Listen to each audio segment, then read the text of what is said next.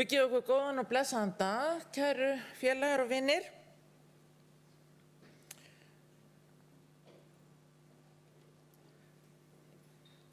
Ég ætlaði að byrja á því að segja ykkur það að ég þakka Guði á hverjum degi fyrir biblíuappið vegna þess að þó að maður hafi verið í þessu hlutverki að boða Guðsorð hreint ómengað meir en hálfa ævina að þá getur stundum verið þyngra að teygja sig í biblíuna heldur en í biblíuappið.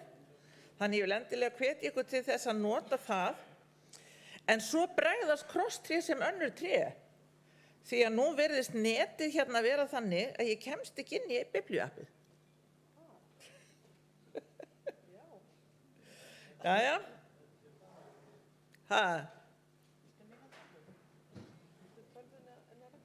Nei, þetta allt í lagi. Ég les bara eitthvað annað heldur ég ætlaði að lesa. Skulum sjá. Biblíuappið á netinu, sko. Maður þarf að vera nettengdur til að komast inn í biblíuappið.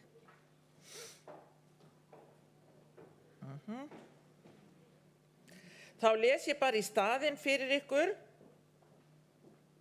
mannakornið mitt í dag. Ég ætlaði að lesa fyrir ykkur 103. Davíðssálm, en það sálmur sem ég les á hverjum einasta morgni, vegna þess að það er svo stutt í hann hérna í biblíuappinu. En mannakornið mitt í dag sem sagt úr Jesaja 26:4 og þar segir: treysti drottni aldur og ævi, því að drottin eilíft bjarg.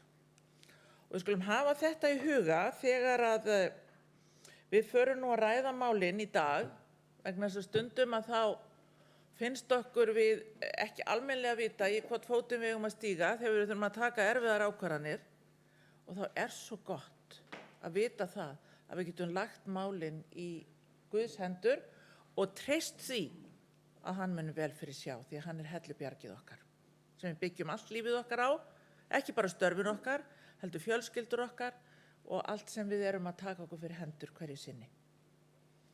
Skulum biðja. Já, drottinn Guð, við þökkum þér fyrir þennan dag sem við vöknum til hér í morgun og við biðjum þig að blessa okkur þennan dag. Þú þekkir störfin sem að bíða okkar.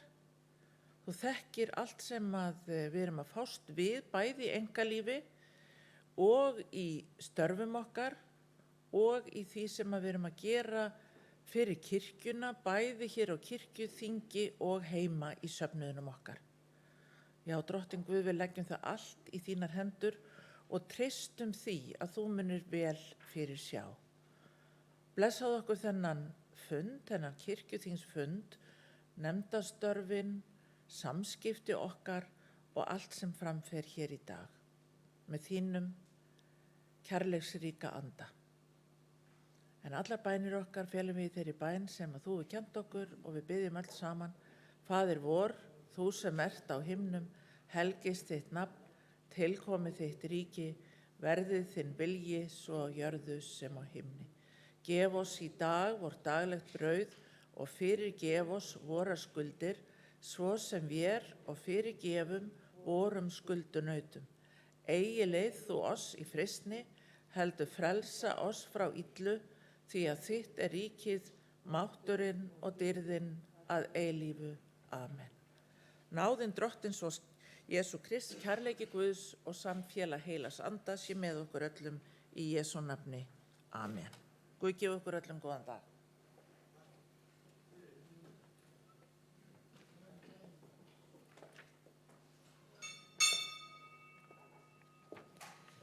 Kirkjuþing 2021-2022 framhaldið. Þetta 7. fundur og fyrri tekið 27. mál við fyrri umræðu. Það tillaga starfsreglum íslensku þjóðkirkjuna erlendis, flutt af kirkjuráði og framsögumaður Sólveig Lára Guðmundsdóttir biskup.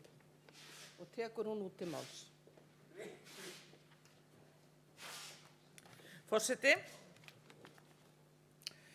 Ég flyt hér 27. mál tillaga starfsreglum íslensku þjóðkirkjuna erlendis.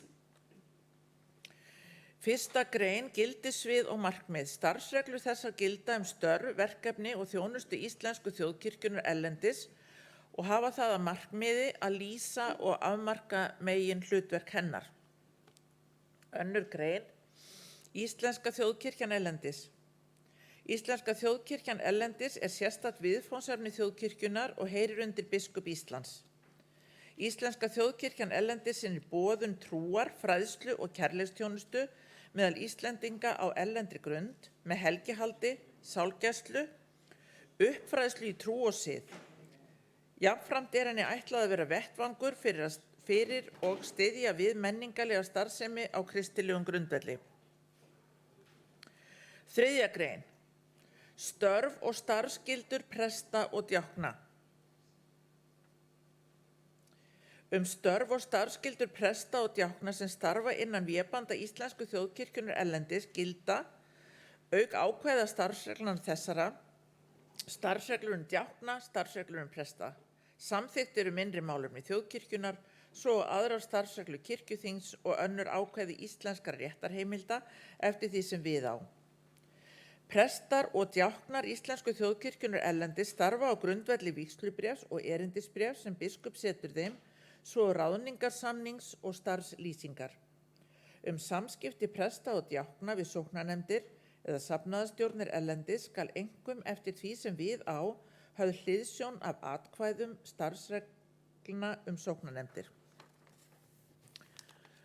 Störf fyrir sendiráð og önnur stjórnvöld. Prestar og djáknar sem starfa innan vébanda Íslensku þjóðkirkjunnar erlendis veita íslensku sendiráðunum og stjórnvöldum þjónustu eftir því sem semst. Fimmta grein, hlutverk biskupsstofu.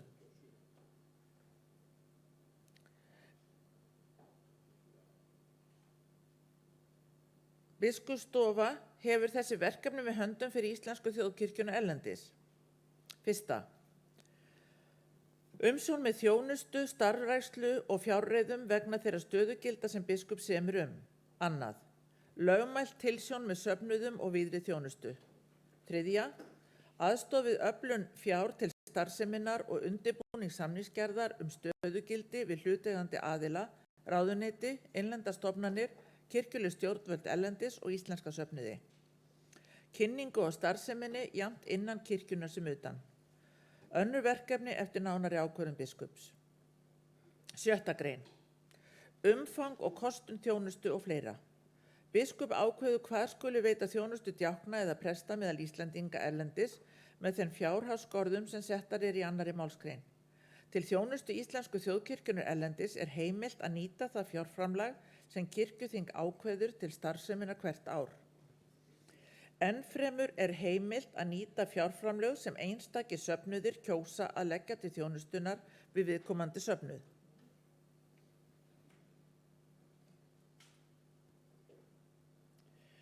Heimilt að ákvarða og greiða starfstengan kostnað og annan kostnað en laun í mynt þess lands þar sem viðkomandi djákni eða prestur starfar. Sjöunda grein. Ráðningar og starfslok. Ráðningar djákna og presta í störf fyrir Íslensku þjóðkirkjunnar erlendis fer samkvæmt starfsreglum djákna og starfsreglum ráðningar í preststörf og starfslok eftir því sem við á. Umsækjendur störf fyrir Íslensku þjóðkirkjunnar erlendis skulu uppfyllt almenn lögmælt skilyrði til ráðningar í starf djákna og prests. Að jafnaði skal einnig miða við að umsækjendur hafi góða tungumálakunnáttu, mikla færni í mannlegum samskiptum, menningarlæsi og aðlögunarhæfni, svo reynslu af barna- og æskulýðsstarfi. Æskilegt umsækjendur hafi sérþekkingu og menntun á sviði sálgæslu. Ef starfið að stöðugildi samstarfsverkefni Íslensku þjóðkirkjunnar og ráðuneytis og eða ríkisstofnunar, þá skulu samstarfsaðilar tilnefna fulltrúa sína til að gegna ráðgefandi hlutverki gagnvart matsnefnd hæfni umsækjenda. Með sama hætti skal söfnuði ávallt boðið að tilnefna ráðgefandi fulltrúa. 8. grein. Samráðsfundur Íslensku þjóðkirkjunnar erlendis. Biskup Íslands eða tilnefndu fulltrúi hans kallar að jafnaði annað hvert ár til samráðsfundar Íslensku þjóðkirkjunnar erlendis. Fundurinn skal vera samstarfs- og samráðsvettvangur hvað eina lýtur að þjónustu þjóðkirkjunnar á erlendri grund, stefnumótun og fjáröflun. Heimilt að halda samráðsfundi með stafrænum hætti þegar slíkt þykir henta betur, til dæmis sökum kostnaðarsjónarmiða eða ferðatakmarkana. Til fundarins skal bjóða fulltrúum frá hverjum söfnuði Íslensku kirkjunnar erlendis. 9. grein. Lagaheimild, gildistaka og fleira.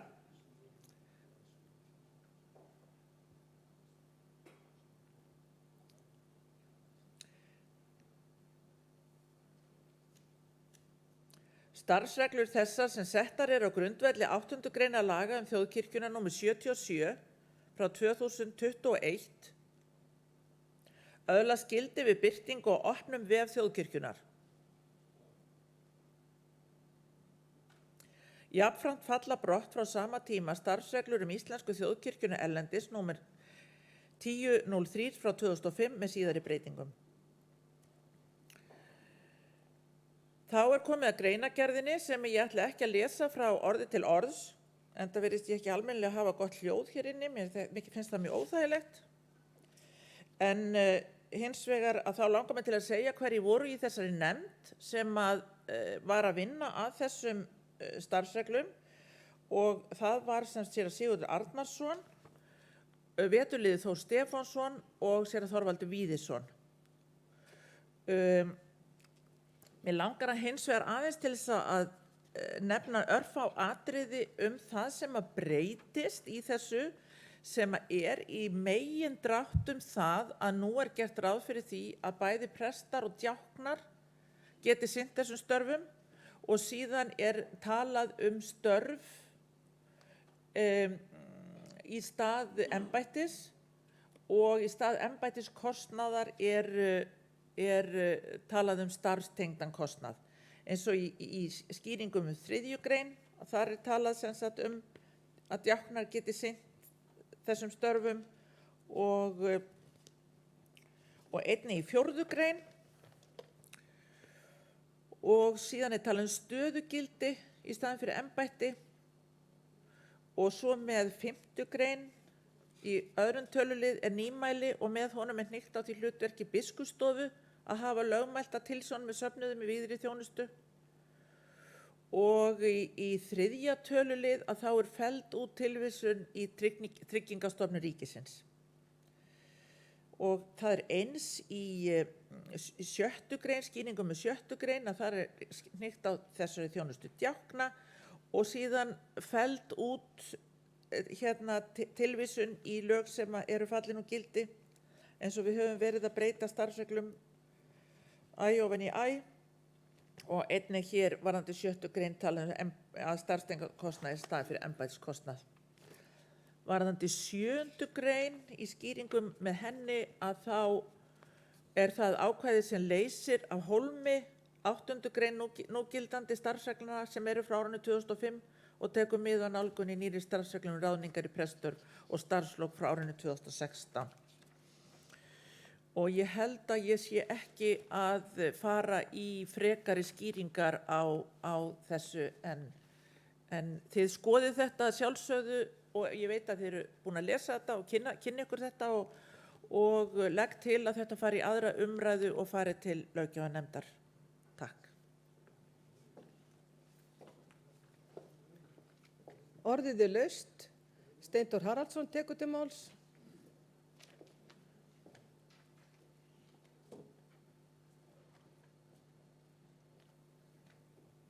Forseti, ég þakka biskupi þessa framsögu. Þegar kreppan skall á hérna 1908 held ég hafi verið, þá eitt af því fyrsta sem gert var, sem ríkið gerði til að spara, var að draga saman í þjónustun erlendis. Og sendiherrar voru unnvörpum sendir hingað heim, og það dróst mjög saman þjónustu okkar á erlendi grundu.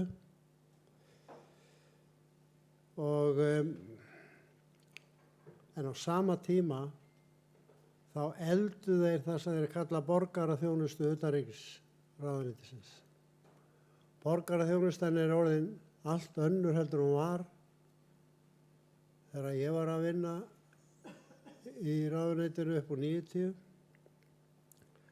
Ég vissi það á þeim tíma þá kom ráðuneytið til móts við kirkjuna sumstaðar, allavega í Kaupmannahöfn og eitthvað víðar sennilega.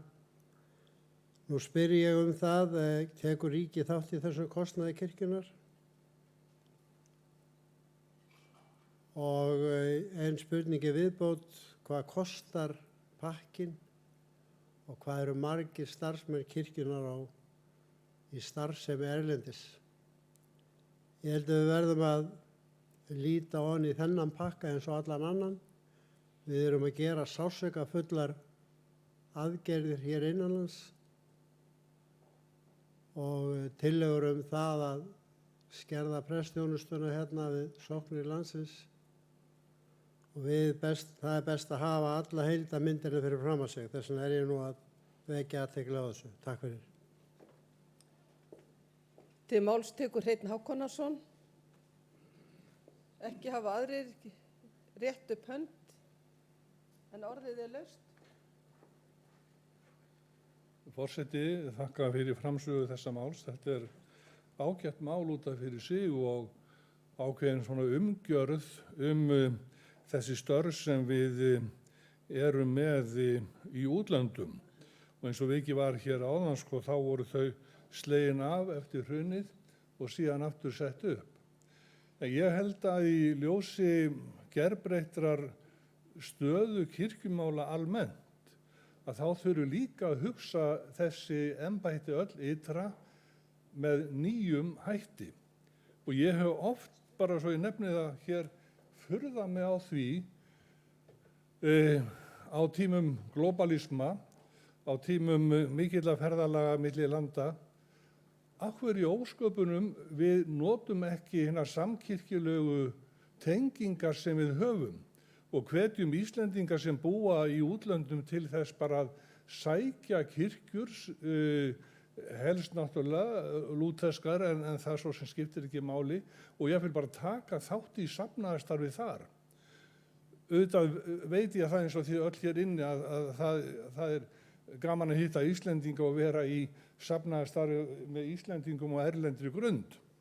En engan síður þá held ég að þegar við lítum bara til nokkur ára fram í tíman, þá hefur kirkjan ekki efni á þessu. Að halda þessum embættum úti, hvort heldur í Svíþjóð eða Danmörku eða þá einhverjum öðrum stöðum, nema þá er ég að tala út frá sem sé kirkjujarðasamkomulaginu og viðbótarsamkomulaginu, nema þá eins og að það veri safnað fé, fundir einhverjir sem sé vilja standa straum af kostnaði við rekstur þessara starfa. Þá er það náttúrulega vel út af fyrir sig. En úr þessum sameiginlega sjóði held ég að við getum ekki þanið kirkjun út. Það er bara ekki möguleiki fyrir því nema að skera þá niður annar staðar.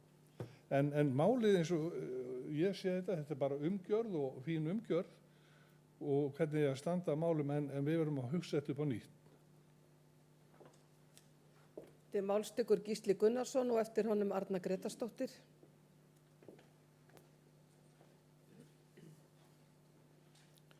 Forseti, það varðandi spurningu sem Steindór velti hér upp, þá datt mér í huga að standa hér aðeins upp því að það er alveg rétt hjá honum að eftir hrun þá var byrjað á því að skera niður þessi embætti því að þetta voru langdýrustu embætti sem kirkjan hélt úti.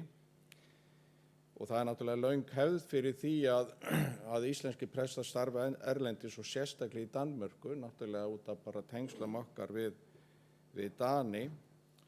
Og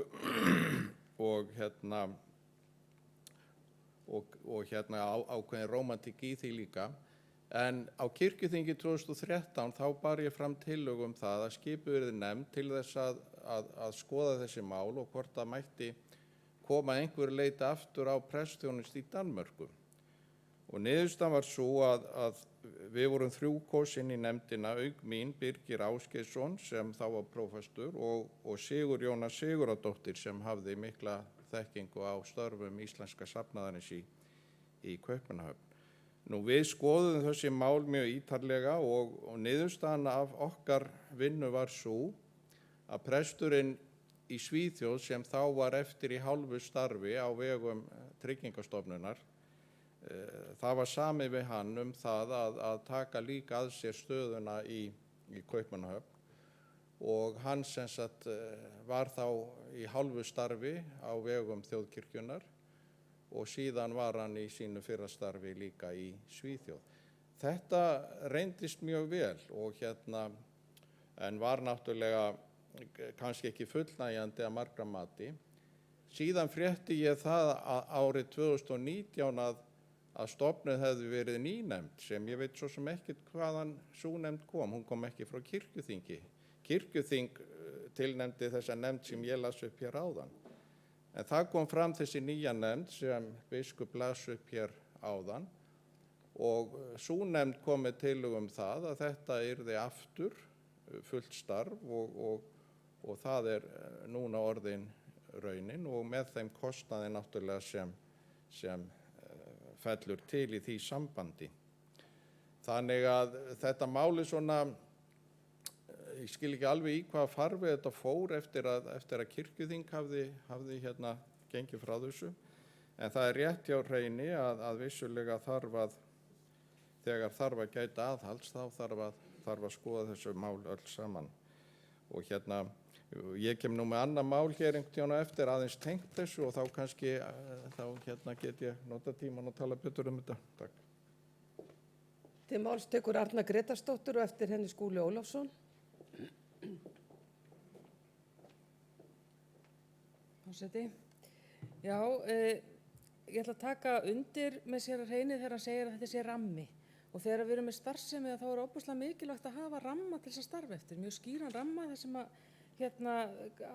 allir vita sitt hlutverk. Mér langar að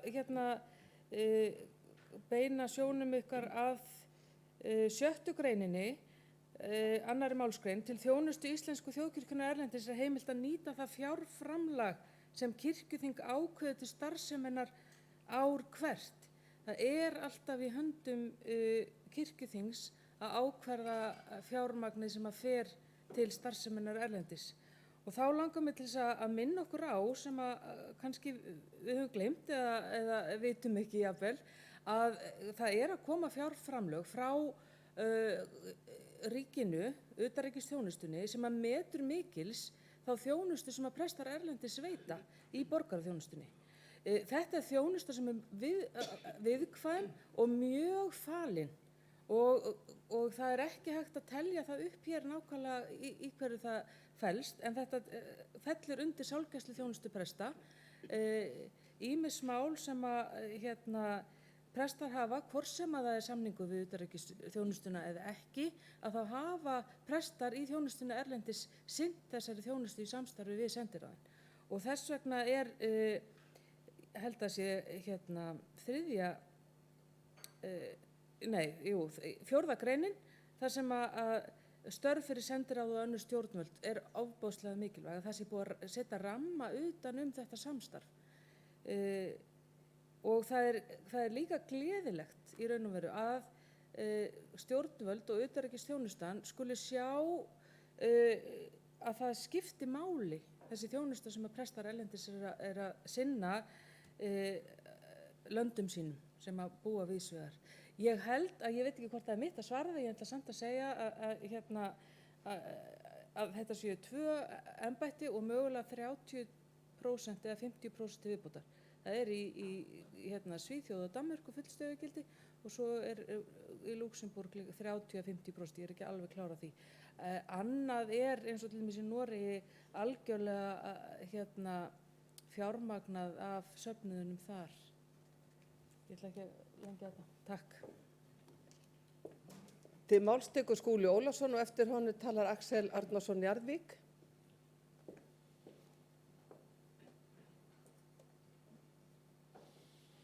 Forseti, þetta áhugavert mál. Það hefði auðvitað verið gaman að fá einhverja yfirsýn yfir þann kostnað sem við leggjum í þessa vinnu, svona í anda þess sem Hreinn talaði um. Við áttum okkur á því að við erum alltaf að forgangsraða og við erum ekki að segja að eitthvað sé ómissandi og annað sé gagnslaust, heldur erum við alltaf að raða í forgang og ef það sem við setjum í eitt verkefni fer þá ekki eitthvað annað.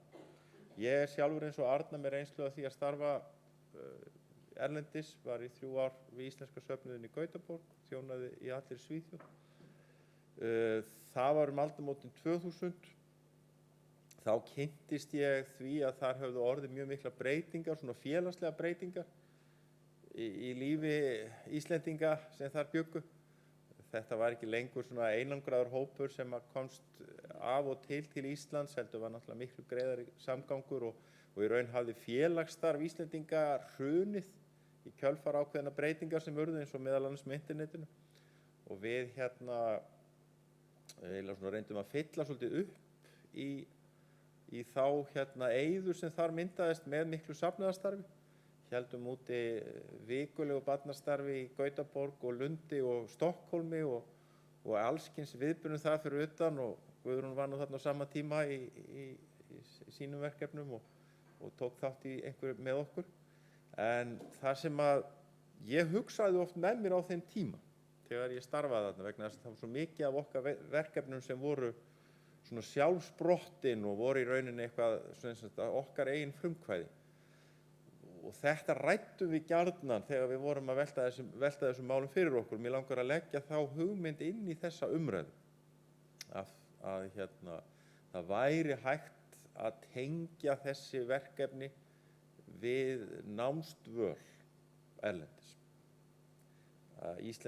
Íslenski guðfræðingar gætu sem sagt farið í framhaldsnám með viðráðanlegri hætti heldur en í boði, þess að þurfi ekki að sligast undan námslánum og skólagjöldum og ýmsum kostnaði, gætu fengið einhvers konar ígildis, stöðugildis fyrir það að þjóna með svona skilgreindum afmörkuðum hætti, væru þá í þessum þéttbýliskjörnum þar sem eru háskólasamfélög og talsverður hópur Íslendinga.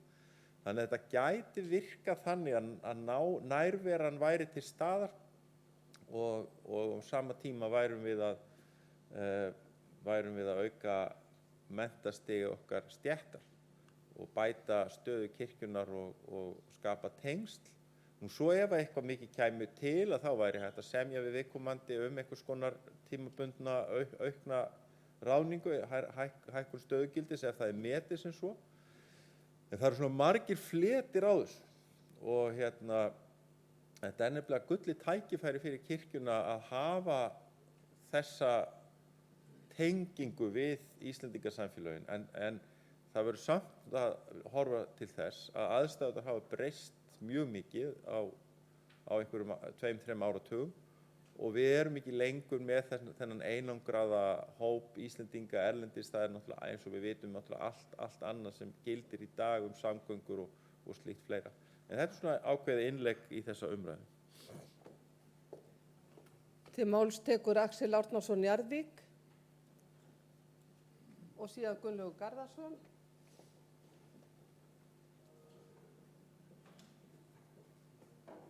Forseti, mér langaði bara að benda okkur kirkjuþingsmönnum á að ekki síst í ljósi þeirra orða sem voru sögð að við hefðum efni eða ekki efni á því að reka kirkjuna með þessum hætti, þess að prestþjónustuna. Mér langaði að minna okkur á það að í Svíþjóð, Danmörku og Noregi eru það bil 38.000 íslenska kennitölur og rúmlega 30.000 íslenskir ríkisborgarar og ég slóði upp að í Danmörku, Svíþjóð og Noregi eru það bil 24.000 þjóðkirkju meðlimir. Þetta þarf að hafa í huga líka þegar við erum að tala ramma því að flest allt þetta fólk kemur síðan aftur til Íslands. Sjálfur hefði nú haldið það verið skynsamlegt þegar maður byggja erlendis að innviklast í það samfélag sem þar heldur en að hafa íslenskt samfélag inn í dönsku samfélagi, kirkjusamfélagins. En þegar kemur að því að maður þurfi á til dæmis sálgæsluhaldi eða einhverju hjálp, að þá gríðarlega munur að nota tungumálið sitt, móðumálið sitt, heldur en ensku, dönsku, sænsku og norsku, sama hversu vel maður talar tungumálið. Þannig að það sem ég reyna að segja með þessum orðum það að á bakvið þann kostnað sem kirkjan að leggja í varðandi þessa þjónustu fólk sem meðal annars tilheyrir þjóðkirkjunni, allavega tilheyrir íslensku samfélagi og þar kemur inn hinn borgarlegi þáttur margra þessara presta í sambandi við sendiráðin. En eins og ég hef sagt áður að þegar við tölum þessu mál þá skiptir svo miklu máli að hafa bæði krónutöluna á bakvið sig og þann fjölda manna sem að njóta eða geta notið þessara þjónustu sem veitt er. Þetta er ekki bara eitt að við höfum ekki efni á hlutunum, því að hvenær hefur maður efni á hlutum og hvenær ekki. Og kirkjuþing hefur jú, eins og segir í einu málanni frumskyldu til þess að gegna, að tryggja það ákveðin þjónusta er veitt en önnur ekki. Takk. Til máls tekur Gunnlaugur Garðarsson og það hafi ekki fleiri kvassir hljós, þannig að þá er næst Sólveig Lára Guðmundsdóttir biskup. Ég þakka góða ræður. Það er gott að heyra sjónarhornin öll og styrkja þar með yfirvegunina.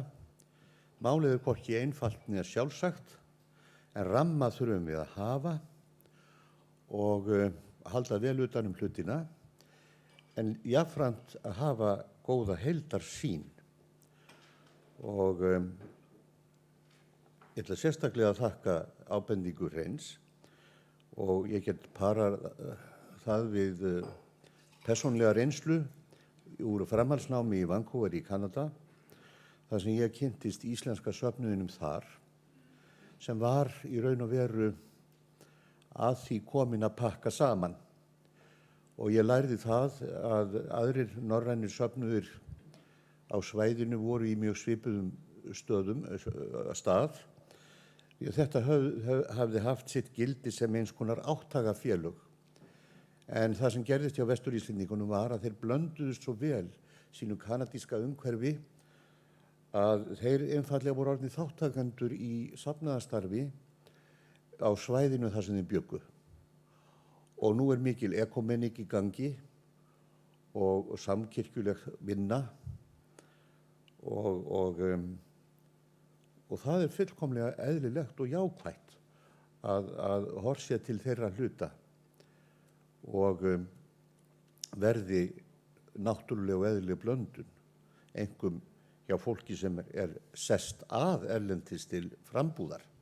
Það er eðlilegt og við þurfum jafnframt alltaf að horfa á, og þess vegna var góð ábendingin, það hefði verið gott að vita kostnaðartölur í þessari umræðu, því að við erum á þrengingartímum og framundan er niðurskurður embætta á landsvísu og erfið vinna, sársaukafull, að við berum þetta saman allt saman í ljósi heildarmyndar. Takk. Þá tekur til máls framsögumaður Sólveig Lára Guðmundsdóttir biskup. Forseti, ég vil þakka þessar umræður, en eins og þau hafi væntanlega tekið eftir þegar ég las þetta að þá var þetta tillaga starfsreglum. En ekki spurningin hversu mörg embætti eiga að vera eða hvar þau eiga að vera, það var ekkert það í. Þannig að ég bara er mjög glöð yfir því að það kom ekki neinar athugasemdir starfsreglurnar. Það sem sagt, þær breytingar og það sem mér langar hins vegar að segja varðandi það sem séra Gísli Gunnarsson sagði að hann vissi ekki hvernig þessi nefnd hefði verið skipuð eða hvernig hún hefði komið til, en það stendur mjög skýrt í greinargerðinni að tilnefnda kirkjuráði var séra Sigurður Arnarsson og séra Arna Grétarsdóttir varamaður, tilnefnda utanríkisráðherra veturliði Þór Stefánsson, aðalmaður Jóhanna Bryndís Bjarnadóttir, varamaður tilnefnda biskup Íslands Þorvaldur Víðisson og er aðalmaður og Magnús Sverrisdóttir varamaður. Þannig að þetta er sagt utanríkisráðherra, kirkjuráð og biskup Íslands sem hafa skipað í þessa nefnd. Þetta kemur allt fram í greinargerðinni. Nú, það er ég held að ég fari ekkert ofan í það sem kom hér fram. Ég er búin að skrifa hjá mér þessar athugasemdir og þessar þess meginmálið úr þessum ræðum sem hafa hér verið fluttar, en þær hafa eiginlega allar verið í sambandi við kostnaðinn. Það í höndum kirkjuþings að ákveða það á seinni stigum hvar þessi embætti eiga að vera og með hvað hætti eða þannig. Sko, þetta eru starfsreglurnar. Ef kirkjuþing ákveður sem sagt að hafa embætti á þessum stöðum sem að þau eru núna, sem sagt í hérna Kaupmannahöfn og Svíþjóð, og eins og séra Arnar sagði að þá eru þau í Noregi líka og að hluta til í Evrópu. Þannig að málið er það að þegar þessi prestar eða djáknar sem er nýmæli og enginn kom inn á, að þær eru fyrir hendi þegar og ef þessi prestar halda áfram og við höfum efni á því. Mér langar hins vegar að koma inn á það að það sem að mér finnst svolítið mikilvægt í sambandi við það sem eru íslenski prestar starfandi, og það að víða eru Íslendingafélög. Og Íslendingafélögin að þau hryggjarstykkið í mörgum Íslendingafélögum einmitt kirkjukórarnir og safnaðarstarfið. Þannig að það svona vettvangur sem Íslendingafélögin hafa svona sem sinn vettvang. Auðvitað halda Íslendingafélögin áfram að lifa, en það er bara svo dásamlegt að finna það að Íslendingar erlendis vilja vera á kirkjulegum vettvangi, og það ættum við að hafa í huga þegar við erum að ræða þessi mál í framhaldi, en þetta semst fyrst og fremst starfsreglur sem við þurfum að hafa og margir hafa bent á þetta bara rammi utanum, þannig að þess vegna fylgir þessu ekki neinn kostnaðar áætlun. En þetta sem sagt leggja til eins og áðan sagði og hefði ekki gera fyrir núna, að leggja til að þetta fari í aðra umræðu og löggjafarnefnd. Takk fyrir. Fleiri hafa ekki hvatt sér hljóðs og umræðu lokið. Lagt til að máli fari í aðra umræðu þeir sem geta samþykkt það. Gjör svo vel að gefa merki, takk fyrir, einhverja móti, það samþykkt samhljóða. Lagt til að máli fari til löggjafarnefndar þeir sem geta samþykkt það. Gjör svo vel að gefa merki, takk fyrir, gjarnan allar hendur séu á lofti. Þá það þannig. Þá fyrir tekið þá 28. mál til fyrri umræðu. Tillaga til þingsályktunar stuðning þjóðkirkjunnar við safnaðarstarf erlendis, flutt af Gísla Gunnarssyni og framsögumaður Gísli Gunnarsson, og tekur hann út til máls.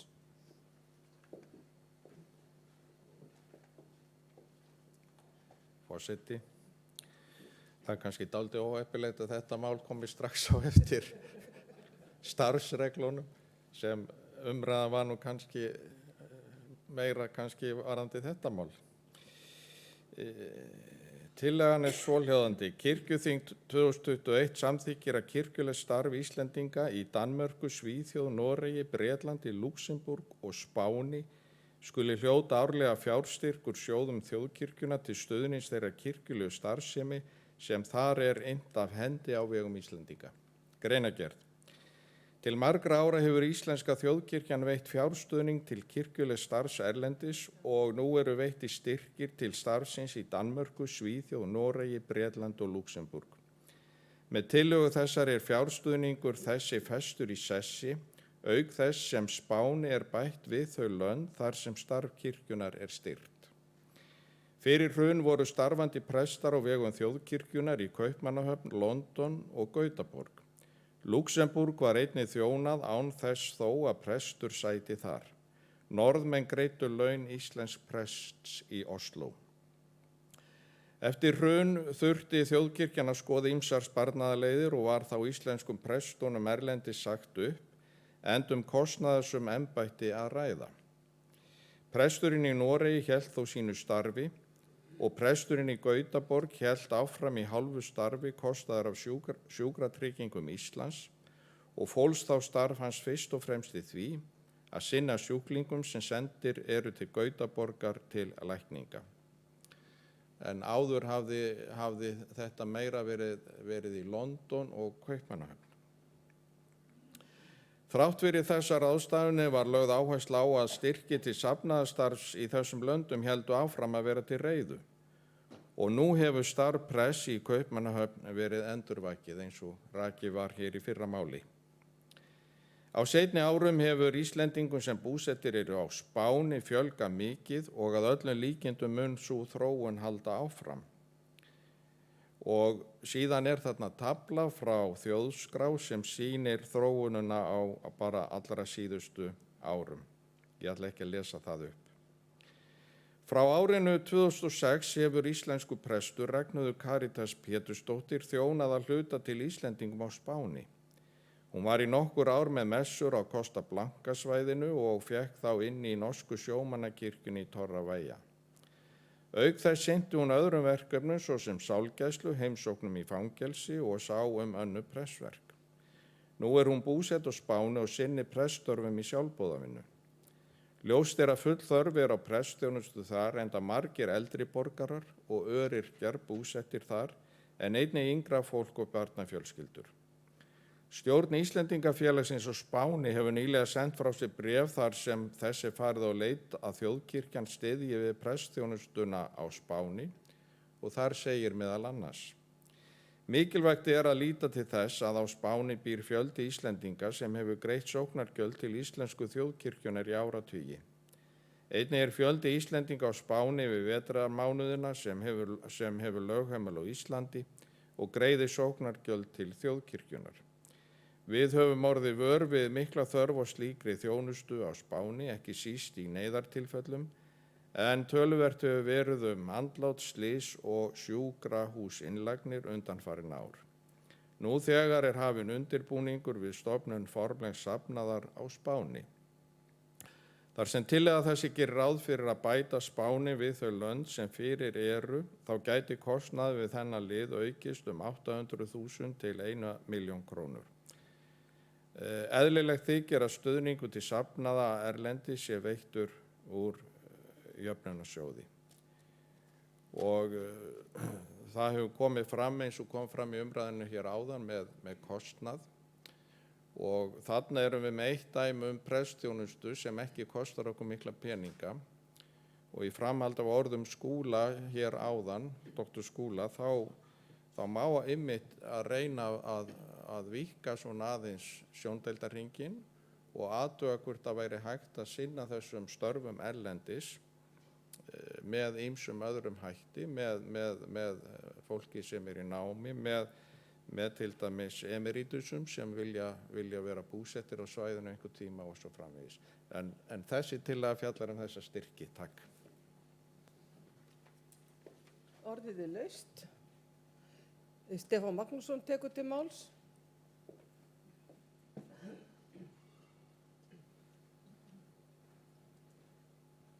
Forseti, ég hjó eftir því í greinargerð að það var lagt til að þetta er fjármagnað úr jöfnunarsjóði eða ígildi hans. Ég er ekkert sérstaklega kátur með það. Jöfnunarsjóður hefur ákveðin tilgang og söfnuðirnir íslensku sem þar hafa notið styrkja úr sjóðnum hafa mist helming sinna tekna á undanförnum, frá hruni. Þannig að ég sé ekki að sé skynsamlegt að taka fjármuni úr jöfnunarsjóði til þess að bæta við og greiða þess starfsemi. Til máls tekur Gísli Jónasson. Forseti, ég ætlaði bara að vekja athygli á því að til margra ára hafa þessi söfnuður erlendis fengið framlag úr jöfnunarsjóði til sín safnaðarstarfs. Þannig að það er ekkert nýtt. Það hefur til fjölda ára verið 1 milljón á hvern söfnuð. Þannig að bara svo að það komi með inn í umræðuna. Og þá hafa það verið þessi söfnuðir sem þarna eru taldir upp. Það er að segja þessi 4, ekki Spánn og síðan London. Takk. Til máls tekur Kristján Björnsson vígslubiskup og eftir honum Steindór Haraldsson.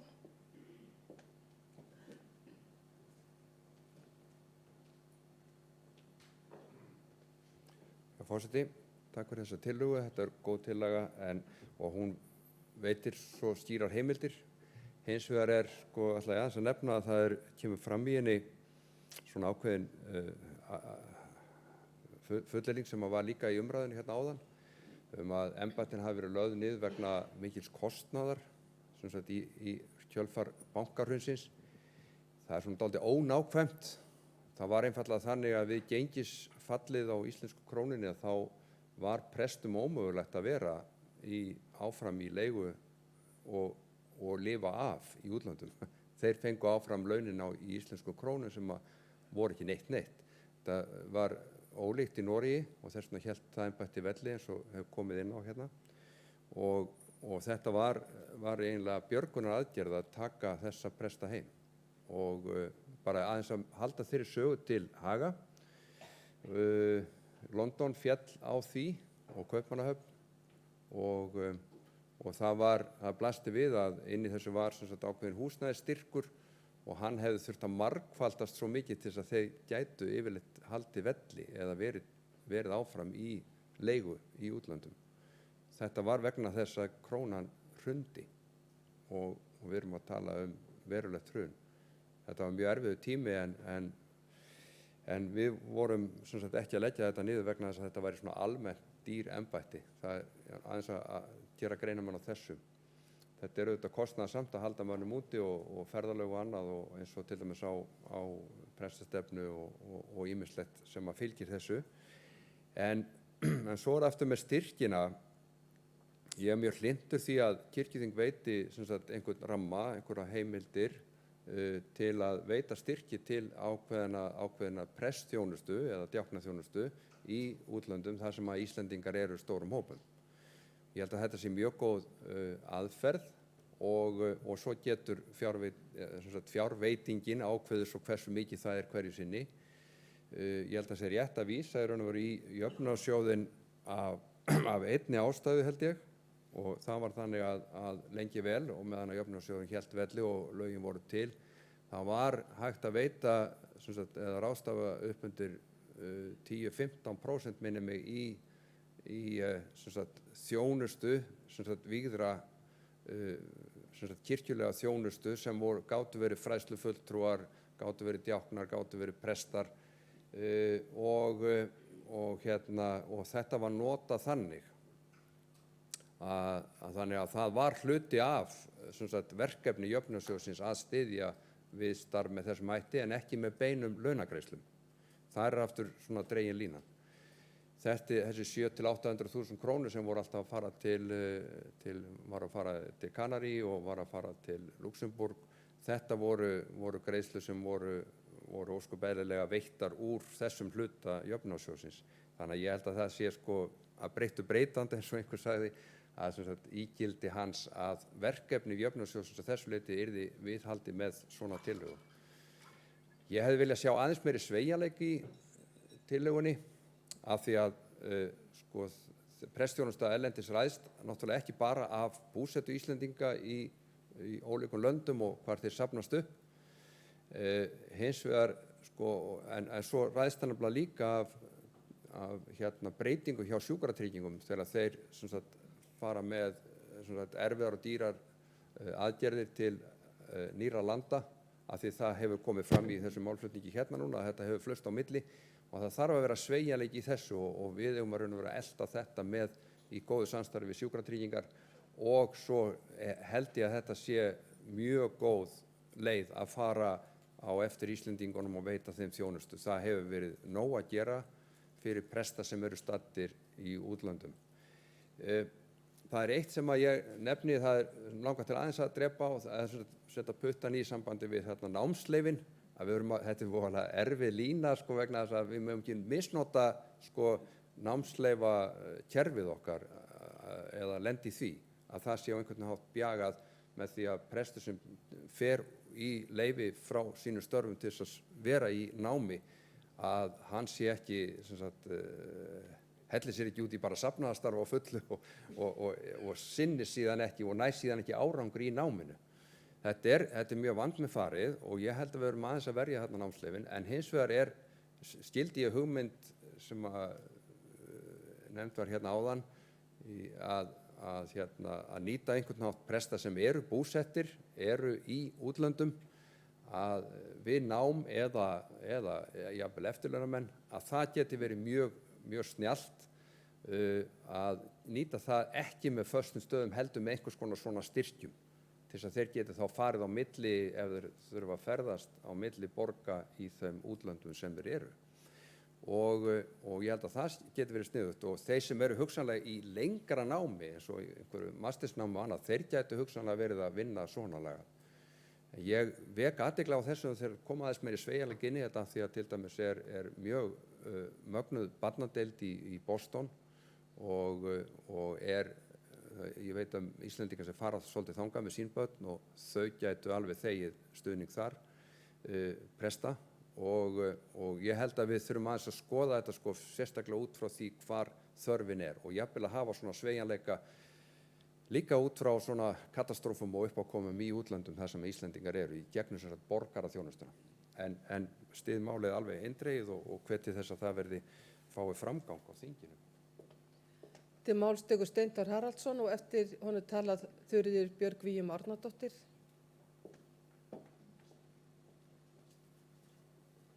Forseti, hér í ræðu minn áðan byrði fólk að skilja ekki þannig að ég sé alferð á móti þessu, það er síður en svo. Við þurfum bara að sníða okkur stakkandi vexti þarna eins og annar staðar. Þegar ég var að vinna út í London þá var þar Jón Baldvinsson og hann sinnti sínu starfi mjög vel, hélt saman Íslendingum og þjónustaði þá sem voru að koma á spítala og annað. Þetta verið gert líka hér á Norðurlöndunum. Það er hins vegar orðið svo breyting að aðgerðir sem að voru framkvæmdar á Karolinska og í Kaupmannahöfn og í London eru meira og minna konar heim. En auðvitað veikist fólk og ýmislegt svo en þarna svo er vaxandi fjöldi á Spáni, það er alveg rétt. Og það er ágætt að vita þetta er góð umræða. Þannig að við þurfum að vita af þessu fólki okkar á þessum svæðum. Og okkur ber auðvitað að sinna því líka. Og ég sá það nú líka eins og Stefán að það var vísað í jöfnunarsjóðinn og það var þannig að það kom kona frá held hún að vera frá Danmörku sem kom hér á kirkjuþingið úr söfnuði þar ef ég man rétt. Þá og lýsti svo vel 6-8 árum síðan lýsti svo vel starfinu og hvað það var mikilvægt fyrir bæði börnin og að koma saman, íslensku börnin, og að halda saman svona söfnuði. Ég veit að þetta er mikilvægt alveg eins og í dreifðum sveitum Íslands. Lítil kirkja sem er ekki langt frá mér, þar sem eru nokkuð langt á milli bæja og 100 og kannski 20 í sókninni. Það er mjög algengt að það séu 90 manns í messum. Vegna þess að það er samfélagslegt atriði líka að koma og fá kaffi eftir messu og hittast. Þannig voru söfnuðirnir hérna áður fyrr og þetta er líka svona í Íslendingunum. Ég hef sjálfur farið með veislur á stórum hátíðum til meginlandsins og til Bretlands. Það sem Íslendingar í öllu Bretlandi kom saman. Ég fór hérna á þegar þjóðvegahátíðin var hér á Þingvöllum. Man nú ekki hvað ár það var, 94 sennilega. Þegar röðin á bílánum var frá Reykjavík og austur á Þingvöllum. Þá var ég að dýrikera veislu fyrir íslenska söfnuðinn í London. Það voru held ég 2000 manns. Þá sá ég hvað þetta var mikilvægt. Ég styð þetta auðvitað innan skynsamlegra marka og það er ekkert að því að fólk sæki auðvitað messur og safnaðarstarf í þeim kirkjum sem það er í. Og það er, ég þekki líka fólk í Noregi sem er Íslendingar sem það er í safnaðarstjórn. Þannig að það er allur gangur á þessu. Takk. Til máls tekur Þuríður Björg Víum Árnadóttir og eftir henni tala framsögumaður.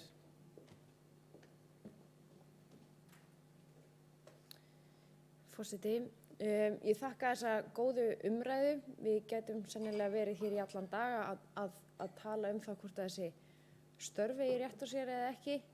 Það er ekki það sem er til umræðu.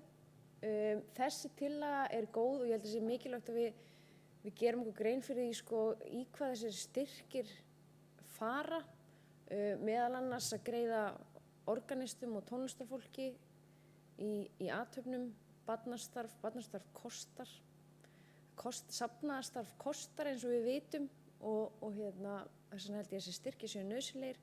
Ég styð þessa tillögu og tel við að samþykkja hana.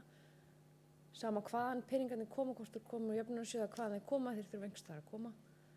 Og já, ég held að sé bara það sem langaði að benda á. Við þurfum að átta okkur á því í hvað þessi peningar eru að fara.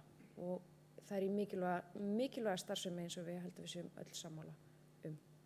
Takk fyrir. Til máls tekur framsögumaður Gísli Gunnarsson. Forseti, ég þakka fyrir ágæta umræðu og góðar undirtektir. Stefán Magnússon, hann var svona að hugsa yfir því að ég lagði til að þessi peningar eru teknir úr jöfnunarsjóði. En allavega meðan jöfnunarsjóður var með sínar starfsreglur, þá var leyfilegt að veita til safnaðarstarfs. Og þetta er hugsað til safnaðarstarfs eins og Þuríður var að nefna hér áðan. Og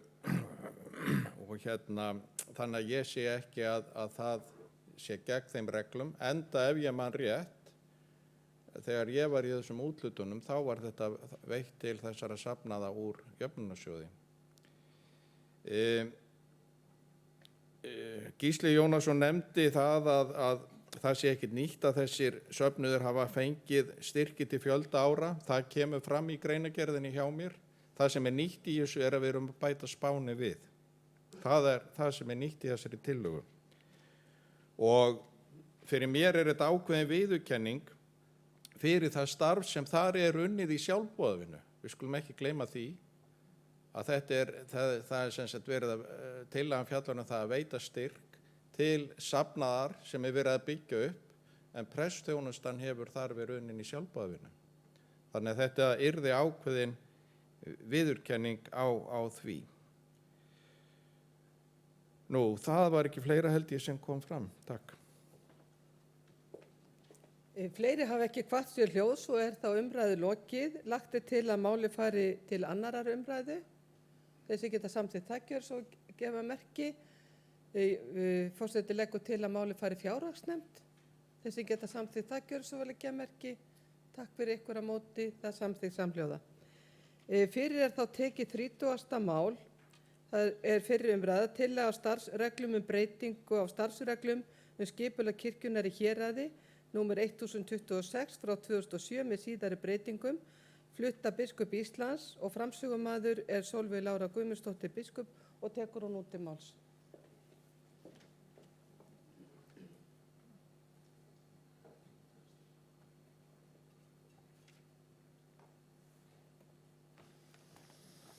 Forseti, ég flyt hér tillögu á starfsreglum breytingu á starfsreglum skipulag í héraði, númer 1026 frá 2007 með síðari breytingum. Kirkjuþing 2021-2022 samþykkir eftirfarandi breytingu á 12. grein starfsreglana. Breiðabólstaðar og Melstaðarprestakall í Húnavass og Skagafjarðarprófastsdæmi sameinist í eitt prestakall. Heiti þess verði Breiðabólstaðar og Melstaðarprestakall. 2. grein. Starfsreglur þessar sem settar eru með heimild í 8. grein laga þjóðkirkjuna nr. 77 frá 2021 öðlast gildi við birtingu og opnun vef þjóðkirkjunnar. Greinargerð. Þann 11. ágúst 2021 var tillaga biskupafundar sameiningu allra prestakalla í Húnavatnssýslu send prófasti, prestum og sóknarnefndum í Húnavatns- og Skagafjarðarprestakalli. Prófastdæmi á þetta að vera. Í ljósi neikvæðra svara frá ofangreindum aðilum ákvað biskupafundur þann 13. september síðastliðinn að leggja ekki fyrir kirkjuþing þessar sameiningatillögur. Biskupafundur ákvað á þeim fundi þrátt fyrir umsagnir úr héraði að leggja fyrir kirkjuþing 2021-2022 tillögu að sameiningu Breiðabólsstaðar og Melstaðarprestakalla í ofangreindu prófastdæmi. Tillagan yrði borin fram á kirkjuþinginu sem hefst 23. október næstkomandi en ekki tekið til afgreiðslu fyrr en á kirkjuþingsfundi eftir áramót, enda munu þá umsagnir verða komnar úr héraði. Biskupafundur telur brýna nauðsyn að sameina þessi prestaköll og telur að einn prestur eigi að geta þjónað hinu nýja sameinaða prestakalli. Það rúmast þó ekki innan hugmyndafræði biskupafundar sameiningu prestakalla þar sem prestar séu fleiri en einn og vinni saman og jafni þjónustubyrði sína. Mér langar til að geta þess þar að auki að þann 2. nóvember síðastliðinn að þá var sent bréf til sóknarnefnda og sóknarpresta í Breiðabólsstaðarprestakalli og Melstaðarprestakalli í Húnavatns- og Skagafjarðarprófasdæmi eftirfarandi bréf, meðfylgjandi að tillaga biskupafundar þess efnis að Breiðabólsstaðar og Melstaðarprestakall í Húnavatns- og Skagafjarðarprófasdæmi sameinist í eitt prestakall. Tillagan var lögð fram á kirkjuþingi 2021-2022 en framlagning málsins frestaði til næsta fundar þingsins sem verður 22. til 25. eða 4.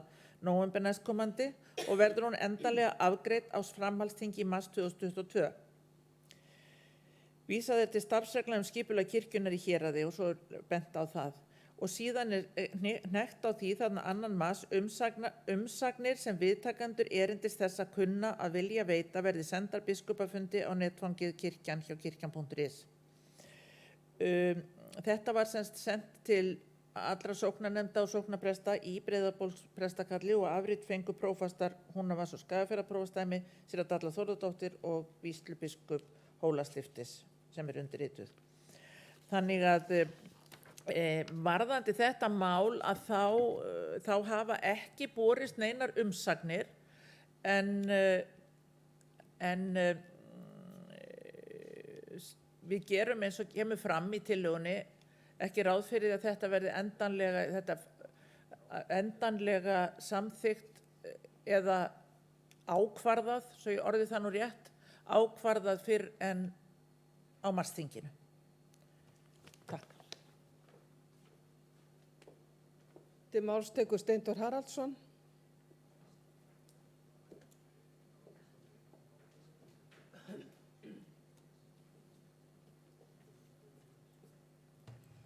Forseti, það hefur verið fundað talsvert út af þessu þarna fyrir norðan og ég get fullyrt það hér að það eru allir á móti þessu. Það var eitthvað smá misskilningur hjá sóknarnefndarmönnum þegar þeir fengu síðasta bréf. Ég var í sambandi við þá núna fyrir þingið og það fólk í héraði þarna leggst eindregið á móti þessari tillögu. Og ég býst við því að umsagnirnar sem koma, þetta hljóta að koma umsagnir vegna þess að það kom óskum umsögn þegar öll Húnavatnssýsla þá til eins og Sólveig nefndi hérna áðan.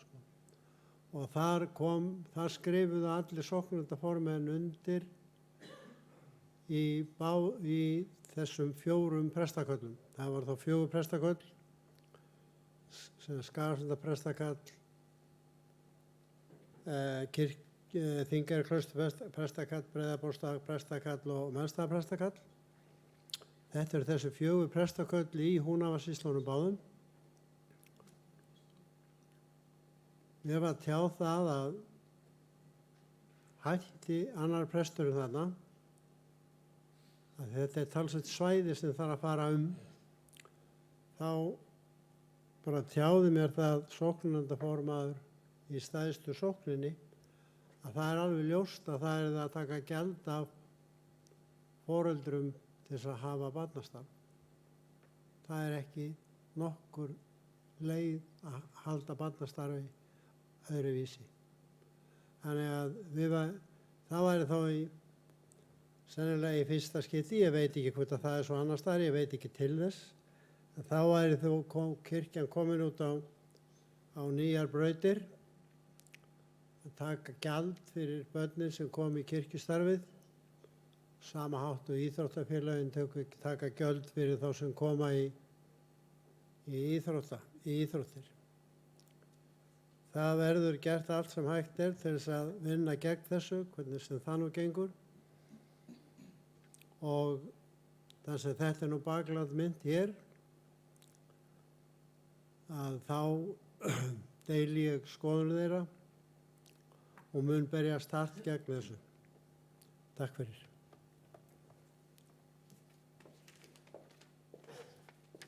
Fleiri hafa ekki kvatt sér hljóðs og er þá umræðu lokið. Gísli Gunnarsson, gjör svo vel.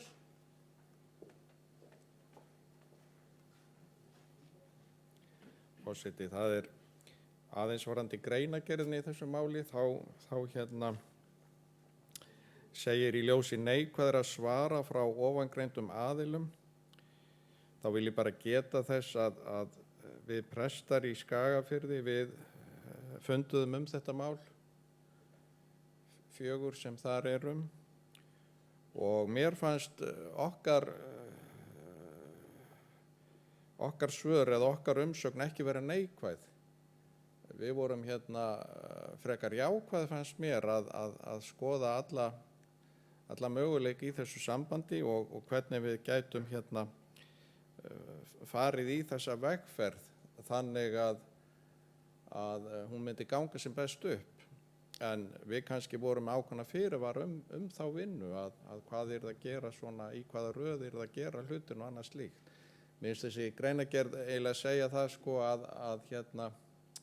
að heimafólk hafi bara algjörlega sagt nei við þessu öllu. Það var ekki. Ég veit svo sem ekki hvernig Húnvetningarnir svöruðu eða sóknarnefndarfólk, en allavega skynjaði ég ekki það að fólk vildi ekki ræða þessa hluti og reyna að koma til móts við það á einhvern hátt.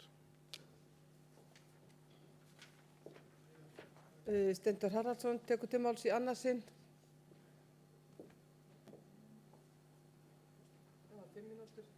Já, ég verð snöggur.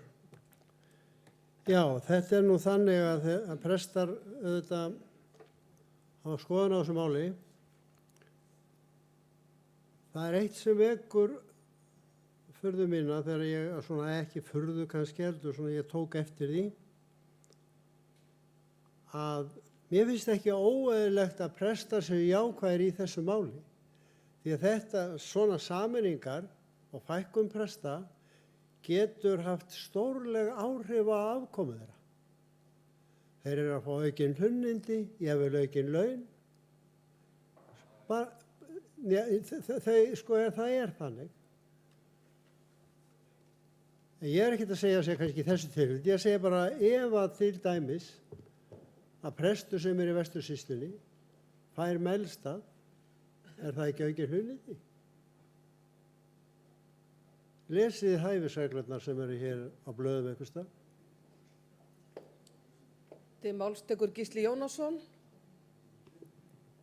Forseti, ég get nú ekki orða bundist eftir ummæli síðasta ræðumanns. Þeir eru náttúrulega á jaður í þess að vera siðleg, að mínu mati. En ég verð nú að segja hitt að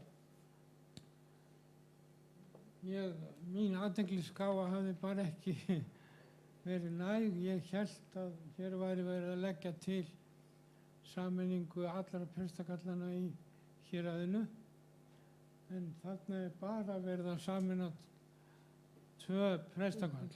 Mér finnst það miklu síðri tillaga heldur en hin. Hún er bara afleit að mörgu leyti. Því að þá erum við bara að búa til eitt stórt einmennis prestakall í staðinn fyrir að búa til að vísu stærra prestakall en þar sem að 3 prestar starfa saman og þjóna saman.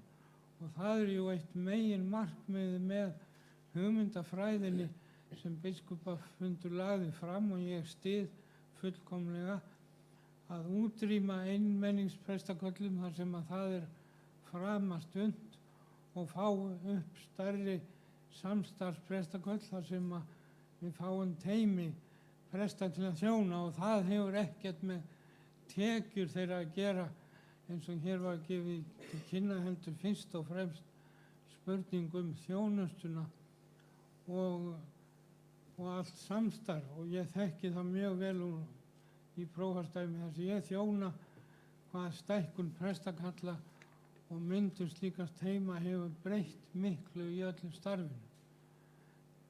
Og ég bið menn að vera málefnalega hvað þetta snertir. Ég get ekki sætt mig við að það sé verið að dylgja svona með einhver annarleg sjónarmið sem eru sannarlega ekki á bak við þessa tillögu. Það þori ég að fullyrða. Þó að ég tala ekki fyrir hönd biskupana, þá veit ég það að samræðum og annað að það er einlæglegu vilji til þess að bæta þjónustuna, bæta starfsumhverfi prestana sem að liggur þarna að baki. En ef að menn ætla hins vegar að bregðast svona við öllum tillögum sem framkoma einhverja hagræðingu, við komum náttúrulega betur að því síðar við umræðum, þá ætla ég að spyrja menn hvar ætla menn þá að ná fram hagræðingunni sem við þurfum að ræða hér á eftir varðandi fjármál. En það er nú annað mál og ég ætla ekki að blanda því inn, afsakið forseti. Til máls tekur Gísli Gunnarsson í annað sinn.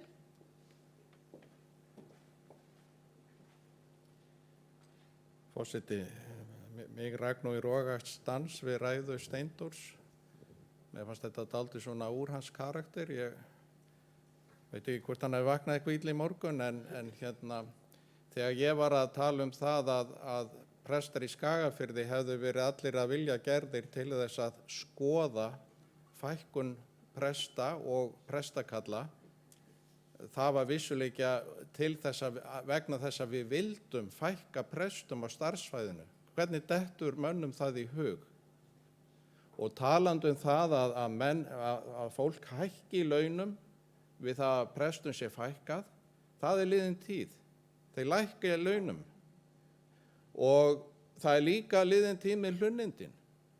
Það er verið að tala um það að þegar prestaköll eru sameinuð, þá er ekkert í hendi að pressetrinn verði til boða. Og hvaða hlunnind er eftir á þessum pressetrum? Þau eru meira og minna orðin byrði. Fólk er að borga töluvert háa leigu fyrir að búa í allt og stórum húsum og mynda sér ekki neina eign alla ævina. Þannig að með þetta er bara ágætt að Steindór kæmi hér upp og bæðist afsökunar. Það sem við vorum að gera í Skagafirði var það að reyna að koma til móts við það að endurskipuleggja starf kirkjunnar með hagræðingu í leiðarljósi. Það þýðir ekkert að berja höfðinu við stein, og þegar kemur að okkur sjálfum og okkar nærumhverfi, þá má ekkert gera.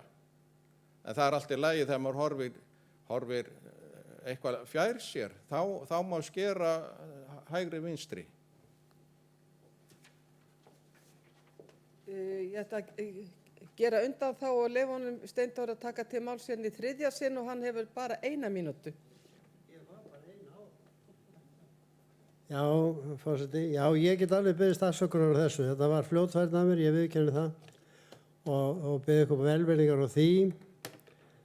Ég ætlaði nú ekkert að vera, þetta bara einhver stundum kemur bara svona upp á mér, eins og þau hefðu átt séð. En það sem að ég kom hins vegar ekki að var það að mér finnst þeirra að verða að fækka prestum þegar það er hætta, tækifæris vinnubrögð. Hann liggur svo vel við högginu núna, látum það ríða. Þetta er vond vinnubrögð. Það sem að kirkjan þarf að gera er það að taka ákvörðun það hversu marga presta hún hefur efni á að hafa í þjónustu sinni Og þegar það er búið að gerast, þá þarf að fara yfir allt. Er ég búinn? Ég er rétt byrjaður. Takk fyrir. Þú er búin að byggjast afsökunar, það var nóg. En til máls tekur þá framsögumaður Sólveig Lára Guðmundsdóttir biskup. Forseti, það er svo undarlegt að geti næstu tekið undir hver einustu ræðu sem var flutt hérna og sammála mörgum þeirra nema því sem að Steindór sagði í fyrstu ræðuna 3 að það hefur verið fundað mikið þetta mál fyrir norðan. Ég talaði í tvígang við sóknarnefndarformann í þessu, svo ég nefni nú engin nöfn, í þessu fyrirhugaða sameinaða prestakalli og hann sagði ekki verið fundað þetta. Og þeir myndu funda þetta fljótlega og gefa umsögn fyrir mars. Þannig að það er staðreynd málsins. Nú, ég veit það af þessum samtölum mínum við hann að fólk leggst á móti henni og rökin eru fyrst og fremst þau að fólk á þessu svæði og víða á landsbyggðinni sem að ég vil líka taka undir er á móti því að missa störf úr héraði. Og við skulum bera virðingu fyrir því. En við stöndum auðvitað öll frammi fyrir því sem mér finnst að vera pínlítið bleikur fíll hér inni núna sem enginn er að nefna er það að við verðum að fækka prestur í landinu. Er það ekki satt?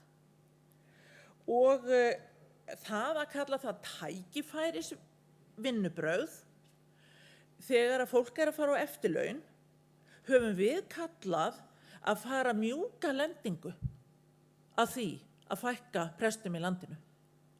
Það er málið og það, ef einhver vill kalla það tækifærisvinnubrögð þá er það þeirra val. En ég er sammála, býttu nú við, hver var það, já, sem Gísli Jónasson sagði að þetta væri afleidd tillaga. Hún er afleidd. En ástæðan fyrir henni er sú að það komi mjög hörð viðbrögð úr Húnavatnssýslu frá sóknarnefndarfólki við því að sameina alla sýsluna í eitt prestakall. Og í raun og veru er mjög lógískt að sameina þessa sýslu vegna þess að það er engin heiði innan hennar. Ég held að svo fegin þegar ég veit gegnum Húnavatnssýslu þegar að keyra suður er engin heiði. Og þar eru 3 þéttbýliskjarnar, þannig í raun og veru má segja það að þetta er alveg upplagt 3-mennis prestakall með 3 þéttbýliskjörnum. Þannig að það er mín skoðun. Og ég er algjörlega sammálaður með það að það er ekki stefna biskupafundar að vera að búa til einmennis prestakall. En við erum svo tækifærisinnuð að þar sem að einn af prestunum í umræddu prestaköllum er að fara á eftirlaun, að þá kemur þessi tillaga fram. Við skulum bara orða það þannig. Og það er ástæðan. Og við verðum bara að tala hreint út. Nú, býttu nú við, að var eitthvað fleira. Já, það er, Gísli var að tala, hvar er hagræðingakrafan í þessu? Hagræðingakrafan er því að við erum að fækka eitt prest, ekki satt? Og við verðum, og við vitum það, við erum búin að hittast það oft núna á undanförnum dögum, segir Gísli Jónasson, að við vitum alveg hvar við getum fækka prestum og við höfum verið sammála það. Þannig að ég þakka bara fyrir þessar umræður, en ég vil taka það fram hér vegna þess að þetta er í streymi og ég hef fulla samúð með Húnvetningum varðandi það ef að þeir missa starf úr héraði, vegna þess að ég er landsbyggðarkona í hjarta mínu þó ég hafi ekki búið út á landinu í 21 ár. Fleiri hafa ekki kvatt sér hljóðs og er fyrri umræðu lokið. Lagt er til að máli fari í síðari umræðu þeir sem geta samþykkt það kjörsöguleggjamerki. Takk fyrir, ég sé ekki annað en allir samþykki það og lagt er til að máli fari til löggjafarnefndar þeir sem geta samþykkt það kjörsöguleggjamerki. Takk fyrir, það er samþykkt samhljóða. Þá er fyrirtekið 35. mál og forseti ætlar að óska eftir því við þingheim að leyfi það að þetta mál fari aðeins í eina umræðu. Eru mótmæli við því? Þetta er tillaga til þingsályktunar vímuvarnastefnu þjóðkirkjunnar Það er bara verið að uppfæra stefnuna. Ég sé ekki að neitt mæli þessu mót, þannig að málið fer bara í eina umræðu og málið er flutt af biskup Íslands og framsögumaður er Sólveig Lára Guðmundsdóttir biskup og tekur hún út til máls.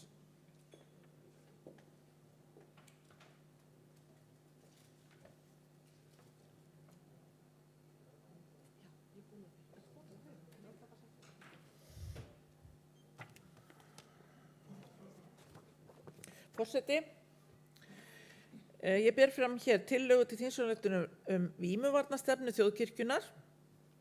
Kirkjuþing 2021-2022 samþykkir eftirfarandi vímuvarnastefnu þjóðkirkjunnar.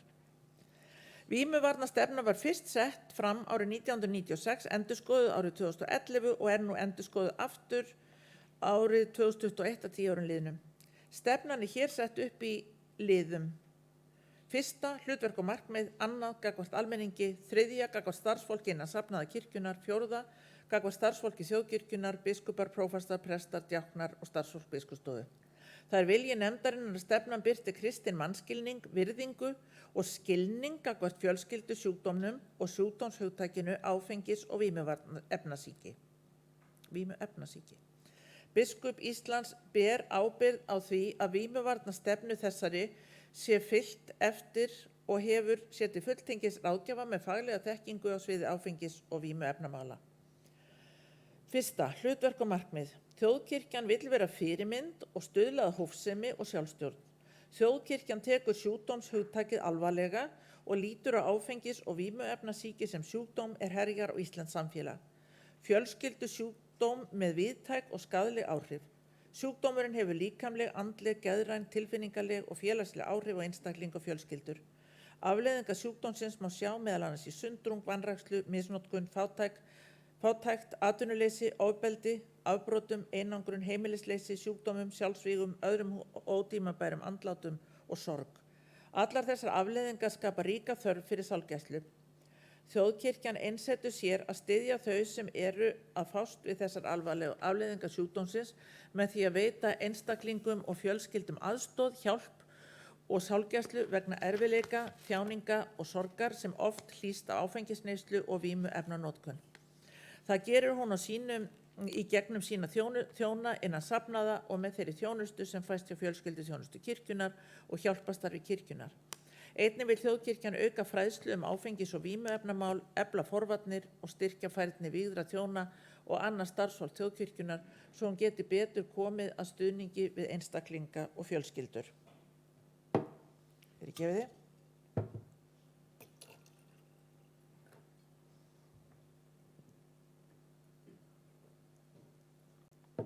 Annað. Aðgerðaráætlun almenningur. Til að framfylgja vímuvarnastefnunni beiti þjóðkirkjan eftirfarandi vinnulagi.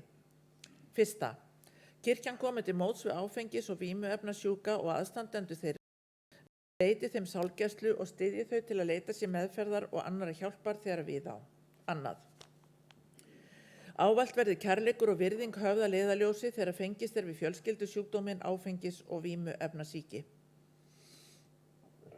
Þriðja. Forvarnir vegna áfengis- og vímuefna verði hluti af fræðslu í fermingarundirbúningi og æskulýðsstarfi. Sú fræðsla sé samræmd innan allra safnaða og taki einnig mið af stöðu aðstandenda. Fræðsluefni sé unnið af prestum eða öðrum sem búa yfir faglegri þekkingu og reynslu af áfengis- og vímuefnamálum. Í sumarlok ár hvert standi þjóðkirkjan fyrir námskeiði þar sem sett er fram fræðsla efnið þannig að hægt verði að taka tillit til þess við undirbúning komandi fermingarfræðslu. Fjölskyldu- og sálgæsluþjónusta kirkjunar verði ráðgefandi fyrir biskup Íslands og auk þess leiðandi í þeirri þjónustu er hér ræðir enda sé þar innandyra sérfræðingur á sviði áfengis- og vímuefnamála. Þannig getur þjóðkirkjan veitt einstaklingum og fjölskyldum aðstoð og sálgæslu vegna erfiðleika, þjáningar og sorgar sem hlýst af áfengisneyslu og vímuefnanotkun. Fjórða. Þjóðkirkjan stefni á að koma á fót starfi áfengis- og vímuvarnaprests sem er prestur með faglega þekkingu og reynslu á sviðinu.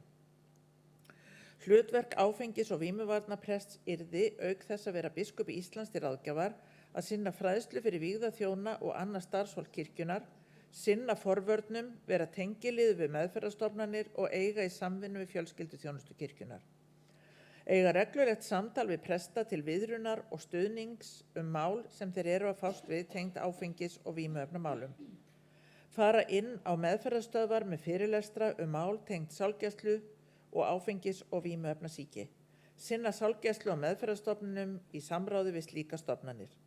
Sinna sálgæslu við áfengis- og vímuefnasjúka og aðstandendur þeirra. Kynna og taka þátt í æðruleysismessum og leggja áherslu á að þær verði samræmdar og útbreiddar eins og kostur er.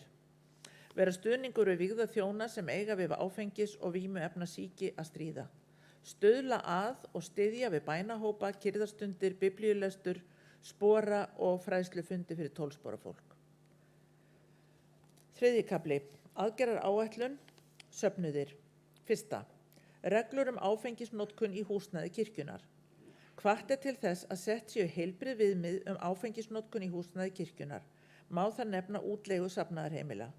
Hvatt til þess að nota óáfengt vín eða vínberjasafa við altarisgöngur þar sem börn og ungmenni og óvirkir alkóhólistar þiggja sakramentið.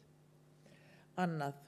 12 spora fundir í húsnæði kirkjunnar. Sóknir og söfnuðir eru hvött til að taka vel á móti og bjóða AA og Alanon samtökunum aðstöðu fyrir fundi í safnaðarheimilum og öðrum rými kirkjunnar.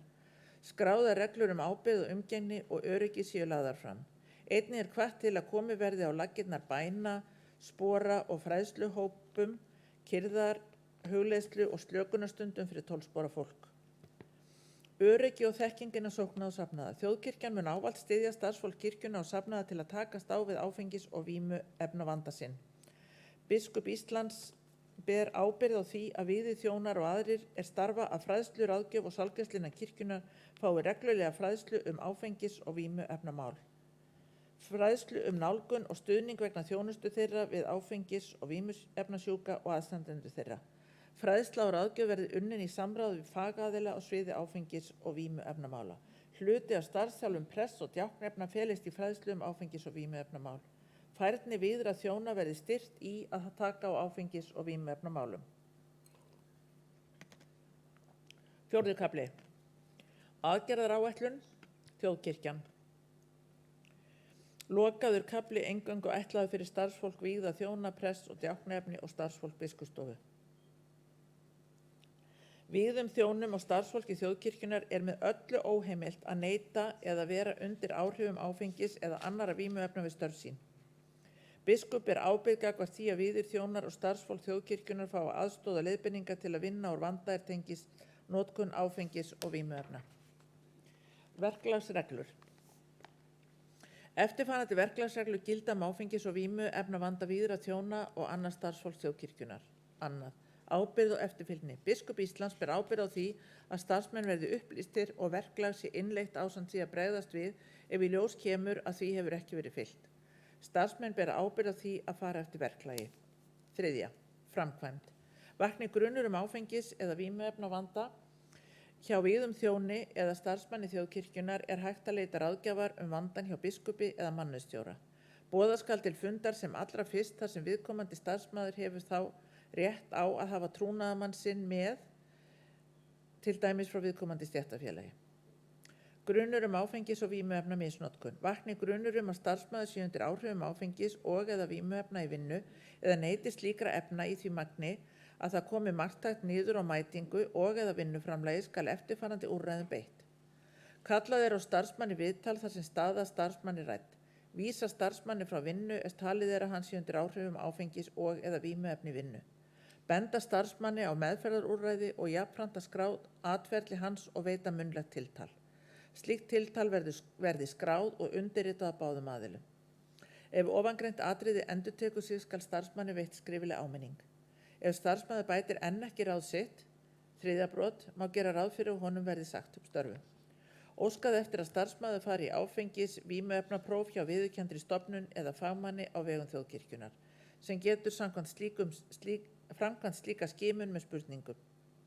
Starfsmann heimilt að hafna prófi en það getur leitt til uppsagnar. A. Stuðningur vegna áfengis- eða vímuefnavanda. Starfsmaður getur leitað eftir stuðningi hjá biskupi eða fulltrúa hans sem bendi starfsmanni á meðferðarúrræði og sendir beiðni til mannauðsstjóra. Mannauðsstjóri í samráði við ráðgefandi aðila og starfsmann kemur málinu í farveg. Starfsmaður leitar sjálfur eftir því hvaða meðferðarstofnun hann kýs að nota. Ávallt skal gerð krafa að starfsmaður fari í fulla meðferð á viðurkenndri meðferðarstofnun og nýti sér þá eftirfylgd sem í boði er. Áfengis- og vímuefna meðferð. 1. Starfsmaður fer í matsviðtal þar sem ákvörðun er tekin meðferð. 2. Í framhaldi af matsviðtali er gerður meðferðarsamningur milli starfsmanns og þjóðkirkjunnar. Samningurinn inniheldur áætlun afeitrun, meðferð og eftirfylgd. Eftirfylgd getur verið í formi meðferðarsamtala, mætingar í stuðningshópa og áfengis- og vímuefnaprófs sé þess óskað. Þegar starfsmaður kemur aftur til vinnu eftir afeitrun og meðferð mætir hann í eftirfylgd samkvæmt meðferðarsamningi sínum. 4. Starfsmaður ber allan kostnað meðferð. B. Réttindi og launagreiðslur, réttindi og skyldur starfsmanns. Meginreglan er sú að starfsmenn eiga ekki rétt á launum meðan á áfengis- og vímuefna meðferð stendur. Áfengis- og vímuefnasýki fellur ekki undir sjúkdómshugtakið í vinnurétti. Því eiga ákvæði kjarasamninga sem kveða á réttindi vegna veikinda ekki við fjarvistir af völdum áfengis- og vímuefna meðferðar. Starfsmenn sem hafa þurft á áfengis- eða vímuefna meðferð að halda hafa ýmist fengið launað eða launalaust leyfi eða nota orlofsrétt til meðferðar. Veiti stjórnandi eða handhafi ráðningavalds starfsmanni launað leyfi vegna áfengis- eða vímuefna meðferðar þá er það umfram samningsskyldu. C. Launagreiðslur. Þjóðkirkjan lítur á áfengis- og vímuefnasýki sem sjúkdóm. Ef starfsmaður þjóðkirkjunnar sinnir afeitrun og meðferð samkvæmt fyrirliggjandi meðferðarsamningi er stjórnanda heimilt að semja við starfsmann ráðstöfun á hluta uppsafnaðs veikindaréttar vegna áfengis- og eða vímuefna meðferðar í eitt skipti samkvæmt eftirfarandi reglum. 1. Framvísaði vottorði frá viðkomandi sjúkrastöð eða trúnaðarlækni þjóðkirkjunnar. 2. Heimildin nær aðeins til starfsmanna sem eru fastráðnir og eru að lágmarki í 50% starfi. 3. Launagreiðslur fara eftir sömu reglum og gilda laun í veikindaforföllum. 4. Mannauðsstjóri gerir skriflegan samning við starfsmann sem hann telur eiga að njóta þeirra heimilda sem reglur þessar kveða á Í samningnum er tekið skýrt fram að starfsmaðurinn samþykki lækkun á uppsöfnuðu veikindarétti sem nemur því tímabili sem vinnuveitandi greiðir honum laun á meðan á meðferð stendur. Viðauki 1, á ég lesa það? Viðauki 1 og 2? Nei, ljómandi. Þá bara þakka ég fyrir gott ljóð. Enginn hefur hvatt sér hljóðs og er þá umræðu lokið. Já, Hreinn Hákonarson, gjör svo vel, fyrirgeðu.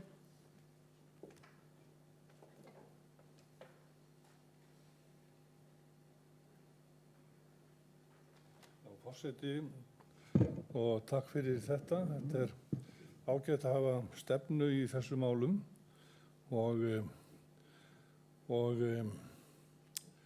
fara þá náttúrulega eftir inni.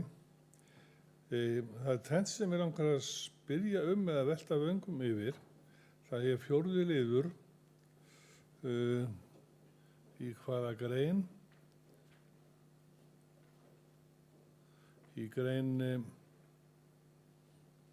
bara í annar liður aðgerðaáætlun, almenningur og þar í 4. liður þar sem er kveðið á að þjóðkirkjan stefni á að koma á fót starfi áfengis- og vímuvarnaprests. Kirkjan hefur haft í tvígang prest sem tengdur var vímuvarnastarfi. Fyrst var það séra Pétur Mokk og ég held að hann hafi nú verið, það svo langt síðan, alfarið greiddur bara af S.A.A. og síðan kom séra Karl Matthíasson og langar hríð hefur enginn sinnt þessu starfi. Og þá spyr maður þegar við erum að koma á fót nýjum embættum, hver er þörfin? Og það er mjög mikilvægt að skilgreina það, hver er þörfin? Ef einhver þörf er þarna til staðar, er hugsanlega hægt að sinna henni með öðrum hætti. Þarna er talað prest, hví ekki djákna? Djákni með sérmenntun í þessu, hann getur mjög vel sinnt starfi í kringum vímuvarnamál og annað sem tilgreint er þarna. Þannig að ég vil bara koma þessu að og að þessi sé haldið til haga að skilgreina þörfina því að eins og ég nefndi í upphafi, það er tveir menn hafa gegnt þessu með millibili. Nú annað atriðið, og það er sko í samband við áfengisvanda starfsmanna og vímuvarna vanda, er almennt í starfsreglum hjá stofnunum og fyrirtækjum svona óskaplega nákvæm verklýsing á því hvernig eigi að meðhandla viðkomandi. Mér finnst það hálf óhuguleg. Forseti hyggst nú gera hlé á þessari umræðu því að hér er kaffi framborið og meðlæti, þannig að fundi er frestað í 15 mínútur.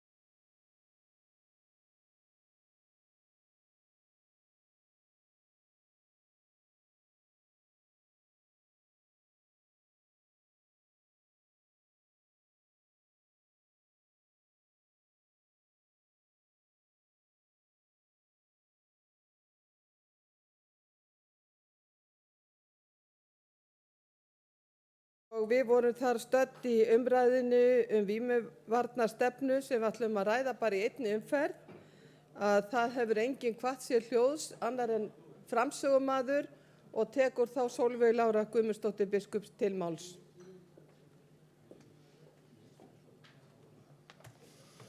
Já, forseti, ég bara þakka fyrir viðbrögð við þessu sem að vísu komu bara frá sér hreini.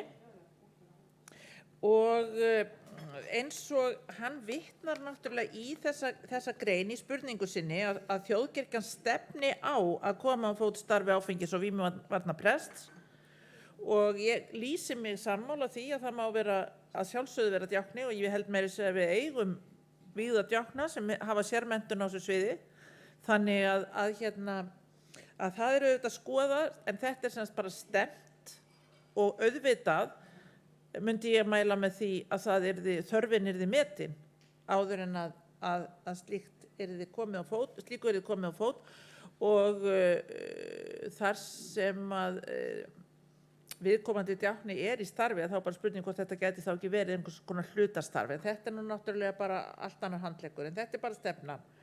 Nú síðan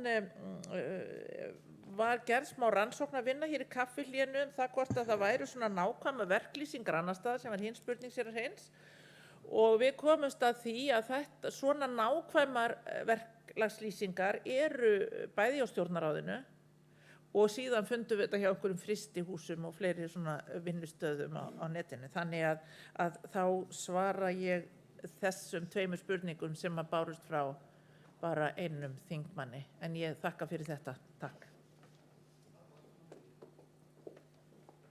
Þá er umræðu lokið 35. mál. Þeir sem geta samþykkt máli gjör svo vel að gefa merki. Takk fyrir einhverja móti að samþykkt samhljóða og er málið þá þannig afgreitt frá kirkjuþingi. 38. mál er dregið tilbaka og verður tekið bara fyrir í mars.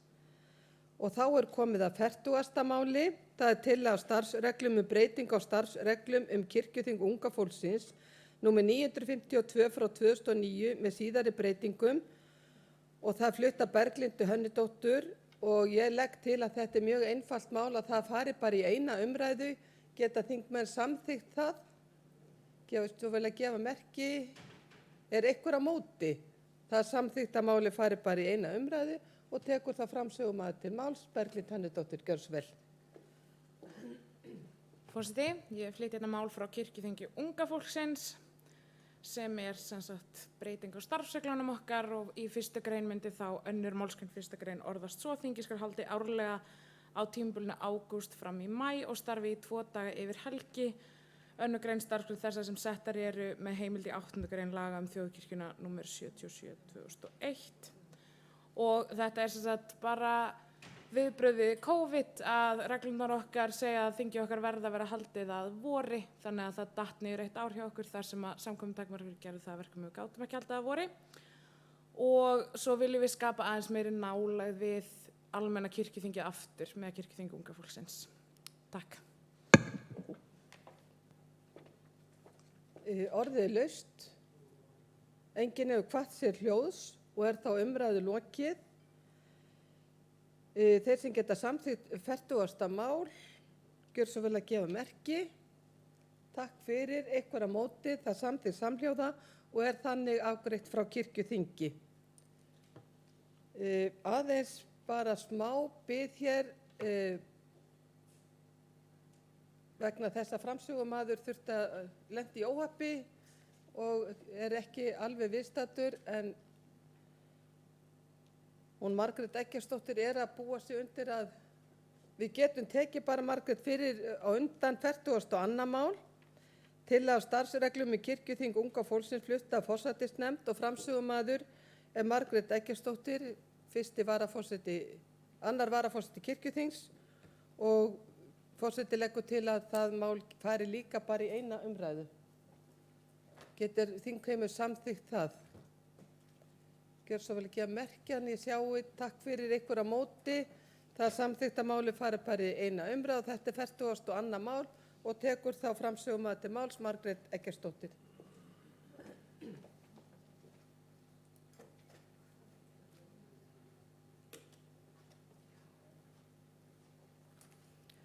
Forseti, ég flyt hér tillögu að starfsreglum kirkjuþing unga fólksins.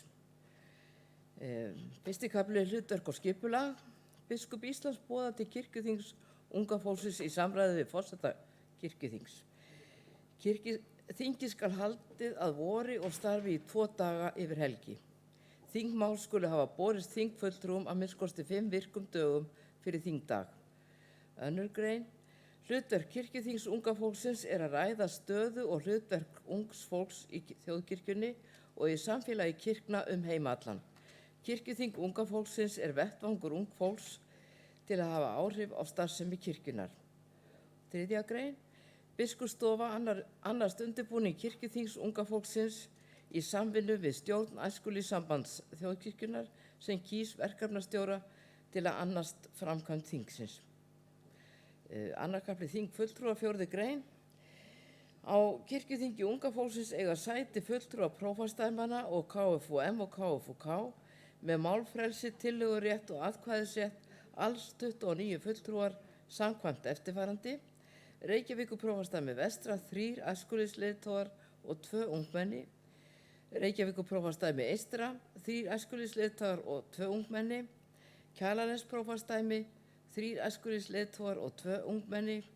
Vesturlandsprófastsdæmi 1 æskulýðsleiðtogi og 1 ungmenni.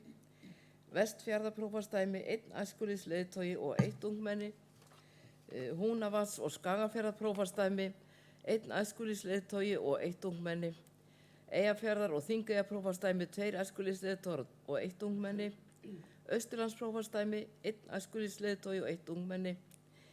Suðurprófastsdæmi 2 æskulýðsleiðtogar og 1 ungmenni. Auk fulltrúa prófastsdæmanna velur stjórn KFUM og KFUK á Íslandi 3 fulltrúa frá félögunum til setu á kirkjuþinginu sem hafa málfrelsi og tillögurétt en ekki atkvæðisrétt. Fulltrúar skulu vera á aldursbilinu 14 til 35 ára, skráðir í þjóðkirkjuna og starfandi og eða búsettir í því kjördæmi sem þeir sitja fyrir. Prófastar bera ábyrgð á tilnefningum og vali fulltrúa til kirkjuþings unga fólksins í samráði við sóknarpresta, presta, djákna, æskulýðsfulltrúa og aðra sem bera ábyrgð á kirkjustarfi í hverju prófastsdæmi.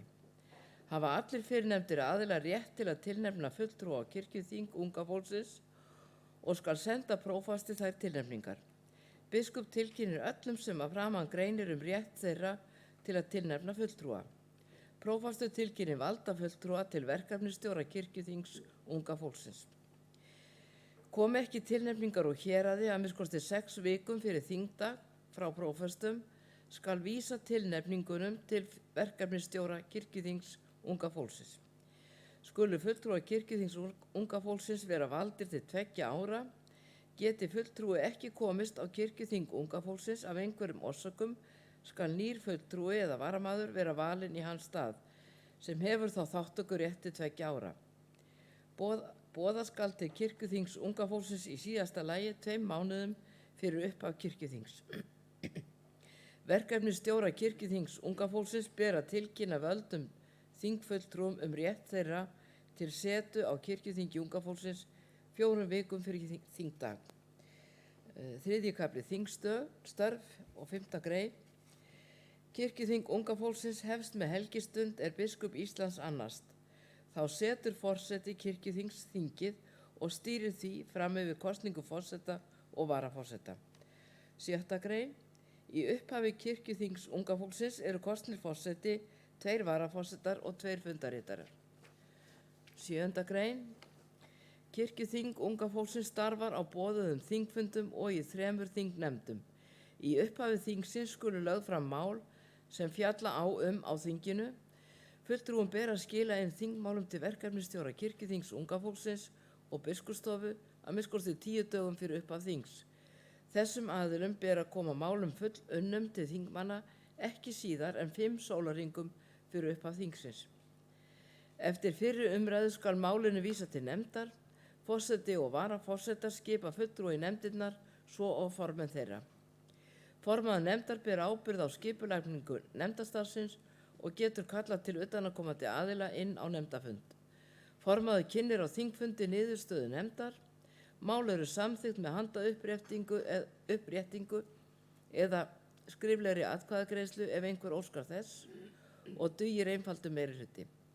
Ályktanir og samþykktir kirkjuþings unga fólksins skulu sendar forsætisnefnd kirkjuþings til umfjöllunar og meðferðar.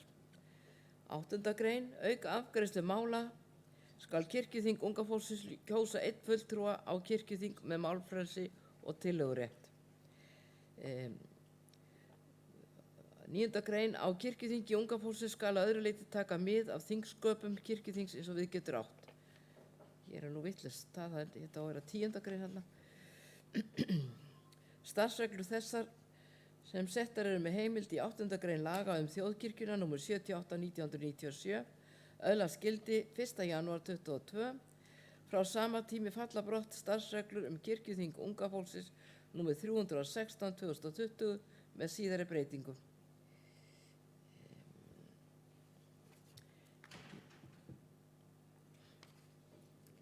Ég held ég lesi nú ekki greinargerð, það er aðalega aldursviðmiðið sem er breyting þarna. Þannig að, já, takk.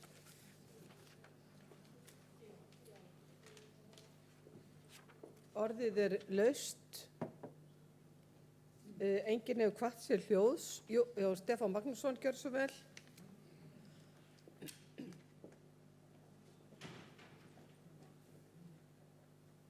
Forseti, mér sýnist í það sem við getum kallað hérna seinni 9. grein eða það sem á að vera 10. grein að það sé vitnað í þjóðkirkjulögum frá 97 stöðustjórnun starfshætti og eiginlega hlýtur það að vera þjóðkirkjulögum frá því í sumar. Kannski leiðrétta það.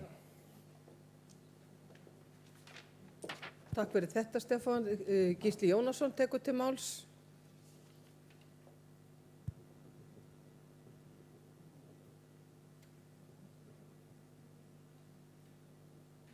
Forseti, bara kannski smámunir en mér sýnist vera hér í 4. greininni ákveðin andstæða. Það segir í upphafi og kirkjuþingi eiga sæti fulltrúa prófastarmanna KFUM með málfrelsi, tillögurétt og atkvæðisrétt alls 29 fulltrúar.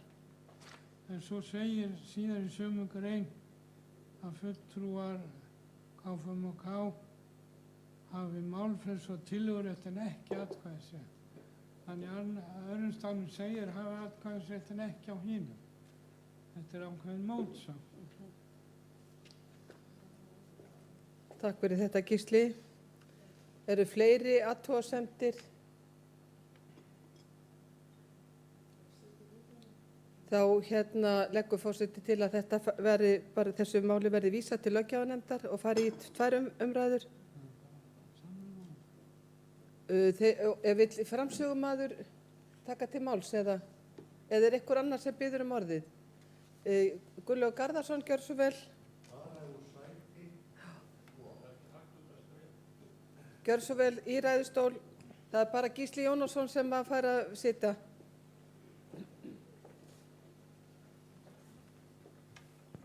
Smáatriði, en skipti máli ef ég hef rétt fyrir mér.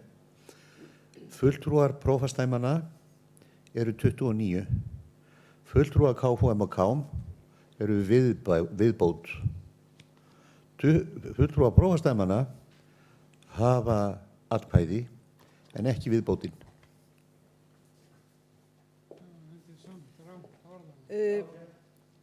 Fleiri hafa ekki kvatt sér hljóðs og er þá umræðu lokið. Nema ef að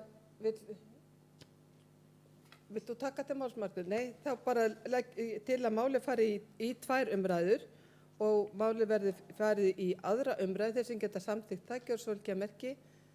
Takk fyrir og máli verði vísað til löggjafarnefndar. Þeir sem geta samþykkt það, gjör svo vel ekki að merki.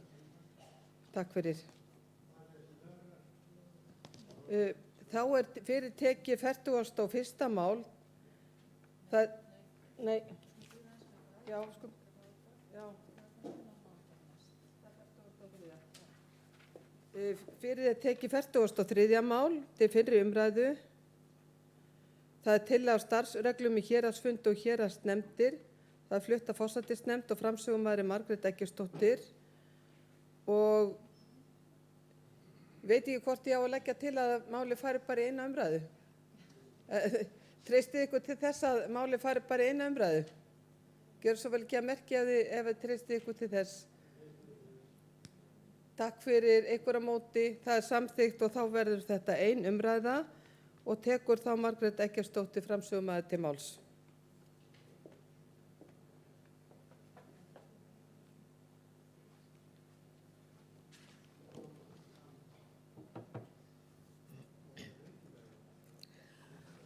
Forseti, ég flyt hér tillögu að starfsreglum héraðsfundi og héraðsnefndir. Fyrsti kafli almennt. Fyrsta grein, héraðsfundi skal halda í hverju prófastsdæmi ár hvert. Héraðsfundur er vettvangur til að ræða sameiginleg málefni kirkjunnar í héraðinu. Héraðsnefnd prófastsdæmis er framkvæmdanefnd héraðsfundar. Önnur grein, héraðsfundur er aðalfundur prófastsdæmis og fjallar málefni sem varða starf þjóðkirkjunnar í prófastsdæminu. Þar fara fram starfsskil héraðsnefndar vegna síðasta árs, svo og reikningsskil héraðssjóðs. Héraðsfundur samræmir og markar sameiginlegt kirkjustarf í prófastsdæminu og ráðstafar héraðssjóði fyrir næsta ár og afgreiðir fjárhagsáætlun héraðssjóðs fyrir næsta ár. Þriðja grein, á héraðsfundi mæta þjónandi prestar í prófastsdæminu, safnaða fulltrúar og formenn sóknarnefnda eða varamenn þeirra, djáknar starfandi í prófastsdæminu, kirkjuþingsmenn viðkomandi kjördæmis, fulltrúar prófastsdæmisins á leikmannastefnu, vígslubiskupi umdæmisins skal boðið að sitja héraðsfund með málfrelsi og tillögurétt. Starfsmönnum sókna og prófastsdæmis svo og öllum áhugamönnum innan þjóðkirkjunnar kirkjuleg málefni er heimilt að mæta á héraðsfundi með málfrelsi og tillögurétt. Á héraðsfundi hafa atkvæðisrétt 2 fulltrúar frá hverri sókn, samanber B-lið, starfandi prestar og djáknar. Afl atkvæði ræður úrslitum mála á héraðsfundi, verði atkvæði jöfn, ræður atkvæði prófasts. Fjórða grein, héraðsfundi skal halda að jafnaði í hverju prófastsdæmi eigi síðar en 15. júní ár hvert. Héraðsfundur er vettvangur prófastsdæmis til að ræða sameiginleg málefni þjóðkirkjunnar í prófastsdæminu og önnur þau málefni sem lög leggja til hans eða stjórnvöld kirkjumála vísa þangað til umfjöllunar, umsagnar eða úrlausnar eða safnaðarfundir, sóknarnefndir, sóknarprestar og starfsmenn sókna óska eftir að þar verði rædd. Héraðsnefnd ákveður fundastað. 5. grein. Prófastur boðar héraðsfund skriflega með hálfsmánaða fyrirvara og skal í fundarboði greina frá dagskrá fundar. Fundarboð skal sent öllum sóknarnefndum, prestum og djáknum í prófastsdæminu, fulltrúum á kirkjuþingi í kjördæminu og fulltrúum prófastsdæmisins á leikmannastefnu, samanber starfsreglur leikmannastefnu. Fundurinn skal einnig auglýstur. Rétt boðaður fundur er lögmætur. 7. grein. Dagskrá héraðsfundar. Kosning fundarstjóra og fundarritara. Skýrsla héraðsnefndar starfsemi liðins árs, þar sem meðal annars skal getið framkvæmd ályktana og samþykktar síðasta héraðsfundar. 3. ársreikningur héraðssjóðs til samþykktar. Starfsáætlun héraðsnefndar þar með talið styrkir og fjárhagsáætlun héraðssjóðs fyrir næsta almanaksár til samþykktar. Starfsskýrslu sókna, nefnda, héraðsprests og annarra starfsmanna prófastsdæmisins lagða fram svo á ársreikningar sókna og kirkjugarða. Mál er varða kirkjuþing tekin til umfjöllunar og afgreiðslu, samþykktir prestastefnu og leikmannastefnu kynntar, ákvörðun greiðslu til kjörinna héraðsnefndarmanna fyrir störf þeirra á liðnu ári. Sameiginleg mál sóknarnefnda er varða rekstur og starfsmannahald. Kosningar. Kosning aðalmanna og varamanna til héraðsnefndar annarra en formanns til 2 ára í senn. Kosning 2 skoðunarmanna eða endurskoðenda reikninga héraðssjóðs og 2 til vara og til 2 ára í senn. Kosning fulltrúa og varamanna þeirra á leikmannastefnu til 4 ára í senn, samanber starfsreglur leikmannastefnu. Kosning aðalmanns og varamanns til fulltrúaráðs hjálparstarfs kirkjunnar til 2 ára í senn. Aðrar kosningar eða tilnefningar sem heyra undir héraðsfund og önnur mál. 7. grein. Prófastur boðar aukahéraðsfund ef þurfa þykir. Skylt er að boða slíkan fund ef fjórðungur atkvæðis bærra héraðsfundarmanna óska þess. Ákvæði starfsregluna þessara eiga við slíka fundi eins og við getur átt. 8. grein héraðsnefnd. Héraðsnefnd fer með stjórn héraðssjóðs. Hún er framkvæmdanefnd héraðsfundar og skal starfa á milli héraðsfunda. Héraðsnefnd er í fyrirsvari fyrir prófastsdæmið að því er varðar sameiginleg málefni prófastsdæmisins. Héraðsnefnd skipa 3 menn. Formaður nefndarinnar er starfandi prófastur en héraðsfundur kýs aðra nefndamenn til 2 ára í senn og varamenn þeirra með sama hætti. Héraðsfundi er þó heimilt að kjósa annan fulltrúan til 1 árs, þannig að leikmaður verði eftirleiðis kosinn annarkvort ár og prestur hitt. Það vantar þarna R. Sama gildir þá varamenn þeirra. Nefndin skiptir að öðru leyti sjálf með sér verkum. 9. grein. Verkefni héraðsnefndar eru sem hér segir. Héraðsnefnd fylgir eftir samþykktum héraðsfunda og sendir þær biskupi Íslands, vígslubiskupi og öðrum sem hlut eiga máli. Héraðsnefnd ákveður úthlutanir úr sjóðnum á grundvelli samþykkta héraðsfunda og sér reikningshald hans. Héraðsnefnd gerir grein fyrir starfsemi sjóðsins á héraðsfundi og skal leggja fram ársreikninga liðins almanaksárs og fjárhagsáætlun næsta almanaksárs til samþykktar á héraðsfundi. Héraðsnefnd ræður starfsmenn til að gegna einstökum verkefnum sem héraðsfundur hefur samþykkt. Héraðsnefnd leggur fram starfs- og fjárhagsáætlun á héraðsfundi og ber ábyrgð á framkvæmd hennar. Heimilt er héraðsnefnd að skipa starfshópa eða nefndir til að vinna að einstökum þáttum starfsáætlunar. Héraðsnefnd sér til þessa starfsemi og rekstur samkvæmt ákvörðunum héraðsfundar, færsla bókhalds, varsla gagna og önnur atriði í rekstri séu jafnan í góðu horfi. 10. grein. Prófastur kveður héraðsnefnd saman til fundar svo oft sem þörf krefur. Skylt er að halda fund ef 2 nefndarmanna óska þess. Nefndarmenn fá greidda reikninga fyrir útlagðan kostnað úr héraðssjóði. Nefndarmenn fá greidda þóknun fyrir fundarsetu en þó ekki prófastur. Héraðssjóðs 11. grein. Héraðsfund er heimilt að ákveða að alltaf 5% af innheimtum sóknargjöldum samkvæmt 1. kafla laga sóknargjöld og fleira, nr. 91/1987, renni í sérstakan sjóð héraðssjóðs í vörslu prófast. Héraðssjóður styrkir eða kostar kirkjulega starfsemi innan prófastsdæmis, einkum með varðar samstarf og samstarfsverkefni sókna, fræðslu, málþing, náms og mótsferðir, fundi og einstök þróunarverkefni. Sjóðnum er ætlað að standa undir kostnaði af sameiginlegum kirkjulegum verkefnum innan prófastsdæmisins eftir ákvörðun héraðsfundar og héraðsnefndar. Jafnframt er heimilt að veita styrki úr sjóðnum til einstakra sókna. Héraðssjóði er heimilt að styrkja, kosta eða veita sameiginlega þjónustu fyrir sóknir sem eru í formlegu samstarfi innan prófastsdæmisins.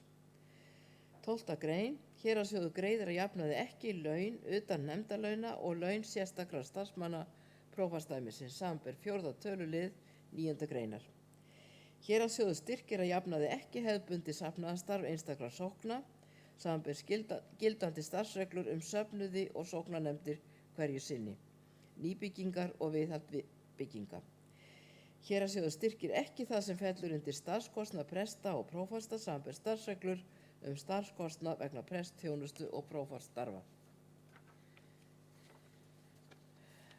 Endurskoðun reikninga sjóðsins annast 2 endurskoðendur eða skoðunarmenn kjörnir af héraðsfundi til 2 ára í senn. Og 14. grein gildistöku. Starfsreglur þessar, þannig kemur aftur þessi villa. Starfsreglur þessar eru settar með heimild í 8. grein laga þjóðkirkjuna nr. 78/1997, öðlast gildi 1. janúar 2022. Frá sama tíma falla brott starfsreglur héraðsfundi og héraðsnefndir nr. 982/2020. Og hér er vísað í greinargerð, í annarri málsgrein greinargerð. Í annarri málsgrein ákvæðis til bráðabirgða í lögum þjóðkirkjuna nr. 77/2021 segir að starfsreglur og samþykktir sem kirkjuþing hefur sett eða samþykkt í gildistíð laga stöð og stjórn og starfshætti þjóðkirkjunnar nr. 78/1997 haldi gildi sínu. eftir því sem við á þar til kirkjuþing hefur fellt þær niður, breytt þeim eða samþykkt nýjar. Þó eigi síðar en 31. þetta vitum öll. Það er fellt út þarna. Ég held ég sé ekki að lesa þetta í gegn. Þetta er bara gott. Orðið er laust. Það er greinilega að það þarf að lesa þetta aðeins yfir. Hermann Ragnar, gjör svo vel. Tekur til máls. Hermann Ragnar Jónsson.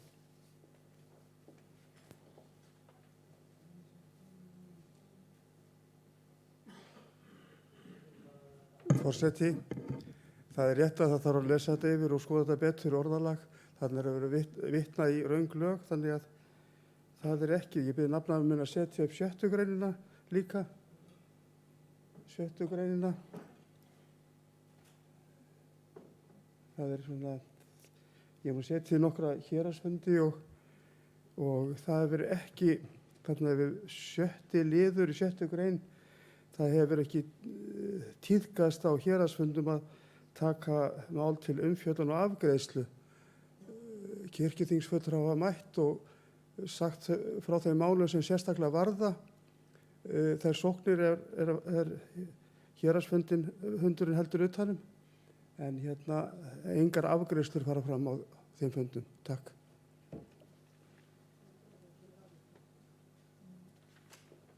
Aðeins bara, það geta komið til afgreiðslu ef það er samþykkt á héraðsfundi að koma með eitthvað, þá er það gert þarna. Gunnlaugur Garðarsson.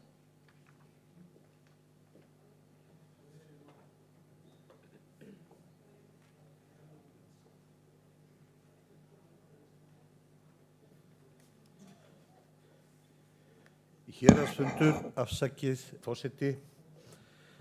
Héraðsfundur getur látið sig varða málefni kirkjuþingsins og getur ályktað eitthvað gjörðir kirkjuþings og það má alveg flokkast undir afgreiðslu í sjálfu sér. Þannig að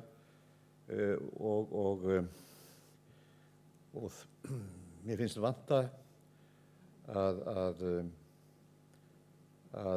kirkjuþingsmenn héraðsins leitist við að sækja héraðsfundina til að vera í betra sambandi við hvað er að gerast á þeim vettvangi þaðan sem þeir þiggja sitt umboð. Ég vil bara koma þessum punkti að. Annað atriði það varðar 11. greinina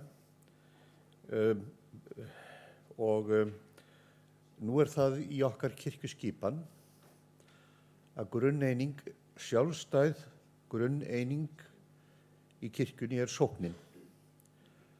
Og hér, samkvæmt þessum orðum, þá hefur héraðsfundur vald til þess að seilast inn í sjóði sóknanna alltaf 5%. Þannig að sóknir, hvort sem þeir líkar betur og eða verð, verða að beygja sig undir það samkvæmt þessu.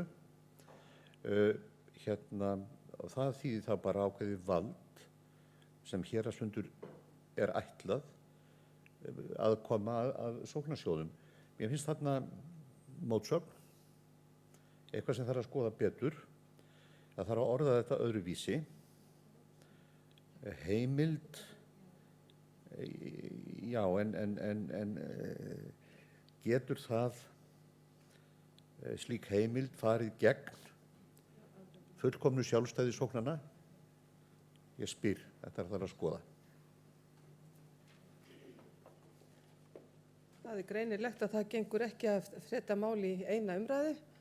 Þannig að orðið er laust ef að fleiri vilja taka til máls.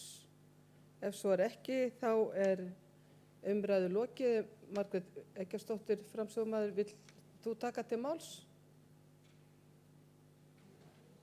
Þetta eru þarna bara leiðréttingaratriði sem að verður bara leiðrétt varðandi lögin. Það hefur verið bara tilvísun í lögin. Það er svo sem ekkert nema að þetta með 5%, ég held að þetta hefði bara alltaf verið þannig. Að það sé að bara verið samkvæmt samþykktum kirkjuþings að 5% er innu í héraðssjóð. Það hefur verið, þetta er rétt, það hefur verið 5%, það hefur verið leyft að taka það í alltaf 5%. Og ég bara aðeins sem að ég ætla nú að leyfa mér að tala að þá hafa héraðsnefndirnar styrkt líka ef það er samstarfsverkefni milli sókna og verður þá að hafa eitthvað fjármagn til þess að geta sinnt því. En voru fleiri sem báðum orðið? Gísli, gjör svo vel, Gísli Jónasson. Forseti, ég nú bara að hugsa upp átt en ég man ekki betur en að það sé ákvæðum þetta líka í sókn- og gjaldalögunum héraðssjóðina. Þannig að ég held að þetta sé á misskilningi byggt að ég fengi þessa heimild. Já, ég held að það sé rétt hjá séra Gísla, það er heimild fyrir þessu. En ég legg til að máli fari bara í síðari umræðu. Þeir sem geta samþykkt það gjör svo vel að gefa merki. Takk fyrir og legg til að máli fari til löggjafarnefndar. Þingmenn samþykja það. Takk fyrir. Einhver á móti það samþykkt samhljóða. Nú fer að styttast. Ég var að hugsa að taka fyrir 45. mál. Það er tillaga til þingsályktunar jafnréttisstefnu þjóðkirkjunnar og flutta biskup Íslands og nú ætla forseti enn einu sinni að freista þess hvort að við getum tekið þetta jafnréttisstefnuna í einni umræðu. Því er mótmælt, þannig að þá fer það í 2 umræður. Málið er flutta biskup Íslands og framsögumaður er Sólveig Lára Guðmundsdóttir biskup.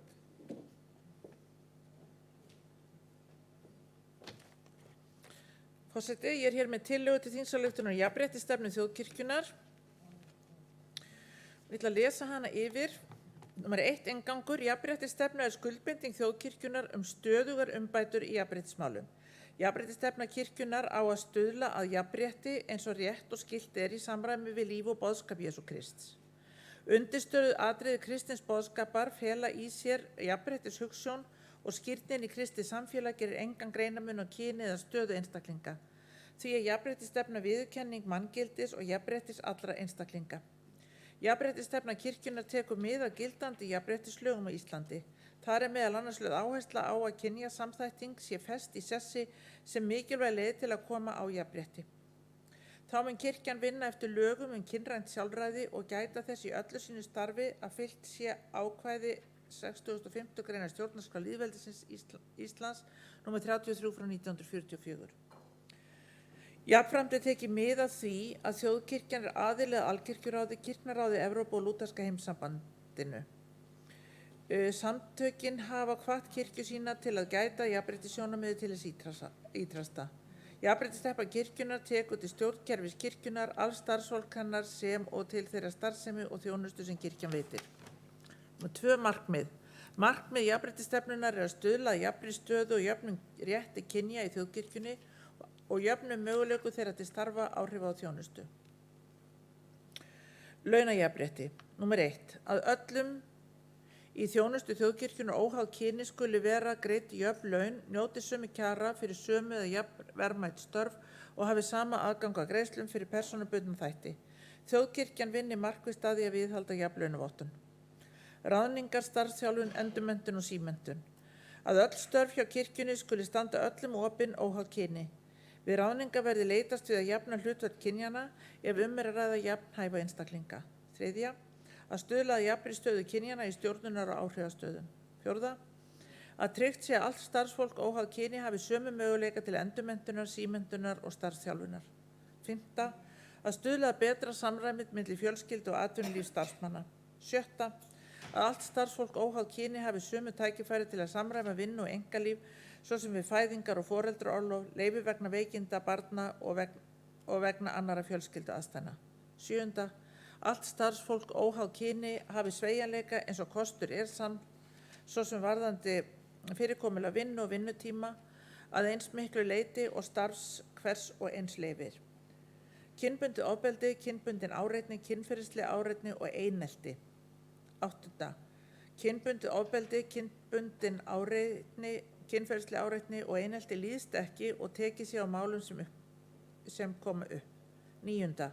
Á vegum kirkjunnar er starfandi teymi aðgerðir gegn einelti, kynferðislegri áreitni, kynbundinni áreitni, ofbeldi og meðferð kynferðisbrota innan þjóðkirkjunnar. 3. kafli. Jafnréttisnefnd kirkjunnar, hlutverk. Jafnréttisnefnd kirkjunnar samanstendur af 5 aðalmönnum og 5 varamönnum sem kirkjuþing hefur kosið til 4 ára í senn. Jafnréttisfulltrúar starfa með jafnréttisnefnd, sitja fundi hennar. Þeir hafa aðstöðu á biskupsstofu og sinna fræðslu út í söfnuðum. Hlutverk jafnréttisnefndar kirkjunnar er í fyrsta lagi að vera ráðgjafandi fyrir biskup Íslands og kirkjuþing í málefnum varða jafnrétti kynjanna. Annað, að hafa frumkvæði að fræðslu og aðgerðum til að tryggja jafna stöðu og jafna rétt kynja innan kirkjunnar. 3. Að fylgjast með framkvæmd jafnréttisstefnunnar fyrir hönd biskups og kirkjuþings og gera tillögu til framkvæmdanefndar endurskoðun framkvæmda áætlunarinnar til 4 ára í senn. Hlutverk jafnréttisfulltrúa er að hafa eftirlit með jafnréttisstarfi þjóðkirkjunnar. Á fyrsta ársfjórðungi hvers árs skal koma greinargerð frá jafnréttisfulltrúum varðandi framgang vinnu sem gerð hefur verið til að framfylgja markmiðum jafnréttisstefnunnar. Og síðan kemur hér jafnréttisáætlunin sem er sett upp á 4 stigum bæði varðandi launa, jafnrétti, ráðningar, starfsþjálfun, endurmenntun og símenntun og síðan samræming fjölskyldu og atvinnulífs og síðan kynbundið ofbeldi, kynbundin áreitni, kynferðisleg áreitni og einelti. Þarna eru tekin fram undir öllum þessum málum tekið fram hvert markmið hver aðgerðin á að vera, hver ber ábyrgðina og hver tímaraminn er. Og ég vil bara biðja nefndina sem að verður væntanlega allsherjarnefnd sem að fær þetta mál að fara bara vel yfir öll þessi mál og ég tel ekki ástæðu til þess að fara að lesa þetta allt saman upp. Þannig að þá verður þetta væntanlega lagt til annarrar umræðu og allsherjarnefndar. Orðið er laust. Gísli Jónasson tekur til máls og síðan Steindór Haraldsson. Forseti, ég verð að gera grein fyrir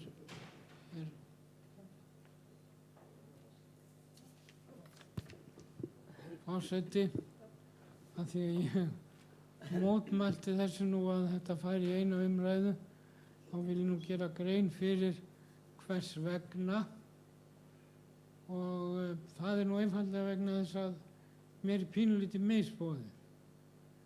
Þegar þessi stefna á sínum tíma var til umræðu hér á þinginu, ég man nú ekki nákvæmlega fyrir það byrjum 2 árum, þá gerði ég athugasemd við það að það væri undir því sem að kallað jafnréttisstefnu þjóðkirkjunnar eingöngu fjallað jafnrétti karla og kvenna og þetta kynræna jafnrétti. Ég geri mér fulla grein fyrir að það kannski almennt í þjóðfélaginu talað þannig, en mér finnst ekki að kirkjan geti farið í þann farveg að samþykkja jafnréttisstefnu sína á þess að víkja aukateknu orði að öðrum hópum sem ekki njóta jafnréttis í þjóðfélaginu. Og að skuli ekki að minnstakosti koma fram og ekki væri nema ein málsgrein það að það skuli gætt jafnréttis líka til dæmis í aðgengismálum fatlaðra sem eru náttúrulega mitt hugðarefni og fleiri aðrir slíkir hópar sem ekki njóta jafnréttis í þjóðfélaginu í dag. Það gerir það verkum að ég get ekki samþykkt þessa ályktun eða stefnu eins og hún er núna. Og ég fer fram á það að það verði reynt að bæta úr til bráðabirgða með einhverjum hætti, einhverjum greinum þarna inn sem að taka með einhverjum hætti á því að kirkjan vilji til dæmis fylgja eftir þeirri úttekt sem gerð var á aðgengismálum húsnæði kirkjunnar, samþykkt hér á kirkjuþingi og framþykkt og leiddi í ljós að það ýmislegt að það væri þá með einhverjum hætti sett inn þá einhverja markmiðsgreinar til dæmis þetta.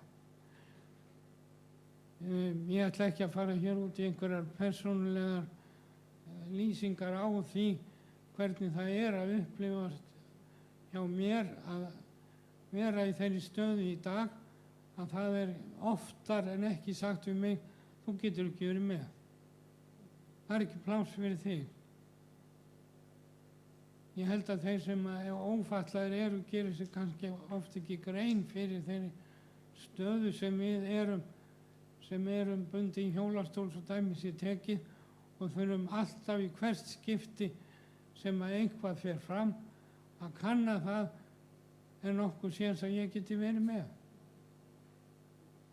Og til dæmis einn af höfuðstöðvum kirkjunnar í dag eins og Skálholt er mér gjörsamlega lokaður.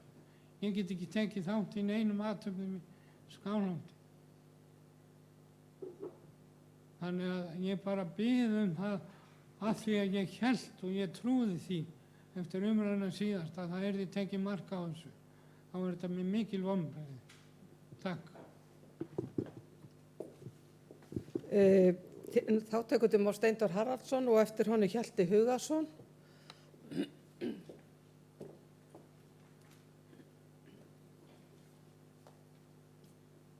Forseti,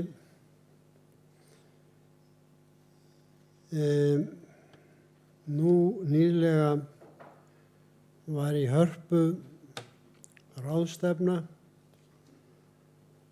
þar sem að kvenleiðtogar komu saman, afar merkileg að mínu viti.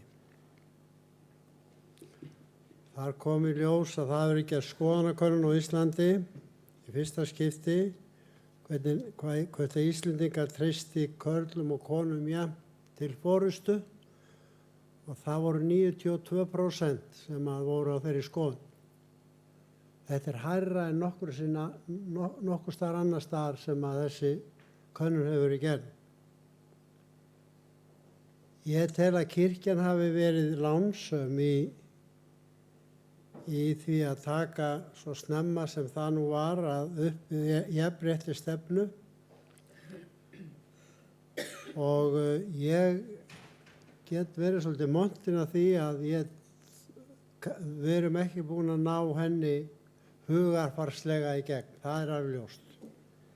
En ég hef orðið var við það á undanförnum árum að því að ég get borið saman hvernig þetta var fyrir 40 árum og hvernig það er í dag.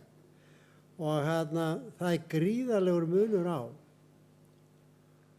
Og einhvern veginn er það svo í huga mér að þegar það er verið að velja fólk til starfa, þá er það hætt að koma upp í hugamenn hvort að það er karl eða kona. Og ég karlægur og ég er nú, þá er þetta nú tíðindi. Og þess vegna held ég að við höfum náð miklum árangri en kannski betur má við duga skal. Ég á æskuminningar og það sem að ég eiginlega hálfgrét undan því hvernig farið var með móður mína. Svo þess að þetta er alveg í blóð og merg hjá mér. Ég upplifði misrétti mikið. Hún vann á við 2 og fékk hálf laun. En ég tek undir þetta virkilega hjá honum Gísla að við þurfum kannski að útvíkka hugtæki í jafnrétti. Einu sinni var hér í kirkjunni svolítið sem kallað var jafnlaunastefna. Hún er ekki til staðar lengur. Það er ekki jafnlaunastefna í kirkjunni. Prestum er mismunað í launum. Þetta er staðreynd. Ég held við mættum skoða þetta svona svo Gísli nefndi svolítið víðara hugtak. Við erum nánast búin að ná 50-50, ef ég má segja sem svo, á milli karla og kvenna í embættum þjóðkirkjunnar. Það er ekki mikill munur þar á. Þar hefur við náð miklum árangri og nú held ég sé tíminn til komin að víkka þetta út og líta til allra hópa í kringum okkur, eins og Gísli nefndi. Takk fyrir. Til máls tekur dóttir Hjalti Hugason og eftir honum Guðrún Karls Helgadóttir.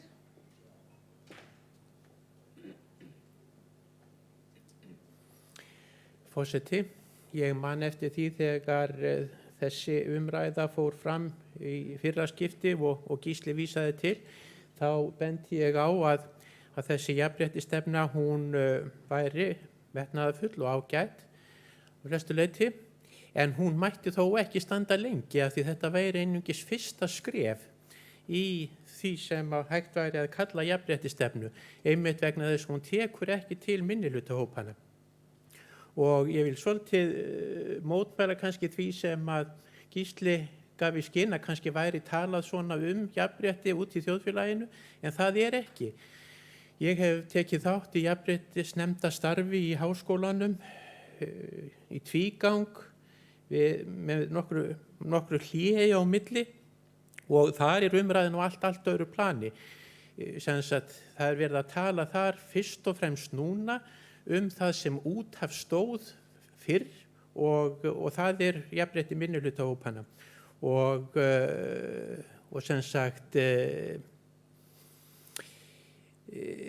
kannski stafar það af því að háskólinn er dálítið mikið öðruvísi stofnun heldur en þjóðkirkjan.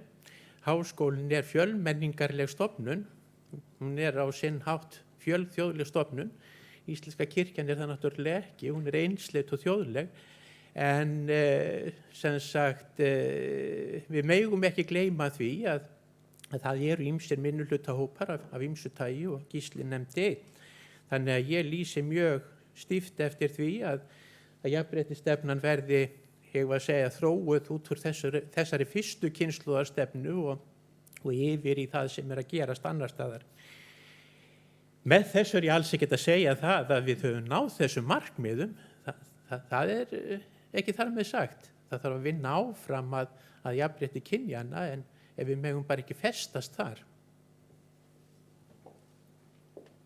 Til máls tekur Guðrún Karls Helgudóttir og eftir henni þá framsögumaður og svo gerum við matarhlé. Forseti, ég vil þakka fyrir þessa kynningu, þessa stefnu. Ég er mjög ánægð að sjá að lögum, hvað heitir það? Kynrænt sjálfræði er komið inn, því að kynin eru náttúrulega ekki lengur 2, þau eru og hafa náttúrulega aldrei verið, heldur eru þau fjölmörg. En í raun og veru ætti þetta að heita jafnréttisstefna kynjanna. En ég tek undir með Gísla, þetta eru góðar ábendingar og ég held að það sé bara komin tíma á það að við förum að taka jafnréttisstefnuna lengra og ég hlakka til að fá hann inn í allsherjarnefnd og við vinnum hana áfram. Það eru fjölmargir hópar sem þarf að bæta þarna inn, fjölmargir. Takk.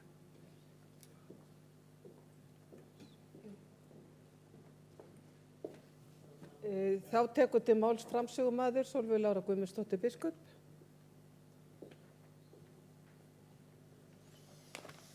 Forseti, ég þakka þessa umræðu og tek nærri mér athugasemd séra Gísla Jónassonar og vísa því hreinlega til allsherjarnefndar. Það er skipta skoðanir sjálfsagt það hvort að það jafnrétti minnihlutahópa geti verið hluti af stefnunni eða hvort það hægt að breyta titlinum eins og séra Guðrún Karls Helgudóttir stakk upp á, að breyta titlinum á stefnunni þar sem er talað jafnrétti, að hún heitir hreinlega jafnrétti kynjanna. Varðandi jafnlaunastefnuna, að þá er það mál sem er á dagskrá einmitt núna bara í dag jafnlaunastefnu.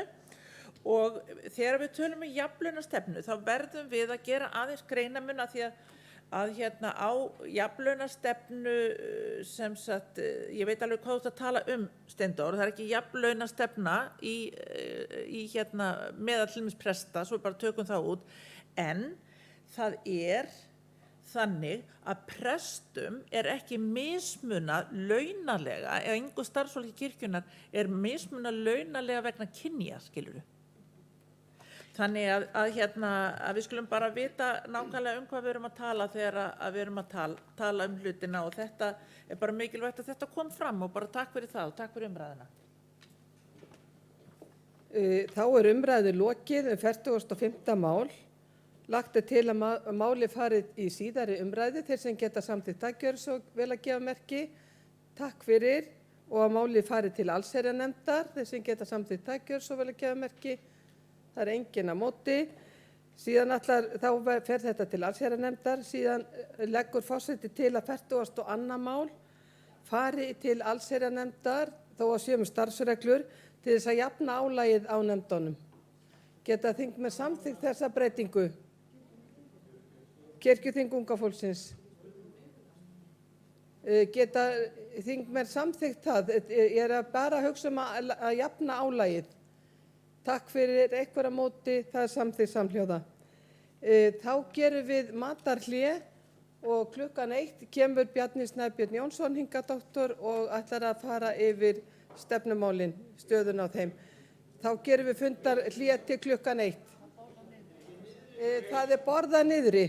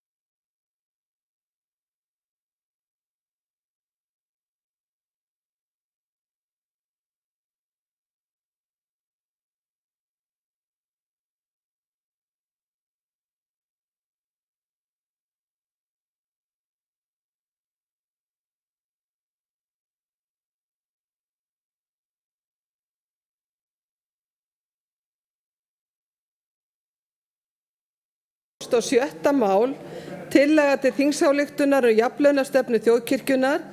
Það er á þingskjali 60, það er flutt af biskup Íslands. Framsögumaður er Sólveig Lára Guðmundsdóttir biskup og tekur hún nú til máls.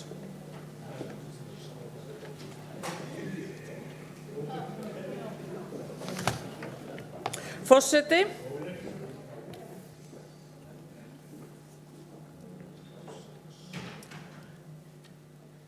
Ég flyt hér tillögu til þingsályktunar jafnlaunastefnu þjóðkirkjunnar. Kirkjuþing 2021-2022 samþykkir eftirfarandi jafnlaunastefnu þjóðkirkjunnar. Fyrsti kafli inngangur. Jafnlaunastefna þjóðkirkjunnar byggir á þeirri staðreynd að allir starfsmenn þjóðkirkjunnar skuli njóta jafnréttis óháð kyni, uppruna eða trú. Setning jafnlaunastefnu er hluti af innleiðingarferli jafnlaunastaðals IST nr. 85/2012. Jafnlaunastefnu er ætlað að stuðla að jafnrétti allra starfsmanna, meðal annars að fylgja viðeigandi lagalegum kröfum og öðrum kröfum sem þjóðkirkjan undirgengst varðandi meginregluna að greidd séu sambærileg laun fyrir jafnverðmæt störf óháð kyni og að allir starfsmenn njóti jafnréttis til starfsþróunar. Þannig uppfyllir þjóðkirkjan allar lagalegar skuldbindingar þar að lútandi sem og aðrar kröfur sem lúta að sama efni. Markmið jafnlaunastefnu sem og jafnlaunaáætlunar þjóðkirkjunnar er að tryggja sambærileg réttindi, aðstöðu og tækifæri starfsfólks óháð kyni, trú, þjóðerni, kynþætti, fötlun, kynhneigð eða stjórnmálaskoðunum og koma í veg fyrir mismunun á grundvelli þessara þátta. Jafnlaunastefnan er hluti af jafnréttisstefnu þjóðkirkjunnar.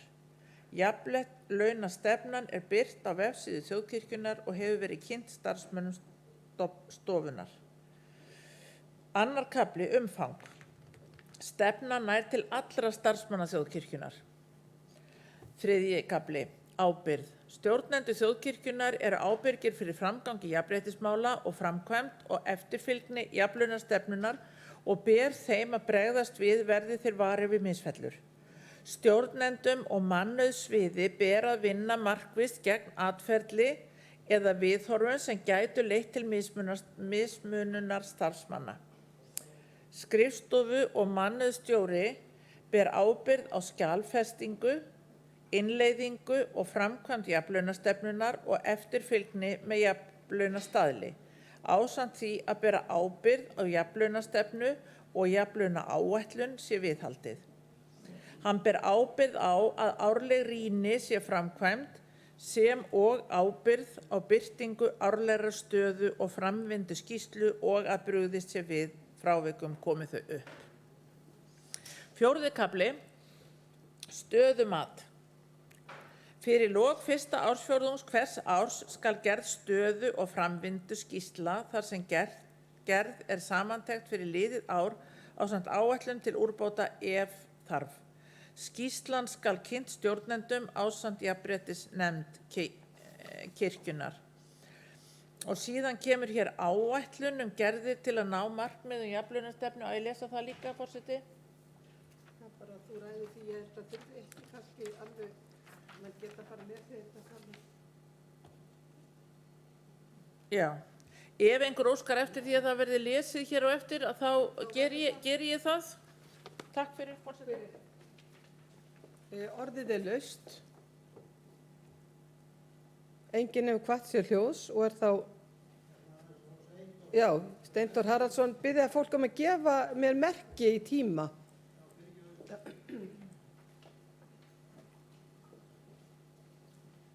Forseti, ég kom aðeins inn á þetta orð áðan jafnlaunastefna.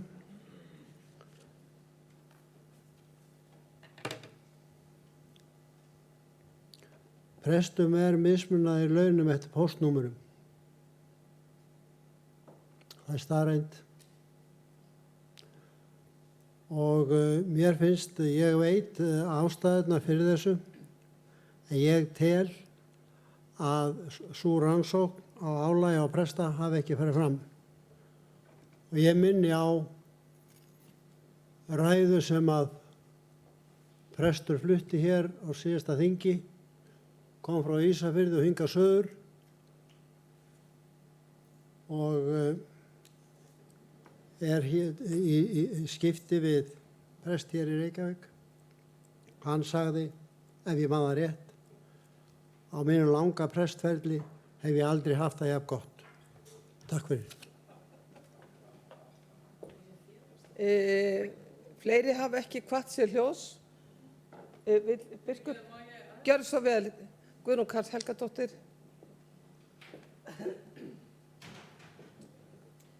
Forseti, ég verð nú bara að svara þessu. Presturinn átti við félagslega.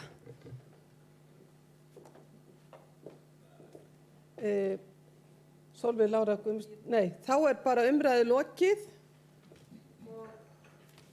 Lagt er til að máli fari í síðari umræðu. Þeir sem geta samþykkt það gjörðu svo vel geðmerki. Takk fyrir ykkur á móti. Það samþykkt samhljóða. Lagt er til að máli fari í allsherjarnefnd.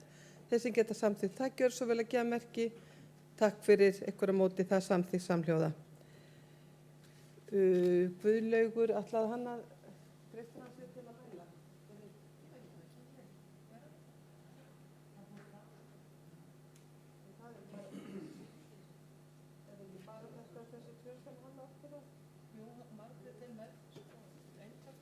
Já.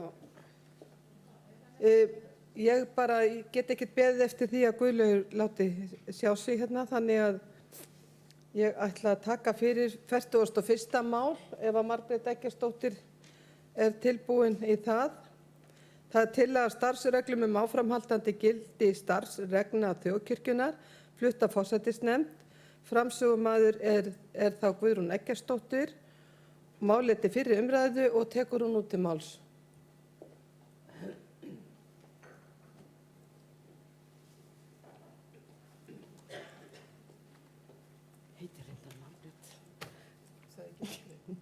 Guðrún. Forseti, hér er tillaga að starfsreglum áframhaldandi gildi starfsreglna þjóðkirkjunnar. Og þetta er svona bara plagg eins og það er. Eftirtaldar starfsreglur kirkjuþings þjóðkirkjunnar halda gildi sínu til 1. janúar 2023.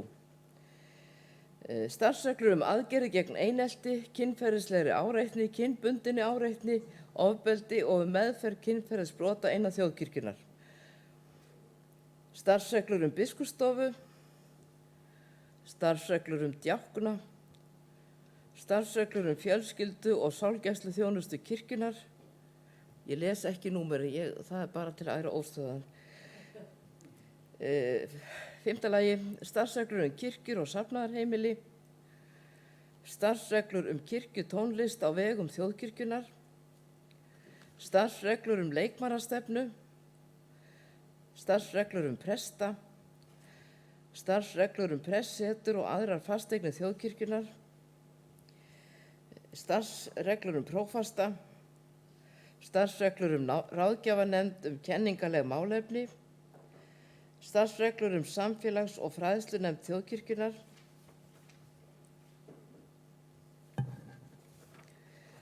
starfsreglur samkirkjunefnd þjóðkirkjunnar, starfsreglur sérþjónustu presta sem ráðnir eru á vegum stofnana og félagasamtaka, starfsreglur skipulag kirkjunnar í héraði, starfsreglur úrskurðarnefnd og áfrýjunarnefnd þjóðkirkjunnar, starfsreglur þjálfun djákna efna, starfsreglur þjálfun pressefna. Þetta eru samtals 18 starfsreglur. Önnur grein, starfsreglur þessar sem settar eru með heimild í 8. grein laga þjóðkirkjuna nr. 77/2021 öðlast gildi við birtingu á opnum vef þjóðkirkjunnar. Greinargerð. Og ég lesa hana. Já.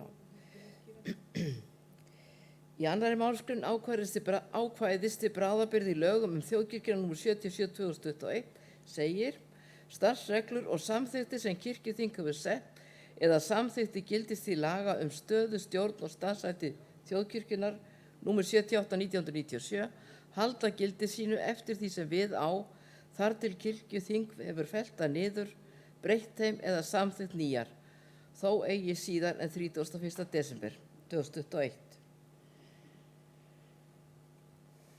Þetta er sett eins og við vitum öll til þess að kirkjuþing hafi svigrúm til að bregðast við. Já. Þá liggja jafnframt fyrir kirkjuþingi 2021-2022 óafgreidda tillögur að starfsreglum sem með sama hætti munu flestum tilfellum leysa af hólmi gildandi starfsreglur og er því ekki fjallað þær starfsreglur hér og síðan er listi yfir þær starfsreglur. Þannig að segja þetta bara gott. Orðið er laust. Það er Bryndís Malla Elídóttir og síðan Hreinn Hákonarson.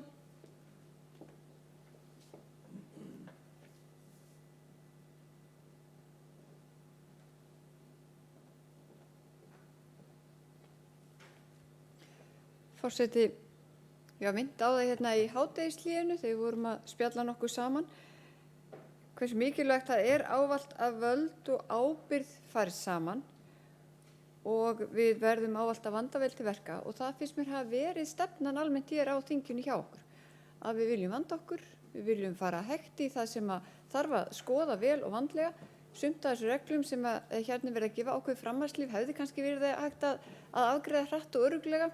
En með því að gefa þessum reglum ákveðu svona framhaldslíf að þá gefum við þetta tækifæri að það sé farið vel yfir alla reglur, passa ekkert fallið milli skipts og bryggju og tryggt sé að fari líka fram svona nauðsynleg endurskoðun í kjölfar þeirri breytingar sem við erum að gangi í gegnum núna. Þannig að ég legg til að við bara samþykkjum þetta svona eins og málið er lagt fyrir og síðan verða þessar starfsreglur unnar vel áfram og þá í góðum tíma. Við erum að gefa okkur alveg út næsta ár einmitt með því að það sé engin tímapressa á þessu en það er engu að síður verið að vinna þær áfram og engin hætta á að þær gleymist niður í skúffu. Takk. Til máls tekur Hreinn Hákonarson.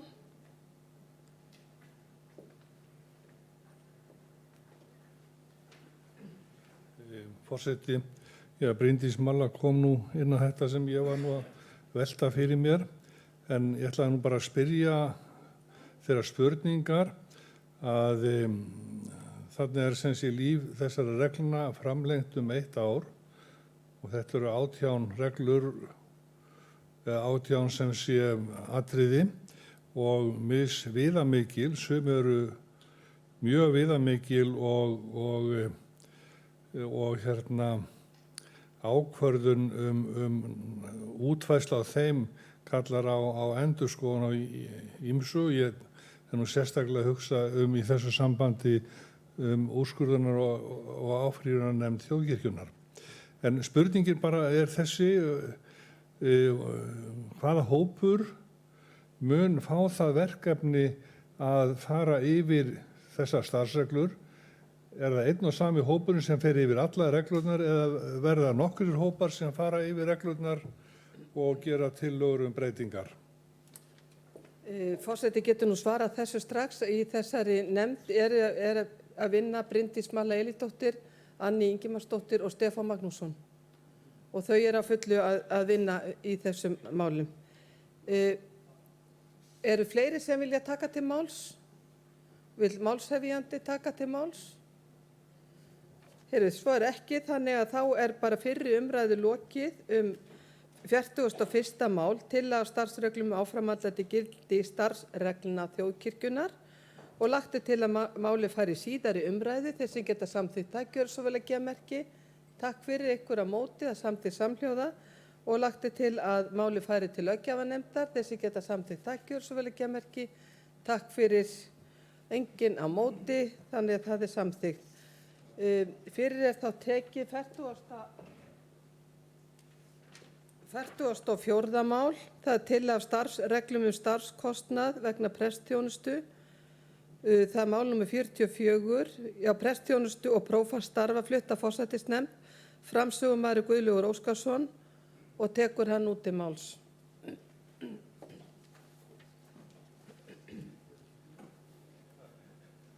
Forseti, ég flyt hér tillögu til að starfsreglum starfskostnað vegna prestsþjónustu og prófaststarfa.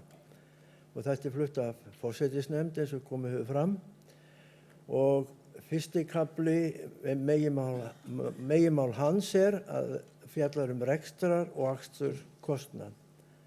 Það fyrsta grein þar sem segir að skrifstofukostnaður vegna starfa sóknarpresta og presta greiðst sem hér greinir þar sem íbúar eru og svo þeir tilgreindir. Ef þeir eru fleiri en 3.500 þá það rúmar 300.000, 1.500 til 3.500 20.000 krónur meira á ári og ef þeir eru færri en 1.500 þá greiðast 357.000 á ári. Auk þess greiðast vegna símapósts og fatafkostnaðar 39.000 krónur á ári. Þessar fjárhæðir skulu sundurliðar og jafna niður á mánaðarlegar greiðslur. Héraðsprestar og sérþjónustuprestar fá greitt samkvæmt A-lið. Það segja 3.500 eða fleiri. Það önnur grein. Til árlegs starfskostnaðar vegna prófaststarfa greiðist til viðbótar starfskostnaði samkvæmt fyrstu grein 260.000. Þriðja grein. Starfskostnaðar vegna press og prófaststarfa greiðist að hálfu vegna aukaþjónustu og veikindaleyfa en ekki koma til sérstakar greiðslur vegna sumarafleysinga. Fjórða grein. Greiðslur vegna fyrstu og annar greinar innheimtar af hendi mánaðarlega vegna næstliðins mánaðar. Biskup Íslands getur falið prófastum að staðfesta akstursbækur presta. Það var annar kafli sem heitir annar rekstrarakostnaður. Það 5. grein. Leggja skal prestum til hempu og kraga samkvæmt nánari ákvörðun biskups Íslands. Og 7. grein. Greiða skal hæfilegan kosta vegna flutnings búslóða milli landshluta alltaf 250.000 eftir framlögðum fullnægjandi gögnum. Ferðakostnaður presta á prestastefnu og vegna starfa í fastanefndum kirkjunnar til viðbótar öðrum greiðslum í starfsreglum þessum, segir í 7. grein. Í 8. grein sagt frá fjárhæðir í starfsreglum þessum skulu breytast í samræmi við ákvarðanir kirkjuþings fyrir hvert fjárlaga ár kirkjunnar. Það var annar kafli. Gildistakan, 9. grein. Starfsreglur þessar sem settar eru með heimild í 8. grein laga þjóðkirkjuna númer 77 frá 2021 öðlast gildi 1. janúar 2022. Frá sama tíma falla brott starfsreglur starfskostnað vegna prestsþjónustu og prófaststarfa númer 316 frá 2020 með síðari breytingum. Og það var greinargerðin. Í annarri málsgrein ákvæðis til bráðabirgða í lögum þjóðkirkjuna frá númer 77 frá 2021 segir að starfsreglur og samþykktir sem kirkjuþing hefur sett eða samþykkt í gildistíð laga stöðu, stjórn og starfshætti þjóðkirkjunnar númer 78 frá 1997 haldi gildi sínu eftir því sem við á þar til kirkjuþing hefur fellt þær niður, breytt þeim eða sett eða samþykkt nýjar, þó eigi síðar en 31. desember 2021. Tillaga þessi flutt í þeim tilgangi að tryggja það að áfram verði í gildi starfsreglur starfskostnað vegna prestsþjónustu og prófaststarfa. Starfsreglurnar eru samþykktar á kirkjuþingi 2020, voru samþykktar á kirkjuþingi 2020 til 2021 í septembermánuði 2020. Þeim var breytt á kirkjuþingi í marsmánuði 2021 og aftur á aukakirkjuþingi í júnímánuði 2021.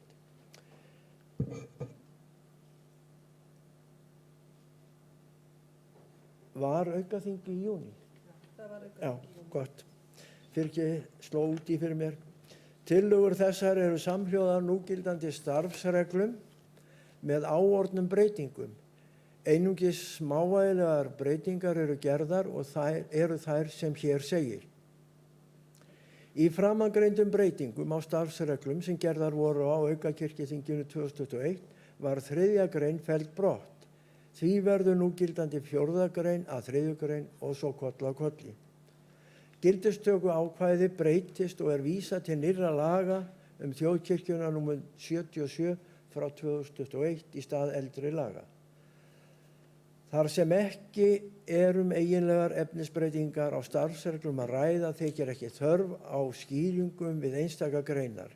Rétt þykir að minna á að kirkjuþing 2020-21 samþykkti í 42. máli að skipa 3 manna nefnd til að endurskoða starfsreglur starfskostnað vegna prestsþjónustu og prófastarfa. Í greinargerðinni með því máli kemur fram að stefnt sé að heildstæðri endurskoðun, heildstæð endurskoðun fari fram á fyrirkomulagi á greiðslum starfskostnaðar. Eitt orð var sagt í rangri röð og það breytti merkingunni, en þið skiljið þetta vonandi. Að framkom að stefnt sé að því. Það sem stefnt að því að heildarendurskoðun fari fram á fyrirkomulega á greiðslum starfskostnaðar og miða sé við að innleiðing á nýju kerfi verði frá og með 1. janúar 2023. Punktur. Ég stóð upp til að prófa mig eftir heila myndirnar. Ég er með heilan haus en ekki alveg glaður og í gær. Orðið er laust. Gísli Gunnarsson tekur til máls.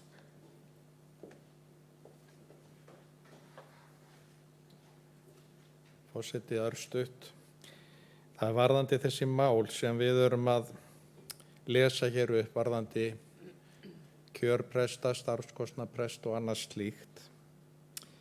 Að ég skil það að það þarf að tryggja það áfram verði gildi starfsreglunum starfskostnað og líka að heildstæð endurskoðun er framundan. En ég held að þetta sé eitt af þessum málum sem við þurfum að koma hérðan einhvern veginn út af kirkjuþingi.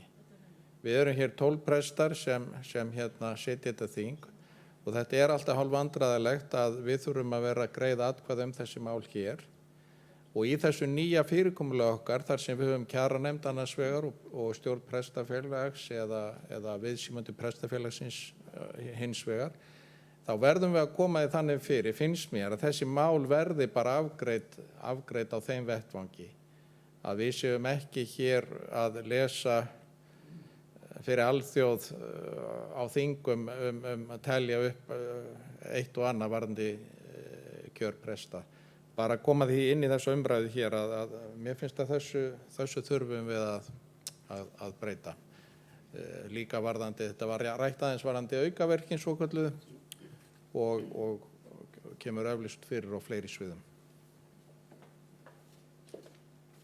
Fleiri hafi ekki hvatt sér hljóðs og vill frumvælandi taka til máls. Svo er ekki. Þannig að fyrri umræða 44. mál er þá lokið. Lagt er til að máli fari til síðari umræðu þeir sem geta samþykkt það gjör svo vel að gefa merki. Takk fyrir ykkur á móti, það er samþykkt samhljóða.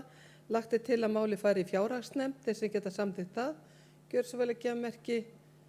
Takk fyrir ykkur á móti, það er samþykkt samhljóða.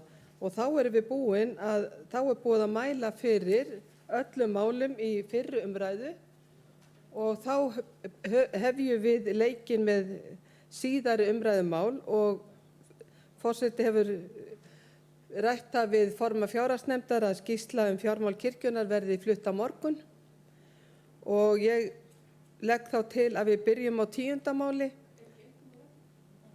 Hvaða mál er það? Nei, það var dregið tilbaka. Steindór, ert þú tilbúin? Fyrir tekið 10. mál til síðari umræðu. Tillaga starfsreglum í kirkjuþing flutt að löggjafarnefnd og það er nefndarálit og breytingatillaga á þingskjali 64 og framsögumaður er Steindór Runneberg Haraldsson og tekur hann út til máls.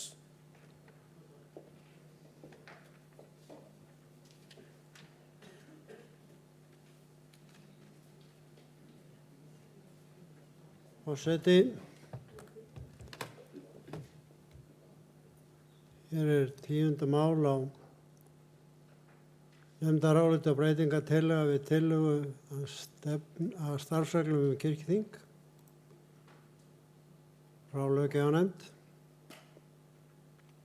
Löggjafarnefnd hefur fjallað málið og leggur til að það verði samþykkt með eftirfarandi breytingartillögu. 4. málsgrein 2. greinar tillögunnar orðið svo: Kirkjuþing ábyggist rekstur og fjármál þjóðkirkjunnar nema starfsreglur þingsins kveði á annað. 2. grein. Eftirfarandi breytinga verða á 3. grein tillögunnar. A.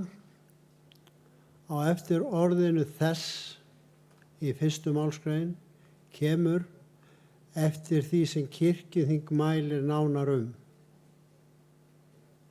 B. Á eftir orðinu þess í 3. málsgrein kemur í samvinnu við framkvæmdanefnd kirkjuþings. C.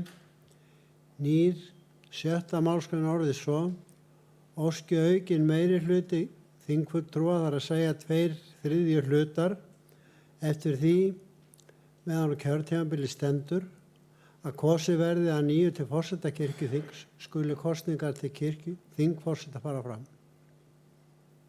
3. grein. Eftirfarandi breytinga verða á 4. grein tillögunnar. A. Við 1. málsgrein bætist nýr málsliður sem orðið svo: 2 fulltrúar skulu koma úr hópi leikmanna og 1 úr hópi vígðra, sama gildir varamenn. B.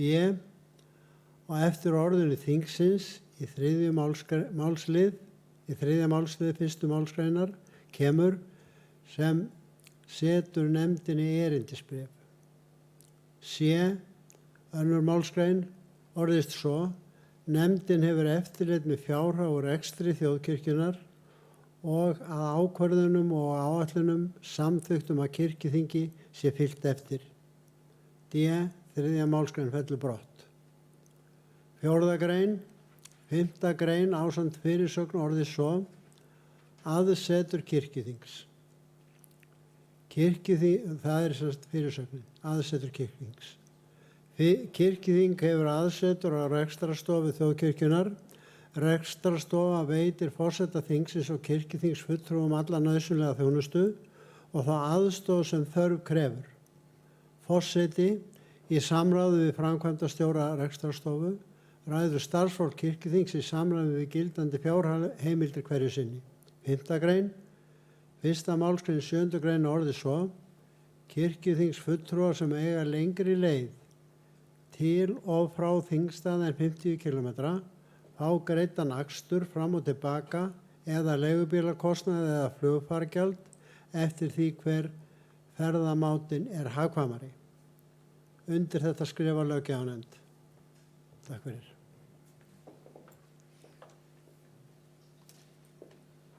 Orðið er laust. Axel Árnason Jarvik tekur til máls.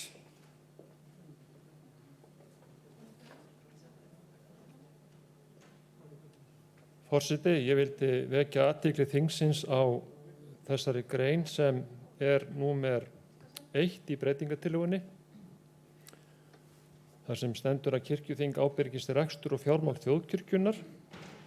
Ég vil vekja athygli á litlu þ. Eins og þetta stendur þarna, og ég held að löggjafarnefndin hafi ekki verið einhuga þetta, að það ætti að vera þannig. Þarna stendur að kirkjuþing ábyrgist rekstur og fjármál allrar þjóðkirkjunnar, allra safnaði í landinu. Við erum hins vegar að tala það í þessari grein að kirkjuþing ábyrgist rekstur og fjármál þess sem hét áður þjóðkirkjan biskupsstofa. En eins og þetta er samþykkt hérna eða liggur frammi og verður væntanlega samþykkt ef enginn skilur þetta mínum skilningi, en þegar upp er staðið þá erum við að tala þjóðkirkjuna í landinu þarna en ekki ígildi þjóðkirkjan biskupsstofa. Þannig að takk. Orðið er laust. Er ekki rétt að bíða með afgreiðslu á málinu ef að þetta er ekki alveg ljóst? Þetta er bara prentvilla. Það eru nefndarmenn, já, þetta verður bara leiðrétt. En þá eru ekki fleiri sem að vilja taka til máls, er það? Svo er ekki, þannig að þá ber ég upp breytingatillöguna á þingskjali 64. Þeir sem geta samþykkt hana gjöru svo vel að gefa merki.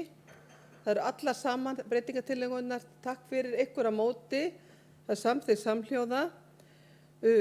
Þá ber ég upp 10. mál, tillaga á starfsreglum kirkjuþing með áorðnum breytingum.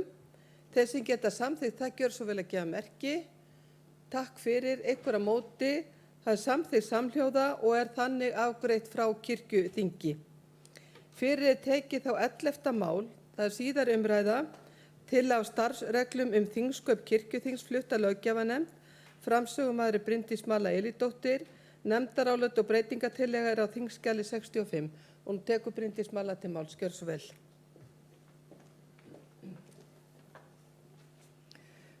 Forseti, ég flyt hér nefndarálit og breytingartillögu við tillögu að starfsreglum þingsköp kirkjuþings. Löggjafarnefnd hefur fjallað málið og leggur til að það verði samþykkt með eftirfarandi breytingartillögu. 1. grein. Eftirfarandi breytingar verða á 10. grein tillögunnar. 2. töluliður fellur brott. B. Í 3., 4. og 5. tölulið falla brott orðin þar af allt að 4 vígðum. Ný 2. málsgrein hljóðar svo: Forsætisnefnd ber ábyrgð á skipan fastanefnda. 2. grein. Ný 1. málsgrein 12. greinar tillögunnar hljóðar svo: Kirkjuþing kýs til 1 árs í senn framkvæmdanefnd þjóðkirkjunnar sem er skipuð 3 kirkjuþingsfulltrúum, þar af 1 vígðum. Varamenn eru kosnir með sama hætti. Nefndin lítur eftir starfi rekstrarstofu þjóðkirkjunnar í samræmi við gildandi starfsreglur og stefnumörkun hverju sinni. Kirkjuþing setur nefndinni erindisbréf. Nefndin er kosin í óbundinni kosningu. Og undir þetta ritar öll löggjafarnefnd.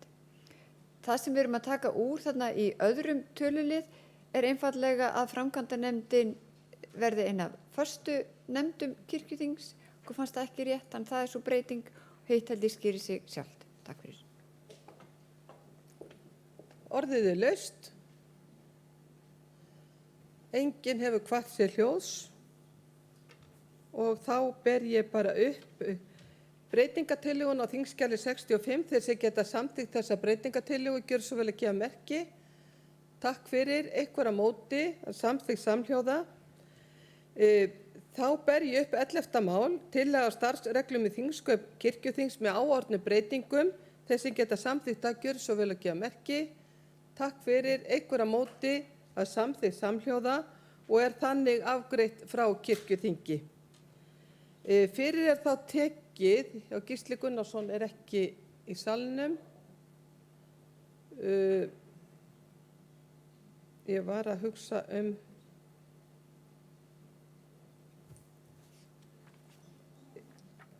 Guðlaugur, ert þú tilbúin? Já, þá er fyrir tekið 7. mál til síðar umræðu.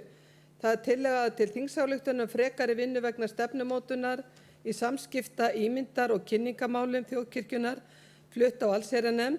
Það er nefndarálit og breytingartillaga á þingskjali 61. Þetta er flutt af allsherjarnefnd. Framsögumaður er Guðlaugur Óskarsson og tekur hann út til máls. Forseti, ég flyt sem sagt nefndarálit og breytingartillögu við tillögu til þingsályktunar vinnu vegna starfsmótunar í samskipta, ímyndar og kynningarmálum þjóðkirkjunnar. Allsherjarnefnd hefur fjallað málið og leggur til að tillagan á þingskjali 6 verði samþykkt með eftirfarandi breytingartillögu. Síðari málsliður 3. málsgreinar ályktunar breytist og orðist svo: Þá er samþykkt að stöðugildi á samskiptasviði verði áfram 1,5 stöðugildi. Og nú ætlum ég að segja svolítið sem að við gátum ekki skrifað og ekki vegna þess að ég datt á hausinn í morgun. Það að við í umræðinni vorum í vandræðum með hvernig við ættum að orða það, en okkur finnst mjög brýnt að það verði ráðið til þessa starfs einhver sem ekki í öðru starfi fyrir hjá kirkjunni, þannig að þetta verði einhvers konar svona auka eitthvað þegar að tími vinst til. Það sé 1,5 starf, hvort sem það er 75 eða öðruvísi, en að það sé fengið þeim mönnum sem að hafa tíma og þrek til að vinna það. Þetta mátti ekki skrifa, en þetta er komið, held ég, alveg til skila. Takk fyrir. Orðið er laust. Það verður engin hvatt sér hljóðs og er þá umræðu lokið. Og þá ber ég upp breytingatilleguna á þingskjali 61, þeir sem geta samþykkt hana gjör svo vel að gefa merki. Takk fyrir, einhver á móti, samþykkt samhljóða. Þá er tillaga til þingsályktunar frekari vinnu vegna stefnumótunar í samskipta, ímyndar og kynningamálum lögð fram til samþykktar með áorðnum breytingum. Þeir sem geta samþykkt það gjör svo vel að gefa merki. Takk fyrir, einhver á móti, samþykkt samhljóða og er þannig afgreitt frá kirkjuþingi. Gísli Gunnarsson ekki enn kominn. Hann er að koma bara aðeins í hingra við. Hann veit náttúrulega ekki að það er komið að hann. Þetta gengur svo hratt fyrir sig. Ég gerir svo bara ráð fyrir að nefndirnar fari svo að starfa bara leið og við erum búin að ljúka síðar umræðu þessi mál. Gísli, ert þú tilbúin að mæla fyrir máli? Þá er fyrir tekið 15. mál til síðar umræðu. Tillaga til þingsályktunar sölu fasteigna. Það er nefndarálit og breytingartillaga á þingskjali 69, flutt af fjárhagsnefnd, framsögumaður Gísli Gunnarsson og tekur hann út til máls.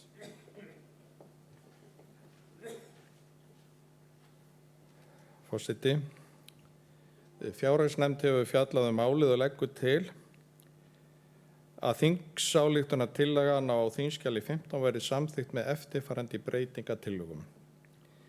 Fyrsta, Kirkjuþing 2021-22 samþykkir að fela kirkjuráði, framkvæmdanefnd kirkjuþings að selja eftirtalda fasteignir enda fáist viðanefndi söluverð.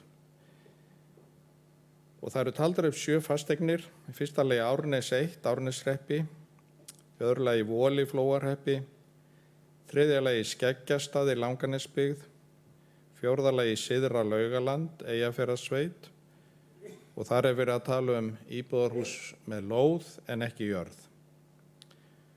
Og brúnir úr landi Syðra Laugalandi einnig í Eyjafjarðarsveit og síðan fasteignirnar Hamrahlíð 12 Vopnafirði og Hvammstangabraut 21 Hvammstanga.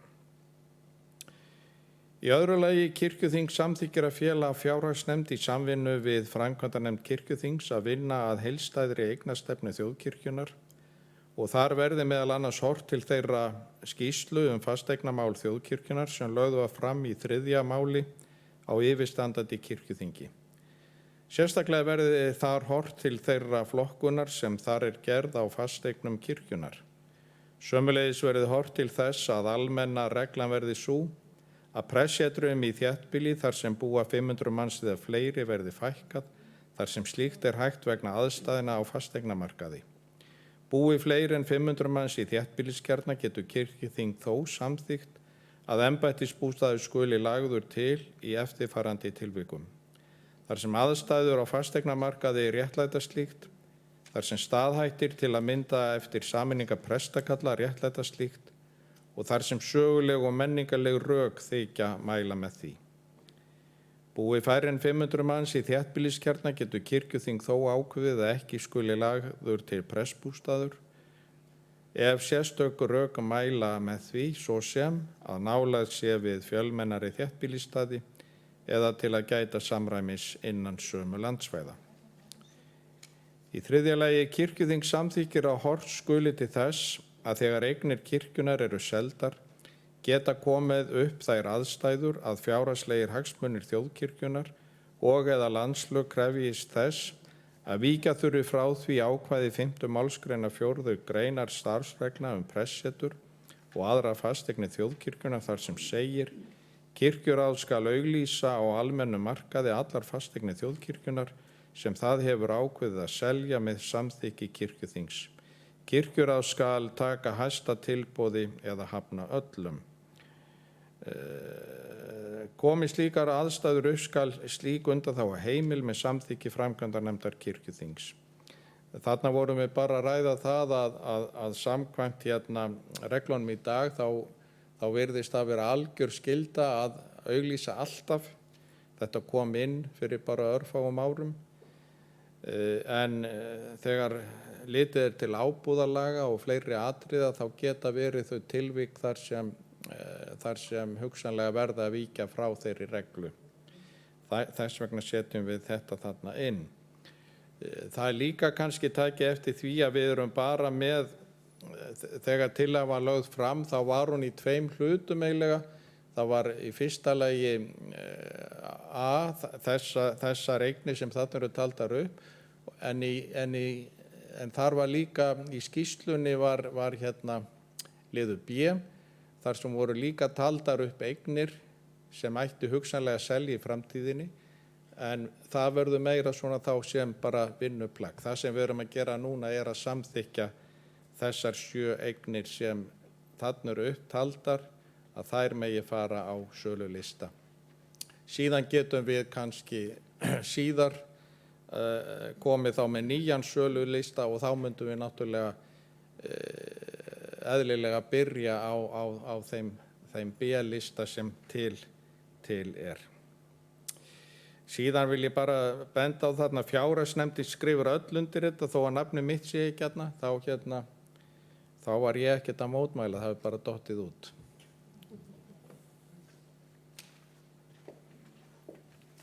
Orðið er laust. Steindór Haraldsson tekur til máls.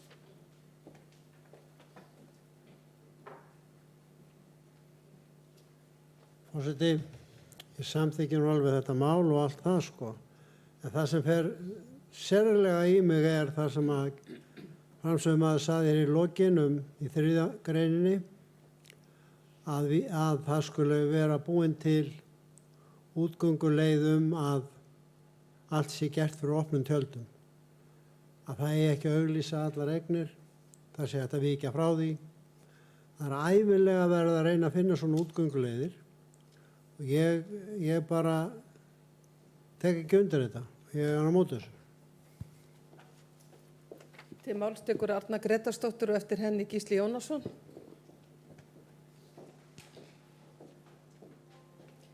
Forseti. Já, eins og við vitum mörg að þá er ég bara í grunninn á móti því að vera að selja fasteignir kirkjunar. Nú ætla ég bara að taka undir með honum Steindóri sem kom hérna upp á undan mér, að þegar við seljum þá sýnum við þó þá ábyrgð að það sé auglýst og það sé gert fyrir opnum tjöldum, og ég er algjörlega á móti þessari 3. grein hérna í nefndarálitinu sem að gerir mér ekki kleift að samþykkja málið, því miður ég þarf að greiða atkvæði á móti því. Takk. Til máls tekur Gísli Jónasson og orðið er laust. Já, forseti. Við í fjárhagsnefnd náttúrulega leggjum til þennan sölulista í ljósi aðstæðna kirkjunar í fjármálum. Það er alveg ljóst mál að við verðum að selja einhver eignir á næsta ári, eins og mun koma fram í umræðinu hér á eftir í samband eða í fyrramálið öllu heldur fjárhagsáætlunina. En varðandi 3. liðinn sérstaklega þá er bara ákveðinn misskilningur á ferðinni sem fólk verður að átta sig á. það eru ákveðin réttindi sem fólkin eru í því í ábúðarlögum þegar á að selja jörð sem er í ábúð, sem geta verið þess eðlis að það er ekki hægt að ganga fram hjá ábúðandanum. Og við getum samþykkt það sem okkur dettur í hug hér en við getum ekki brotið landslög. Þannig að þess vegna verður að taka í burtu þetta fortakslausa ákvæði sérstaklega kirkjuráð skal taka hæsta tilboðið að hafna öllum. Því að það er bara ábúðaraðilinn á ákveðin réttindi sem ekki er hægt að ganga fram hjá. Og ég vil nú bara benda fólki líka á eitt sem að fólk kannski hefur ekki áttað sig á heldur, sem ekki hefur sett sig inn í þessa hluti og þetta hefur ekkert með gagnsæi að gera. Það er einfallega þannig að ef ábúandi eins og er á ákveðnum jörðum sem kirkjan á allt húsnæði, kirkjan á jörðina en ábúandinn á jafnvel húsnæði og ræktunina. Ef að við seljum öðrum en ábúandanum í því tilviki, þá þurfum að leysa þá eign út. Kaupa til okkar allt það á matsvirði sem að viðkomandi á. Nú gæti vel hafa svo til að ábúandinn hefði boðið jörðina en einhver annar býður 1.000.000 hærra. Það er hæsta tilboð og samkvæmt þessum reglum er það að taka því. Þó að það gæti þýtt á sama tíma yrðum við að kaupa jörðina tilbaka með öllu þeim kostnaði og jafnvel tapa á henni, eins og dæmi eru til að hafi gerst. Þannig að ég bið ykkur bara að treysta okkur fasteignasviðið og fjárhagsnefndin. Við fórum vel yfir þessa hluti. Það er ekki verið að gera þetta til þess að það sé hægt að læða út einhverjum eignum og selja á þess að sé auglýst, heldur bara til þess að við getum fylgt annars vegar landslögum og hins vegar tekið því tilboði sem raunverulega væri hæst ef það væri að ræða, þó að það sé í krónutölum eitthvað pínlítið lægra. Ég held ég láti þetta duga. Til máls tekur Steindór Haraldsson.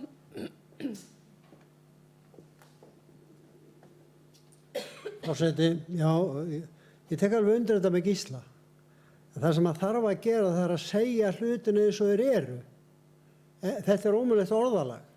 Það þarf bara að taka fram að hlíta skuli ábúðalögum. Það er svo einfalt. Það er bara að hlíta ábúðalögum. Auðvitað þarf að gera það. En ekki að skilja eftir svona mikla sko gjá til þess að sleppa í gegn. Vegna þess að þó að enginn gerir það skiljiði, þá opnar þessi texti á vantrú. Ég er ekki að segja nokkur, menn notar þetta nokkur tíma. Það er bara svo vont að sé í texta hjá okkur, já, þau eru að komast hjá því að gera þetta og þetta. Og það er það sem er verst. Bara að orða þetta þannig að það sé alveg að hreinu við hvað er átt. Það verður að fara að ábúðalögum, það er alveg ljóst. Orðið er laust. Vill framsögumaður bregðast við þessu og tekur framsögumaður til máls Gísli Gunnarsson.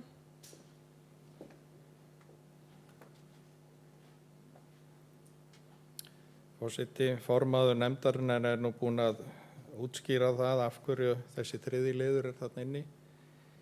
Því að það geta komið upp slíkar aðstæður að það sé ekki það alhagstæðast að taka hæsta tilboðinu. Og það getur verið í fleiri tilfellum en akkurat sem hérna kemur við ábúðalögunum. Þannig að ég veit ekki hvernig við eigum að orða þetta þannig að þetta verði þannig að þetta sé til að sleppa í gegn, sagði Steindór. Við hugsuðum þetta ekki svona að fólk tæki svo þannig að við værum að reyna að búa til einhverjar glufur sem myndu valda svona því að einhverju kunningsskapur gæti redda mönnum eignum. Það var ekki hugmyndin, en ég held að þetta sé alveg nógu skýrt þannig eins og þetta kemur fram í þriðja liðnum. Nú Arnar segist vera á móti því að selja eignir, það er bara sjónarmið. Ég er líka á móti því að selja sérstaklega jarðir því að þær eru eignir sem munu hækka í verði.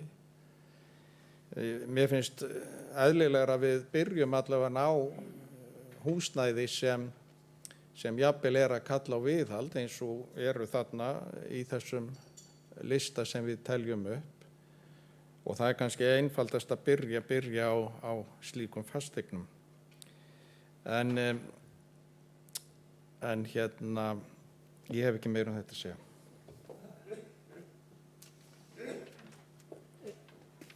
Gunnlaugur Garðarsson tekur til máls. Ef það eru fleiri, til að gefa mér merki.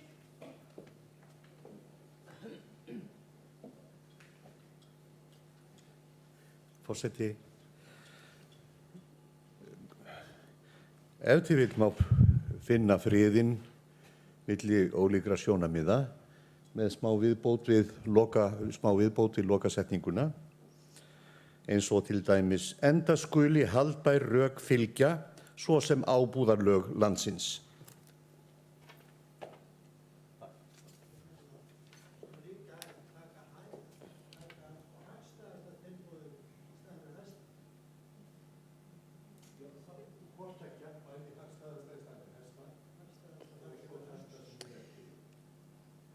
Orðið er laust.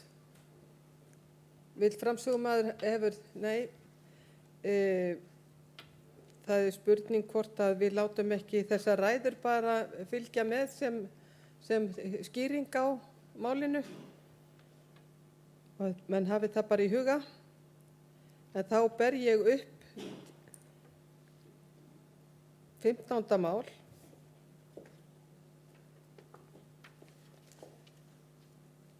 Það er breytingartillaga á þingskjali 69. Þeir sem geta samþykkt breytingartillaga gjör svo vel að gefa merki.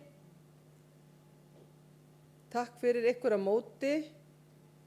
Það eru 2 á móti. En að öðru leyti er hún samþykkt. Og þá er lagt til 15. mál. Það eru 3. Já, fyrirgefðu. Það eru 3 á móti. En breytingartillagan er samþykkt, þá leggir málið til atkvæða, tillaga til þingsályktunar um sölu fasteigna með áorðnum breytingum og þeir sem geta samþykkt hana gjör svo vel að gefa merki. Takk fyrir. Ykkur á móti. 2, 3. Það eru 3 á móti líka. En þá er 15. mál samþykkt með áorðnum breytingum og er þannig afgreitt frá kirkjuþingi. Fyrir er tekið 22. mál til síðar umræðu. Tillaga til þingsályktunar um stofnun starfshóps til að skilgreina þörf fyrir presta og djákna vegna vígðrar grunnþjónustu, flutt af allsherjarnefnd, og það er breytingartillaga og nefndarálit á þingskjali 63 og það er flutt af allsherjarnefnd og framsögumaður er Guðrún Karls Helgudóttir og tekur hún út til máls. Forseti. Ég flyt hér nefndarálit og breytingartillögu við tillögu til þingsályktunar um stofnun starfshóps til að skilgreina þörf fyrir presta og djákna vegna vígðrar grunnþjónustu þjóðkirkjunnar á landsvísu.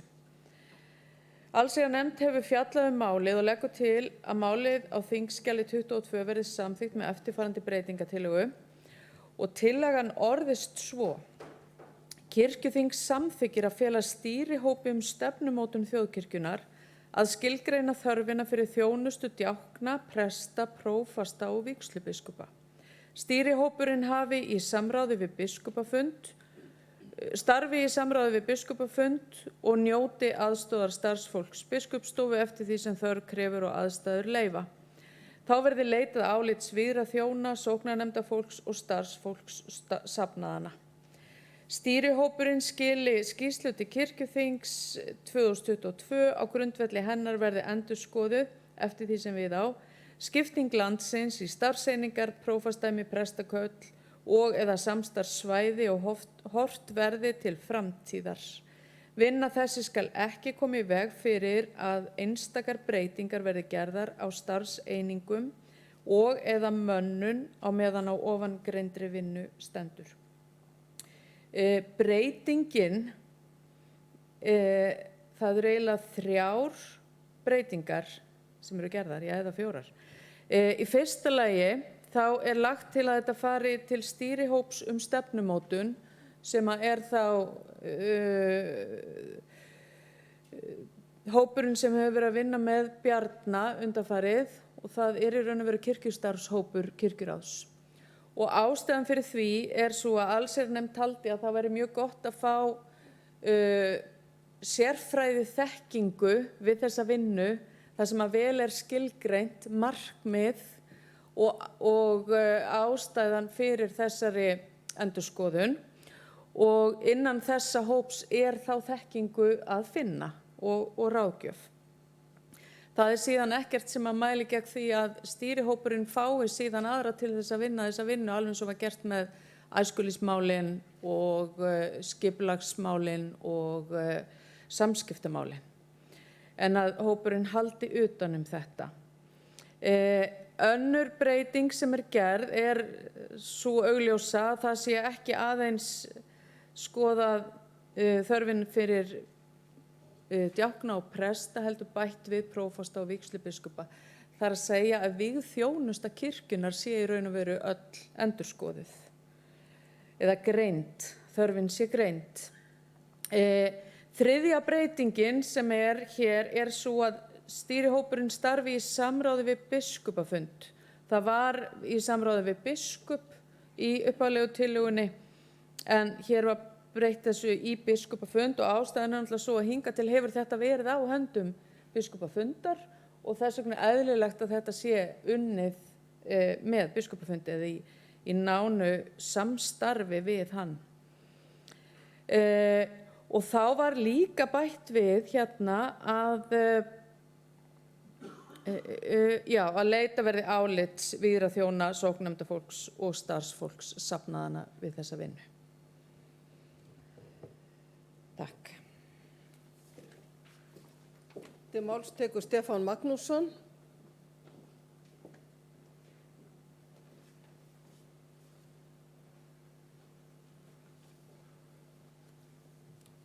Forseti, ég held að við verðum að gera formlegri greiningu á milli stýrihópsins og þess hóps sem vinnur að þessu. Það ekki vegna þess að sé ekki öflugt og frábært fólk í stýrihópnum, heldur hitt hvernig það samsett að öðru leyti. Og ég held að kirkjuþing verði þá að kjósa hóp sem fer í þetta mál sem vinni í góðu samstarfi við stýrihópinn. Það dálítið áferðarmunur á því, en hef ekki aðrar athugasemdir. Orðið laust. Steindór Haraldsson og Gísli Gunnarsson eftir honum. Gísli og svo Steindór.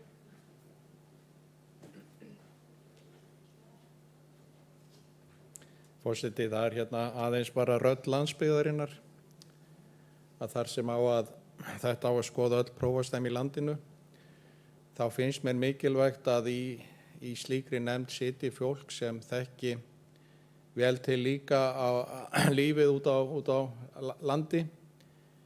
Það sé ekki bara hér unnið hér syðra. Ég held að það sé mjög mikilvægt líka til þess að ákveðnar breytingar nái fram.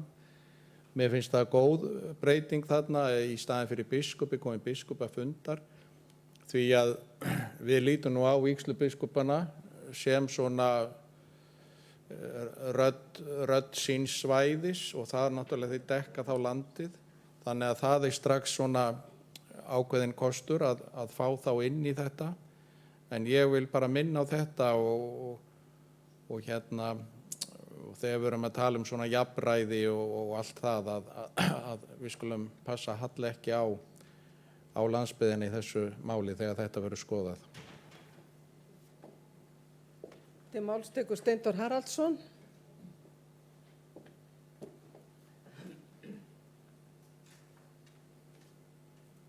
Já, forseti. Ég var nú á þessu máli sem að 22. máli hérna sem að var flutt fyrir umræðu. Þetta er nú ansi mikil breyting á tillögunni og hérna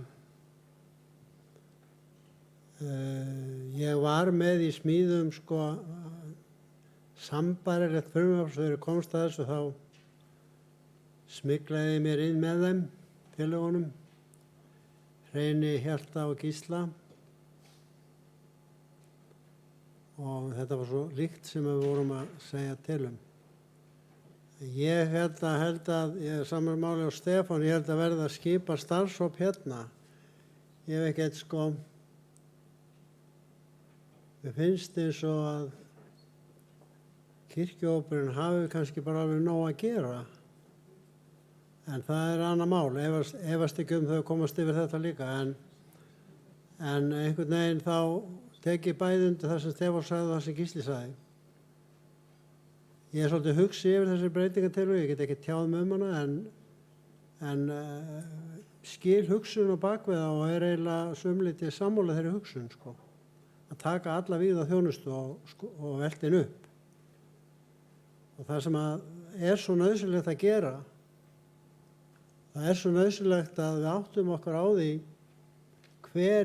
hvað er raunverulegt álag á öllum vígðum þjónum í kirkjunni og hvar er álagið. Og ég þekki það bara út um landið þar sem að prestar eru að taka við stærri svæðum heldur en að hafa haft áður. Að við fyrstu sýn virðist ekki vera neitt, svo er þetta bara stór mál. Af því að það er líka tími sem fer í ferðalög og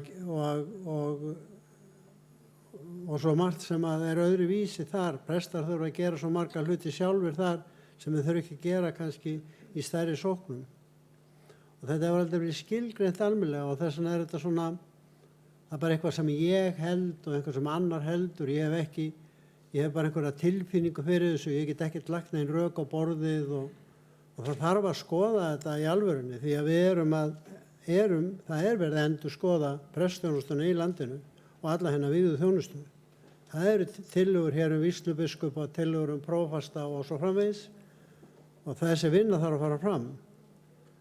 Ég er svo sem hef ekkert stóra skoðanir á þessu, ég hef veist ekki að þessi kirkjuóper getur alveg gert þetta en mér hefði nú frekar fundist að það ætti að skipa starfshóp hérna kirkjuþinginu bara sjálfstæðan í þetta mál og dreifa honum landið. Takk. Aðeins áður en ég gef næsta ræðumanni orðið að þá hefur forseti eiginlega ákveðið að vísa málinu aftur í allsherjarnefnd til að skoða þessar athugasemdir sem á komið fram og það er þá hægt að klára þetta á nefndarfundi í kvöld. Ég bara mótmæli þessu, mér finnst það auðvitað þessi umræða að fá að halda áfram og svo tökum við áfram að reyna hana.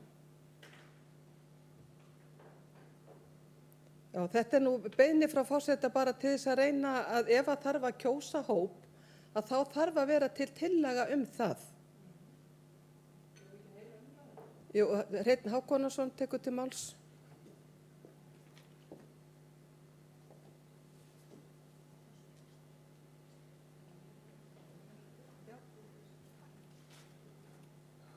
Forseti, ég var nú að segja það eins og hefur komið fram hérna, er nú dálítið hissa á þessari niðurstöðu allsherjarnefndar með því að koma þessu verkefni yfir á stýrihópinn. Þetta verkefni eins og ég sá þetta fyrir mér og var einn af flutningsmönnunum, er alveg óskaplega mikilvægt verkefni og ég er ekki að efast það með þessum orðum að stýrihópur ráði ekki við það. Óskaplega mikilvægt verkefni sem verður að vinnast af mikilli svona þekkingu og ákveðni og ég hefði séð fyrir mér í þessum hópi landsbyggðarpresta, þéttbýlisprest, sérþjónustuprest, svona víðtækari hóp heldur en þennan ágæta stýrihóp og sem ég á nú sæti sjálfur í og sérþjónustuprestur en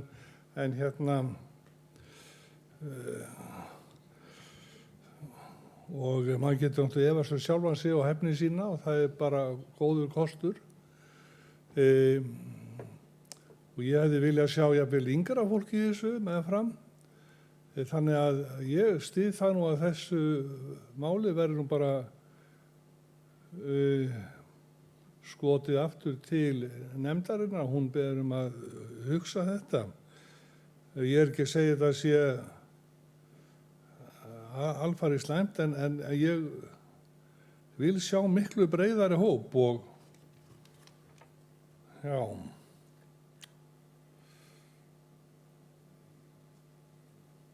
Takk fyrir. Til máls tekur Hjalti Hugason og eftir honum Guðrún Karls Helgudóttir. Og síðan Kristján Björnsson.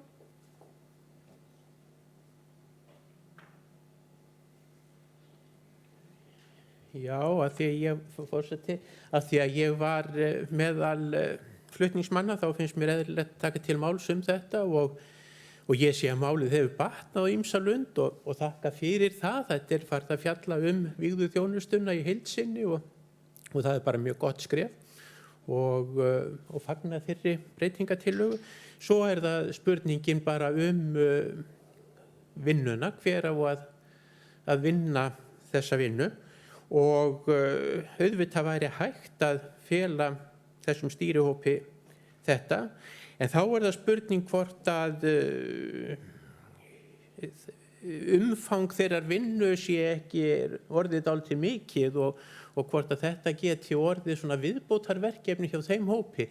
Þannig að ég held að við verðum að velta því fyrir okkur hvað er framgangi málsins helst til bóta og ég sé kostina við að þetta sé inn í einhverju breiðri vinnu en samt sem áður er þetta dálítið sérhæft og þess vegna held ég að það færi vel á því að gaumgæfa það í alvöru.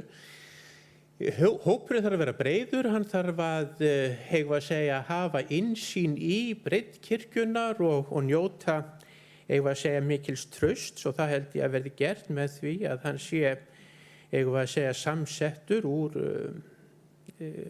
þéttbýliskirkju og dreifbýliskirkju.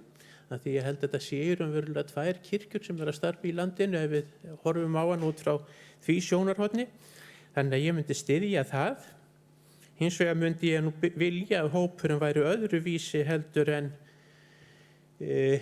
meðflutningsmaður minn Hreinn taldi upp áðan. Það var að segja að þar voru allir prestar. Ég held að það þurfi alls ekki að vera, að þetta sé einhvers konar vígður hópur. Það geti vel verið að það þyrfti líka að hafa í þessum hópi annars konar fólk heldur en prestsvígsl, þó ég sé nú kannski ekki að tala vígsluna beinlínis niður, það geði ekki svo. Til máls tekur Guðrún Karls Helgudóttir og eftir henni vígslubiskupinn í Skálholti, Kristján Björnsson. Forseti, ástæðan fyrir því ég mótmælti því að þetta yrði sent beint aftur til nefndar án umræðu er svo að ég tel ekki eðlilegt að einn maður á kirkjuþingi sem á móti ykkur geti farið til forseta og fengið öll breytt. Þetta mál þarf bara að fara í sama ferli og önnur mál, alveg sama hver á móti því og hver það sem styður það. Það er ástæðan. Og eins og ég talaði áðan, þá var hugmyndin eingöngu sú að þetta færi inn í þennan hóp vegna þess að það er sérfræðiþekking fyrir hendi og það er svo mikilvægt að þetta mál verði unni faglega en ekki bara mér finnst að því ég bý í Grái eða mér finnst að því að ég bý á Akureyri eða Vestfjörðum eða hvað það nú er. Og mér finnst eitthvað að því ég er 32 ára eða að því að ég er 69 ára. Og við ræddum þetta svo mikið í nefndinni að það er svo mikilvægt að mjög margir hópar eigi þarna fulltrúa.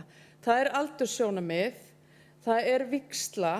Það er til dæmis mjög mikilvægt að koma þarna inn reynsla prófasta, reynsla vígslubiskupa, reynsla sóknarnefndafólks og við sáum eiginlega fyrir okkur að það yrði nánast ómögulegt að velja í svo nefnd og það var ástæðan fyrir því að við sáum fyrir okkur að stefnu þessi stýrihópur sem nú þegar er að störfum og kosta kirkjuna ekki mikið, myndi taka að sér að fá fólk til þess að vinna þetta og þá undir góðri stjórn sérfræðing sem að kann að vinna stefnumótun. Og við höfum í raun og veru ekkert að móti því að setja saman nefnd með fólki með einhverjum öðrum hætti ef að það er vilji þingsins og allt í lagi með það og ég er alveg tilbúin að fara meira sér eftir og skoða það. En ég vil að það sé þá vegna þess að það sé niðurstaðan eftir samtali hér í dag en ekki vegna einhverjar annarar ástæði. Og alveg til ég endurskoða það. Takk. Til máls tekur Kristján Björnsson vígslubiskup og eftir honum Stefán Magnússon og síðan Skúli Ólafsson og svo Gísli Jónasson. Forseti, já, takk fyrir góða umræðu. Málið kemur þannig frá nefnd að það er svona ákveðnar breytingar sem eru mjög athyglisverðar og sumar af þeim held ég að eigi bara mjög mikið erindi inn í framhaldið á þessu máli. Ein góð breyting er sem sagt, bara tek það svona fyrst að því að stendur svolítið nálægt mér með biskupafundinn, að þetta það er ekki beint, já það er nánast hlutverk biskupafundar að meta þjónustuþörfina á hverjum stað. Þannig að þetta er sem sagt skarast á við svona skipun starfshóps eða stýrishóps eða hvers konar hópur sem það er sem að fer yfir heildarskipulag þjónustu kirkjunnar, að þá skarast það alltaf á við hlutverk biskupafundar sem að ber að meta þjónustuþörfina í landinu hverju sinni og bæði til skamstíma og til lengri tíma. Það er svona eitt hlutverkið og þess vegna er það til bóta að það er komið inn að eiga að gera þetta í samráði við biskupafund og sem hefur þetta líka á sinni könnu. Upphaflega hugmyndin er greinilega að horfa á frá starfshópnum að horfa á þörfina, þjónustuþörfina sem er svona byggir nánast á þessari gömlu vinnu sem hefur eiginlega alltaf verið í gangi. Það er brauðamatið, það er heildarskipulag þjónustukirkjunnar og það er sú vinna sem er til alveg gríðarlega mikið af gögnum í kirkjunni og hefur oft verið horft bara mjög langt til framtíðar í þeim efnum og svo er það önnur breyting sem ég tók eftir að er orðin í nefndinni er að það er sem sagt í staðinn fyrir að upphaflega starfshópurinn leggur til að verði skoðað þjónustuþörfin í grunnþjónustu kirkjunnar, þar að segja í hinni vígðu þjónustu presta og djákna. Það er ekki verið að sem sagt horfa á mikið meira þar, en síðan allt í einu hjá nefndarálitinu þá farið að tala þjónustuþörf prófasta og biskupa og vígslubiskupa sem eru sem sagt meira og minna í einhvers konar stjórnunar eða tilsjónarhlutverki með þessari þjónustu. Þannig að tillagan hefur breyst á þann hátt líka töluvert og horfið frá því að taka bara fyrir grunnþjónustuna. Þetta er svona bara mín tilraun til aðeins að greina stöðuna eins og hún er orðin og því þykir mér umræða, já, svo er eitt kannski bara rétt í blálokin sem að dregur mig þá í raun og veru að þessari niðurstöðu að það geti verið mjög nauðsynlegt og gagnlegt að hleypa þessu máli aftur inn í nefndina áður en að verða afgreitt frá þinginu er að þegar það verða miklar umræður í seinni umferð einhvern mál og það sem að mönnum sýnist sitthvað að þá getur þetta verið mjög skynsamlegt og nauðsynlegt vegna þess að það fari aftur til nefndar og verði tekið tillit til þeirra umræðu sem að verði núna við aðra umræðu. Og það er bara tæknilegt atriði sem er held ég bara mjög gott fyrir kirkjuþing að temja sér, að vinna þannig að komi fram mikil álitaefni í annar umræðu, þá sé mjög skynsamlegt að setja það aftur inn í nefnd og taka tillit til þeirra sjónarmið sem hefur verið lýst og reyna að samræma það. Því þarna er að ræða töluverðar breytingar í nokkrum liðum á upphaflegu tillögunni. En ég ætla bara að árétta í lokin að mér finnst margar eða sumar af þeim breytingum sem eru þarna núna í nefndarálitinu eru mjög til bóta af því það er eins og ég hef nefnt áður. Takk fyrir það. Til máls tekur Stefán Magnússon og eftir honum Skúli Ólafsson og er Stefán að tala í annað sinn. Forseti. Nú voru menn fannir að taka sér dálítið grimmt skáldarleyfi hér á kirkjuþingi þegar er verið að halda því fram að einhver hafi talað við forseta kirkjuþings og þar með hafi málið umpólast. Svoleiðis ganga nú hlutirnir ekki fyrir sig hér á eyrinni, sko. Ég geri fastlega ráð fyrir að það hafi verið rætt mig í þessu samhengi að því ég sté hér upp að háborðinu til þess að biðja forseta það að gefa mér tímafrest til að koma breytingatillögu málið vegna þess að það var ekki tækt eins og það væri núna, eða ég gæti ekki samþykkt eins og kemur fyrir núna. Það var nú öll ósköpin. Forseti með til það síðan hvernig hann tekur á málinu. Það eins og ég er búinn að segja áður, of mikil einsleitni í þeim hóp sem í stýrihópnum. Það bara ekki flóknara en það, sko. Við verðum að hafa breiðari aðkomu að hópnum. Við getum eftir sem áður verið í samstarfi við þennan stýrishóp varðandi hugsanlega einhverja þætti sem væri hægt að kanna eða nýta aðkomu Bjarna eða hvernig sem það er. Það er ekkert vandamál. Og það er ekki heldur á mínum mati ásættanlegt að stýrihópur sem kirkjuráð skipaði sjálfur sér til að sinna allt öðrum hlutum takið síðan að sér að skipa undirnefnd undir sig til að vinna þetta mál áfram. Það gengur ekki heldur, sko.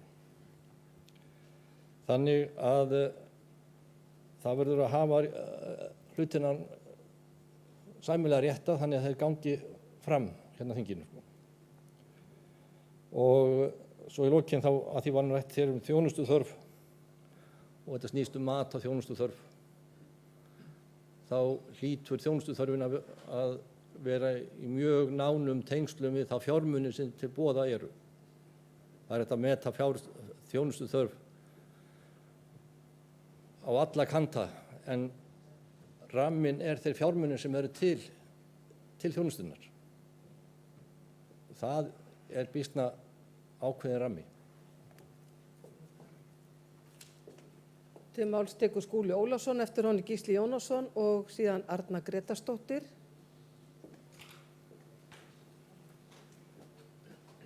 Forseti, þetta er afskaplega áhugavert mál og þessi matsvinna sem að lögð til í þessu máli er sjálfur sér eitthvað sem ætti að vera sístætt verkefni fyrir þjóðkirkjuna. Þannig held ég að það sé nú í flestum skipulagsheildum að það er sífellt verið að horfa yfir sviðið og meta það að kraftar og fjármagn nýtist sem best. Hér þarf kannski að skoða í því sambandi hvað er átt við í rauninni með þörf fyrir þjónustu. Er verið að kalla eftir því hversu mikið leitað er til viðkomandi? Er verið að horfa á kílómetra sem viðkomandi þarf að keyra til að fara á milli staða? Er verið að horfa á það hvaða kröfur við getum gert til þess að viðkomandi hafi frumkvæði að viðburðum og atburðum og þjónustu? Þetta getur verið svolítið snúið að átta sig á því hvað átti við, en þá bendi ég nú á það, við eigum auðvitað viðmiðanir sem kirkjuþing hefur sent frá sér, innri samþykki kirkjunar tilgreina allskyns viðfangsefni og verkefni sem kirkjan er að vinna að og þær má alveg uppfæra reglulega með hliðsjón af breyttum aðstæðum og þá erum við nú strax komin með nokkuð góða vísbendingu þessa þörf sem talað er Við eigum líka skýrslur og sem að prófastar hvetja presta til að fylla út og þar kemur líka fram hversu mikið sótt er til þeirra þjónustu. Og svo er það náttúrulega líka þannig, ég held að þetta sé mjög vandasamt verkefni sem býður þessara einstaklinga sem munu sinna því að svo er þetta náttúrulega mismunandi bara eftir fólki hversu mikið leitað er til þess. Sumir eru með styrkleika í sálgæslu og það spyrst út í nærsamfélaginu og víðar og það er mikil ásókn þar og aðrir eru kannski með eiginleika sem nýtast á öðrum sviðum og svo ef að búið er að greina þetta sem svo að þessi starfseining eða þessi þessi sókn eða þetta prestakall hafi þar að leiðandi mjög mikla þjónustu þörf og svo verða mannaskipti og þá kannski allt í einu snar fækkar viðtölum í sálgæslu. Þetta er með öðrum orðum kannski örlítið viðameira verkefni heldur en að það hljómar í fyrstu og ég held að eins og það er margt jákvætt í þeim tillögum sem að allsherjarnefnd hefur gert hérna, breytingatillögum, að þá held ég að megin efnið ætti nú samt í ljósi þessa sem ég er svona að velta upp, ætti í rauninni að vera sjálfstæður hópur sem þarf í rauninni að vinna mjög nákvæmlega að því að skilgreina viðfangsefni sem man ætlar að fást við. Og þar af leiðandi væri það styrkur ef að einn fulltrúi úr þessum hópi kæmi úr guðfræðidildinni og þá kannski fyrir kennimannlega guðfræði. Það væri styrkur ef að Prestafélag Íslands myndi tilnefna einn og svo mætti leita til leikmanna í starfi kirkjunnar sem væri þá þriðji aðilinn og leita að sambærilegri vinnu sem hefur átt sér stað í öðrum skipulagsheildum, til dæmis innan háskólans í stofnunum ríkisins og sveitarfélaga og víðar mætti finna það. Þannig að það sem sagt að tengja þetta inn í þessa stefnumótunarvinnu og þann ágæta hóp sem að stendur þar að verki, ég held að þetta verkefni sé bæði miklu meira krefjandi en svo að það sé hægt að bæta því bara ofan á ærin verkefni sem sá hópur hefur nú þegar með höndum. Ég held að verkefni sé mikilvægara en svo að við ættum að líta á það sem eina auka vinnuna til viðbótar hjá þeim og ég held líka að viðfangsefni sé flóknara og guðfræðilegra en svo að við ættum ekki að láta einstaklinga taka það sem að virkilega hafa gefið sig að rannsóknum og slíku sviði, að minnsta kosti hluta þeirra, og þar með held ég að við gætum fengið ákaflega gagnlegt plagg ef vel tekst til. En ég ítreka það að við eigum bæði innri sambandi kirkjunnar og það mætti í því sambandi uppfæra þær. Við eigum skýrslur og svo erum við með prófasta umboðsmenn land allt eins og einhvers staðar var auglýst og það eru náttúrulega lykil aðilar þegar kemur að því að meta þessa þjónustu. Til máls tekur Gísli Jónasson og eftir honum Arna Gretarsdóttir og já, það er kall. Já, forseti, ég vil nú í sjálfu sér þakka fyrir þetta nefndarálit og breytingatillöguna. Ég tel að það sé ýmislegt þarna til bóta eins og að taka heildar myndina en ekki bara grunnþjónustuna. Ef að við höfum tóm og tíma til þess þá er það auðvitað langt best að við tökum heildina sem slíka og besta mál með biskupafund. En það sem að kannski virðist nú steita svolítið á hérna, það er spurningi með stýrihópinn. Mér kom nú í hug í þessari umræðu þetta með eggið og hænuna, hvort kemur á undan. Hvort felum við þetta verkefni stýrihópnum og hann síðan finnur fólk til að vinna í einhvers konar nefnd eða hvort að við skipum nefnd sem falið er að vinna í samráði við stýrihópinn. Það er kannski hægt að nálgast þetta frá báðum hliðum í sjálfum sér. En það sem að nú kannski vandamálið er það að sennilega viljum við næstu í öll sem hér við vinni verið í þessari nefnd og treystum helst engum öðrum. Og þá er auðvitað vandinn hvernig eigum við að koma þessu fyrir. Mér dettur nú í hug að það væri nú hægt að leysa þann vanda ef við fáum nú röggsama nefnd með því að hún haldi þá einhvers konar málþing eða ráðstefnu þar sem að við öll hinn gáuðu fáum að koma og láta ljós okkar skína og vona að einhver hlusta á okkur. En svona til þess að tala nú ekki bara gáleysislega þá vil ég náttúrulega minna á að það liggur þegar fyrir mikið efni og sem auðvitað er hægt að nýta og verður að nýta og það liggur mikil þekking eins og bent hefur á í reynslu ýmissa Þannig að jafnvel þó allir komist ekki í nefndina, þá vonandi fá nú sem flestir tækifæri til að koma að vinnunni með einum hætti eða öðrum. Ég vil bara nefna því að eitt upphafið af öllum þessum ósköpum er nú kannski minnisblaðið sem að ég vann við annan mann hér í vor og sumar og menn held að væri nú kannski bara geðþóttaplagg, tveggja miðaldra hvíta kallmanna eins og var eins og orðað við mig. En ég get bara fullvissað ykkur það að baki því minnisblaði er afskaplega stórt og mikið Excel-skjal þar sem búið var að skoða alla þessa þætti, innri samþykktir, vegalengdir, þjónustu staði og allt mögulegt og reyna að vinna þetta allt saman.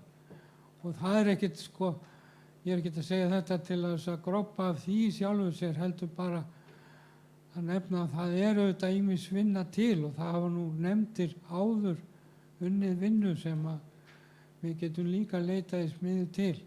En það sem ég hef bara áhyggjur af er það ef að við út af einhverju formlegu hvort að nefndinni skipaði þessum eða hinum eða annað komumstum ekki að nefni vitrænni niðurstöðu og málið bara tefst og tefst.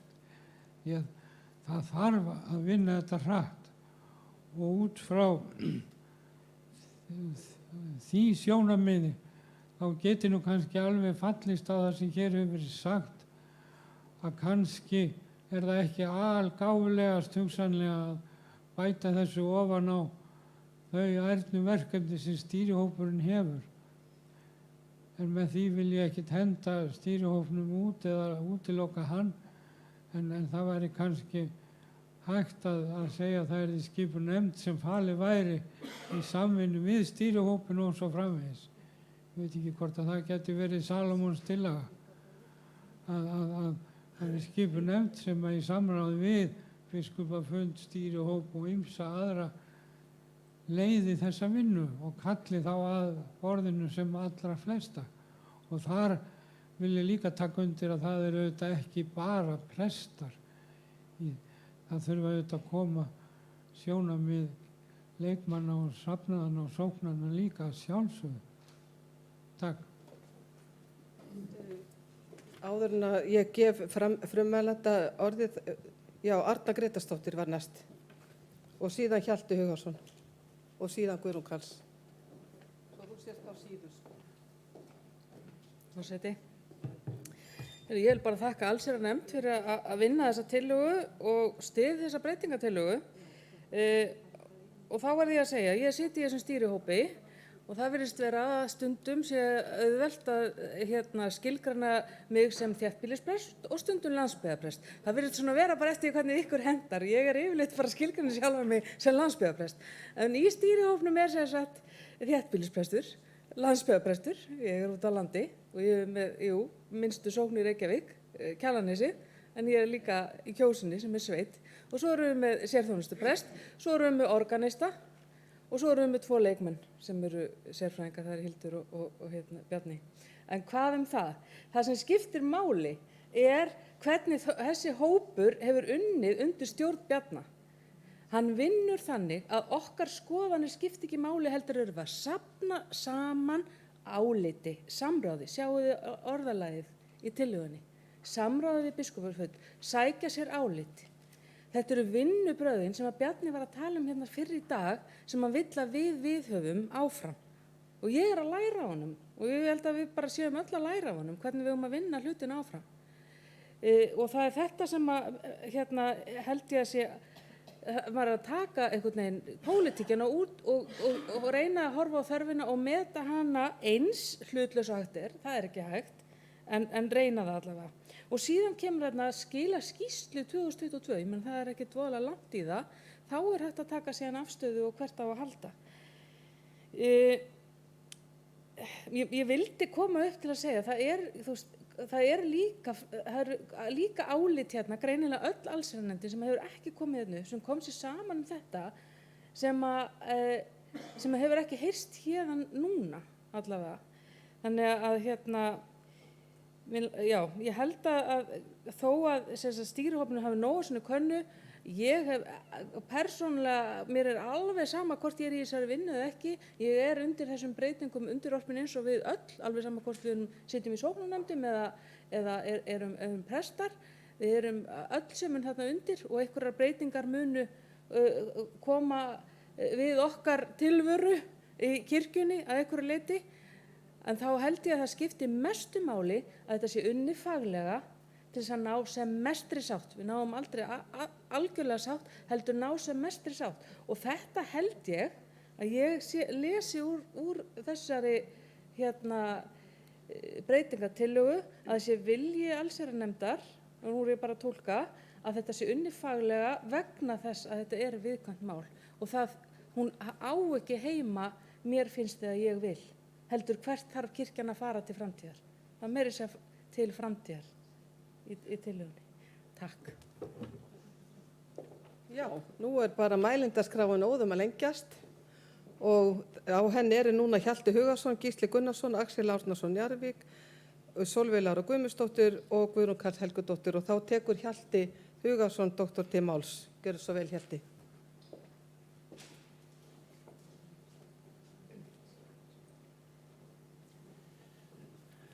Forseti, nú sé ég eftir að hafa verið búin að biðja orðið, ég hefði viljað koma seinna, en ég er bleið að sinja á. Það hefur verið ágætis umræða þetta mál og ég held að það hafi verið mjög mikilvægt að hún ætti sér stað og það geti orðið mjög mikilvægt að málið fái frekari vinnslu. Það hefur verið talað þetta sé kannski flókið og guðfræðilegt mál, það getur vel verið að svo sé. Ég er hins vegar ekkert ægilega hræddur það að það sé kannski versti akkillesarhællinn sem sé við að glíma í þessu máli. Ég held að í þessu máli þá þurfi fyrst og fremst dirfsku, framtíðarsýn, frumleika og umfram allt enga svona breytingafælni eða frestunaráráttu. Við skulum bara muna upphaflegan tilgang með þessari tillögu. Þetta var háideológisk tillaga og það var sem sagt meiningin með henni að kirkjan mótaði sér á grundvelli nýrra laga og nýs samnings við ríkisvaldið sjálfstæða nútímalega starfsmannastefnu. Við brytum upp það munstur sem hingað til hefur verið í kirkjunni, sem sagt þessi áhersla á prestakirkjuna.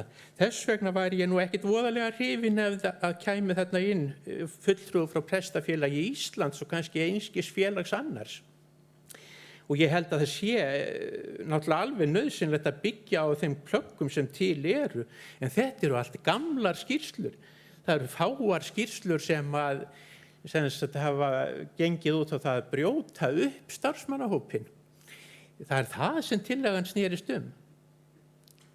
Ný kirkja, kirkja fjölbreyttrar starfsemi, þéttbýliskirkja í þéttbýli og dreifbýliskirkja í dreifbýli, þar sem starfshóparnir gætu þurft að vera mismunandi, en umfram allt þetta, ný kirkja.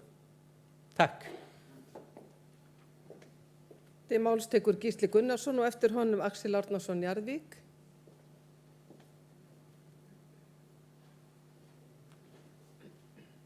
Forseti.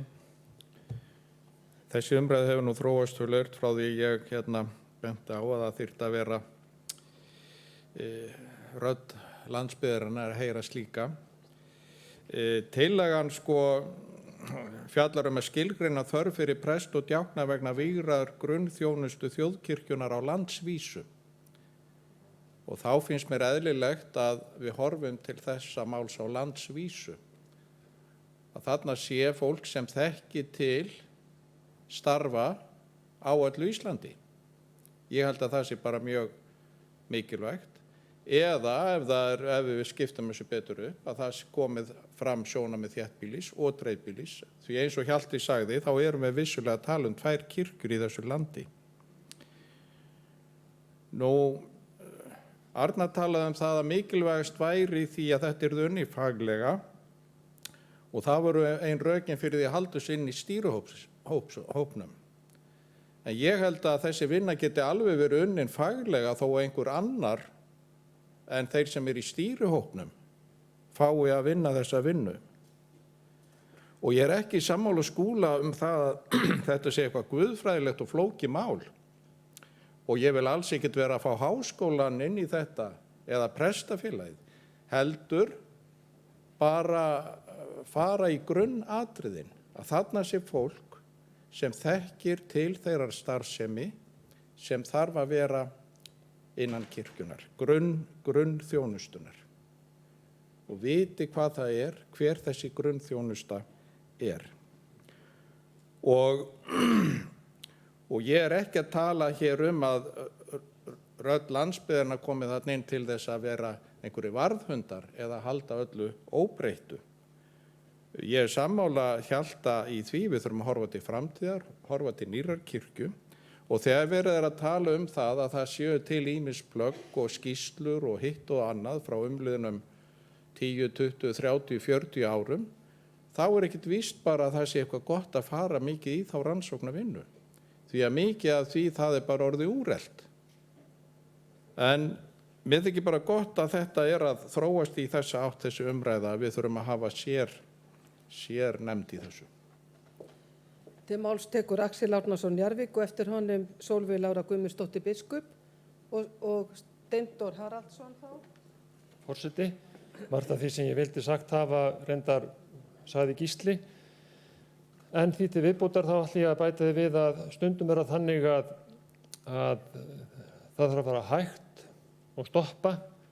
Í öðrum málum þarf að fara hratt og fljótt. Og af hverju það?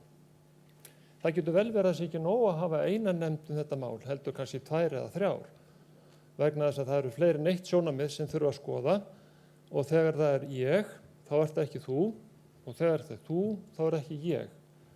Og það stundum þannig rökin að ég vil þetta og ef ekki þetta, þá stoppa ég allt. Og þetta hef ég heyrt mörgum sinnum, þó ég hafi kannski ekki tjáð mig mikið þetta. 2 nefndir, 3 nefndir. Æskulýðs eða þing unga fólksins, það getur komið með eina sýn. Við getum komið með aðra sýn og svo getum við búið til einhver allt aðra sýn. Ekki ósvipað því að búið til flugvél. Þá samkeppni það hvað á að búa til og því þekki það að þetta til Airbus og þetta Boeing og eins og þetta til Douglas og fullt af öðrum tegundum. En þetta er grunnplagg sem búið til og það ekki gott ef það bara eitt grunnplagg lagt fram eins og þessi bara einn valmöguleiki, heldur það alltaf minnst 2 eða 3 eða 4 og kannski svo 5. sem við yfirsjáumst vegna þess að við verðum þröngsýn. Stundum spurt hvað ferningum með margar hliðar og allir svara strax það eru 4, en það eru 6. Það eru grannt skoðað og talið. Og þess vegna vil ég í raun og veru fá að leggja það til ef hægt að gera það að það verði ekki ein nefnd heldur að minnst 2 eða 3 og þær vinna ekki saman, heldur koma með valmöguleika eins og hefði þurft að gera, til dæmis varðandi kirkjuárasamkomulagið, hvað felur þetta í sér að þetta samþykkt. Og þetta heitir líka áhættugreining sem við þurfum að geta gert. Hvað þýðir það ef þetta gert og hvað þýðir það ef hitt gert. En ekki einblína bara á eina hugmynd og ef okkur líst ekki á hana, þá bara segjum við nei. Þannig virðist að vera oft. Og þess vegna þarf maður að hafa valmöguleika. Kannski svo að fara á ball. Já, þá tökum til máls Sólveig Lára Guðmundsdóttir biskup og eftir henni Steindór Haraldsson. Og Gunnlaug, þú ert í annað því. Forseti, ég sagði ekki örstutt. Mér langar til að byrja á því að þakka nefndinni fyrir þau hafa greinilega legið yfir þessu. Og hugsa þetta mál mjög grannt og ég kann að meta svoleiðis þegar að nefndirna vinna virkilega vinnu og skoða og lesa þetta ekki bara yfir og segja við bara samþykjum þetta óbreytt og svo framvegis. Mér sýnist það að þessu löngu umræðu sem búin að vera þetta að við séum öll sammála allt nema það hver á að vinna vinnuna, ekki satt? Og þá sé ég svona kannski 3 valmöguleika. Það er stýrihópurinn, margum ræddi, sem er lagt til í þessari tillögu og annar væri að velja fólk hér á kirkjuþingi og þriðji valmöguleikinn væri að þetta væri áfram höndum biskupafundar. Og sko, við skulum aðeins, við erum núna og þurfum að spara. Við þurfum að horfa í hverja krónu. Við erum ekki bara að spara launakostnað í grasrótarstarfinu. Við þurfum líka að hugsa það hvað starfsmaður stýrihópsins kostar. Mjög dýr svo leiðis á okkar mælikvarða og okkar krónu og aura mælikvarða. Þá sé það kannski ekki hjá einhverjum stærri fyrirtækjum sem hann að vinna mjög faglega og góða vinnu fyrir. Það miklu ódýrara að fá kirkjuþingsfólk í þetta en ekki ókeypis, því að nefndarlaun eru ákveðin en þau eru ekki há. Nú, biskupafundur hefur haft þetta á sinni könnu og það hefur ekki kostað neinar aukakrónur. Við erum bara á okkar launum og fáum enga auka greiðslur fyrir það að sitja biskupafundi eða fyrir þá vinnu sem við erum að vinna og það er bara alveg sjálfsagt. Nú, við höfum yfirsýnina. Við vísiterum söfnuði og við erum ekki bara vísitera, við erum í daglegu sambandi, ég veit ekki hvort ég gera, ég held að sé mjög fáreininni þó ég hafi sendt mína skýrslu til ykkar mín störf, ekki margir sem gera sér grein fyrir daglegum störfum okkar. Við erum í daglegu sambandi við sóknarnefndir og presta í okkar umdæmum og við þekkjum vel aðstæður og séra Gísli Gunnarsson hann sagði einmitt að í þessari nefnd sem myndi vinna þetta þyrfti að vera fólk sem þekkir aðstæður og mér fannst þetta frábær orð sem að Hjalti Hugason kallaði eftir að í þessari vinnu þarf að sýna dirfsku og framtíðarsýn, enga breytingafælni því við erum að skapa nýja kirkju og það er einmitt það sem að við höfum verið að gera undanfarin ár með tillögum frá biskupafundi sameiningaprestakalla þar sem að aukin samvinna og þjónustubyrðin jöfnuð á milli starfsfólks kirkjunnar. Þannig að við skulum vera djörf, við skulum hafa framtíðarsýn, alls ekki breytingafælni, við skulum skapa nýja kirkju og gera það með það að leiðarljósi að það kosti ekki of mikla peninga.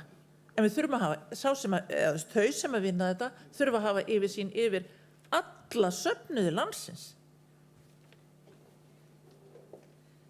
Til máls tekur Steindór Haraldsson í annað sinn, eftir honum talar Gunnlaugur Garðarsson og síðan Einar Már Sigurðarson og síðan frummælandi. Já, forseti.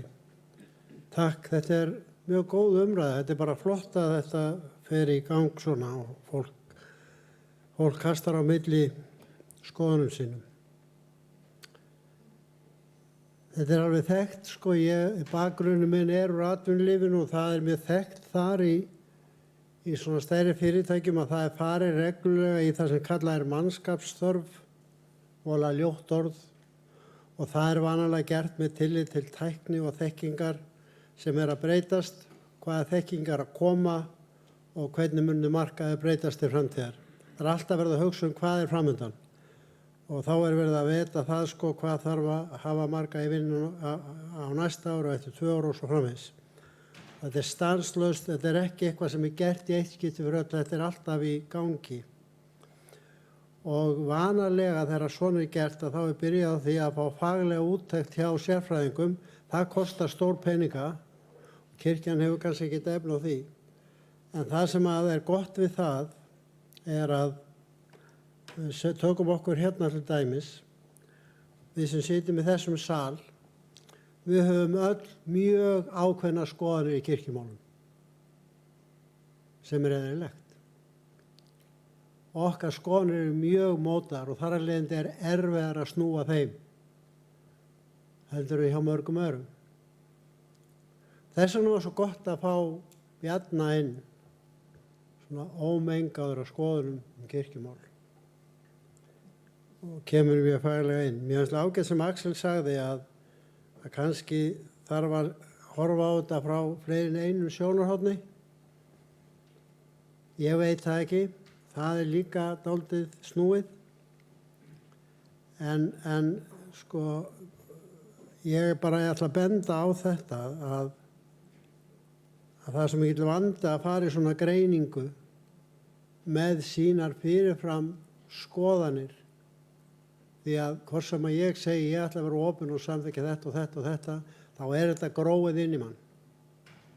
Og ég þekki engan með sterkari skoðanir en biskupahund. Takk fyrir. Til máls tekur Gunnlaugur Garðarsson og eftir honum Einar Már Sigurðarson.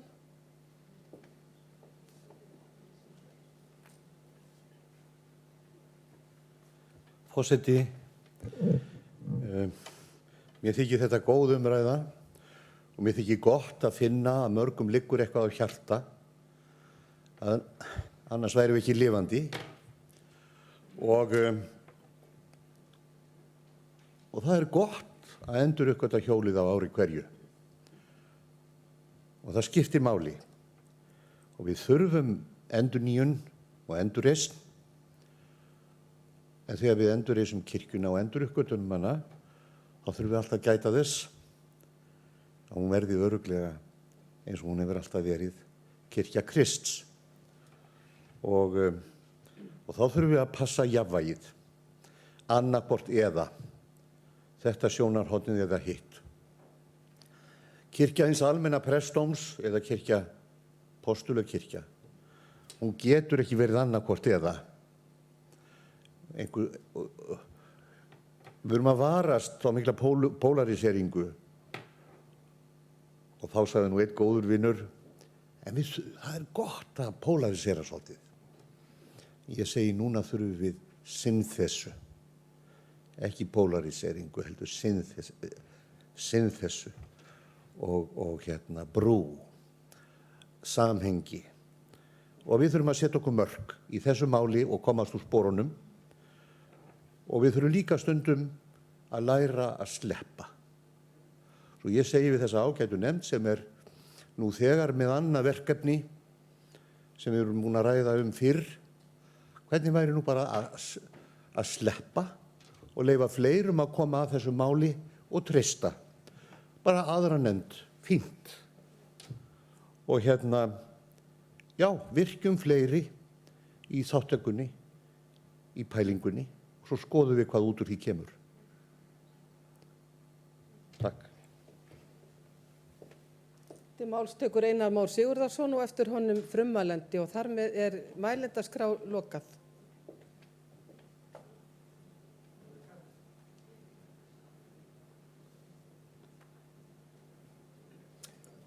Forseti, þetta hefur margt verið fróðleg umræða, farið víða og ýmsar skoðanir uppi. En eins og bent var hér áðan, þá virðast allir sammála það hvað verkið er brýnt og það sé nauðsynlegt að vinna það. En orkan fyrir það hver á að vinna hvað.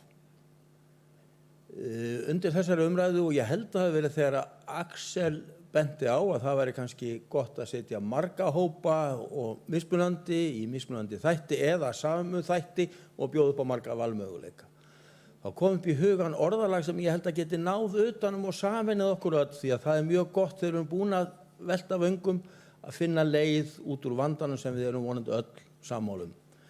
Og þá datt mér í hug að í stað þess að segja, eins og segir þarna uppi, nú er ég að sjá það til að fara rétt með, að fela stýrihópum stefnumótun þjóðkirkjunnar að skilgreina þörfina, að hafa orðalagið frekar, kirkjuþing samþykkir að fela stýrihópum stefnumótun þjóðkirkjunnar að leiða vinnu skilgreiningu á þörf og svo framvegis. Að leiða vinnu, það þýðir að stýrihópurinn hefur þá mun meira umboð, það er enda talið upp þarna eftir ýmsir aðilar sem þeir eru að tala við, til dæmis að sitja einhverja hópa í anda þess sem Axel sagði hér áðan eða einhvað annað. Það er að leiða vinnuna, hún er mjög víðfemm og það þarf væntanlega að kalla á ýmsa hópa og þá var það stýrihópurinn sem að leiddi hana en þyrfti ekki endilega að vinna allt verkið sjálf en tæki síðan til sín verkið eða niðurstöðurnar og síðan væri kirkjuþingi líka vettvangur væntanlega til þess að fjalla áfram málið.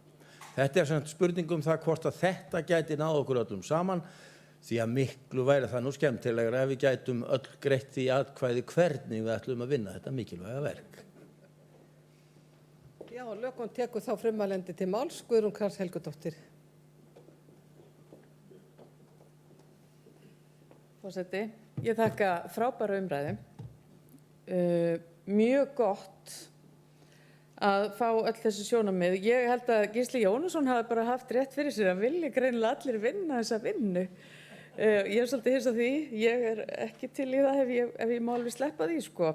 Þetta er mikil vinna og við sáum reyndar fyrir okkur að stýrihópurum myndi leiða þessa vinnu en ekki sjáum alla vinnuna sjálfur. Og þá ég ekki við eins og einhver nefndi hérna áðan að stýrihópurum væri að stofna alls konar nefndir, heldur fól stýrihópurum fólki til dæmis að gera tillögu að stefnumótun í æskulýðsmálum, stefnumótun í samskiptamálum og stefnumótun í öðru og þetta fólk vann allt saman í sjálfboðalisvinnu. Það fekk engin krónu greidda fyrir þetta, bara svo það sé alveg á hreinu. En ef það er freka vilji til þess að setja hóp bara nefnd og jafnvel 2 eða 3 og setjum bara pening í það, þá er það líka bara flott. Ég er í það minnsta sem flutningsmannskja þessari tillögu og framsögumaður og formaður allsherjarnefndar sannarlega til í það að við skoðum þetta aftur vegna þess að það er alveg augljóst og það er ekki full samstaða það að stýrihópurinn vinni þessa vinnu eins og kemur fram í tillögunni. Og alveg sjálfsagt að endurskoða það eftir að ég er búin að sjá hér hver og við í allsherjarnefnd hver vilji fólksins er. Og til dæmis þá var unnið sambærilegt mál held ég, eða það var reyndar held ég aðeins endurskoðun á prestþjónustunni á þinginu sem var hérna kjörtímabilinu milli 2010 og 14. Og það var mál 4, þeir sem voru hérna þá munið sjálfsagt eftir því vegna þess að 2014 þá fengum við það mál áfram og þá átti að vinna það síðan inn í nýja stefnumótunarvinnu. En það var einhvern veginn aldrei gengið að klára þetta vegna þess að það er eins og við eigum mjög erfitt með að komast að niðurstöðu þegar kemur að nákvæmlega þessum málum.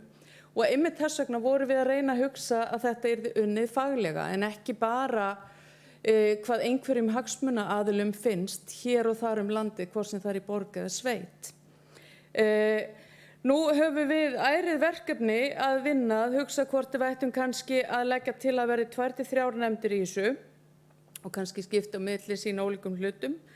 Hvort við ættum kannski breyta þessu bara þannig að það sé biskupafundur sem vinnit í samstarfi við stýrihópinn, þar að segja öfugt við það sem er lagt til þarna. Svo getum við lagt til eina nefnd og komið með að fulltrúar ýmsa hagsmunaaðila fái sæti þeirri nefnd eða við getum valið nokkra hérna af kirkjuþingi. Þetta er ástæðan fyrir því að við lögðum til að stýrihópurinn stefnumótun sem er nú þegar að störfum tæki þetta að sér. Vegna þess að þetta er svolítið flókið að finna út hvernig er best að gera þetta réttlátt.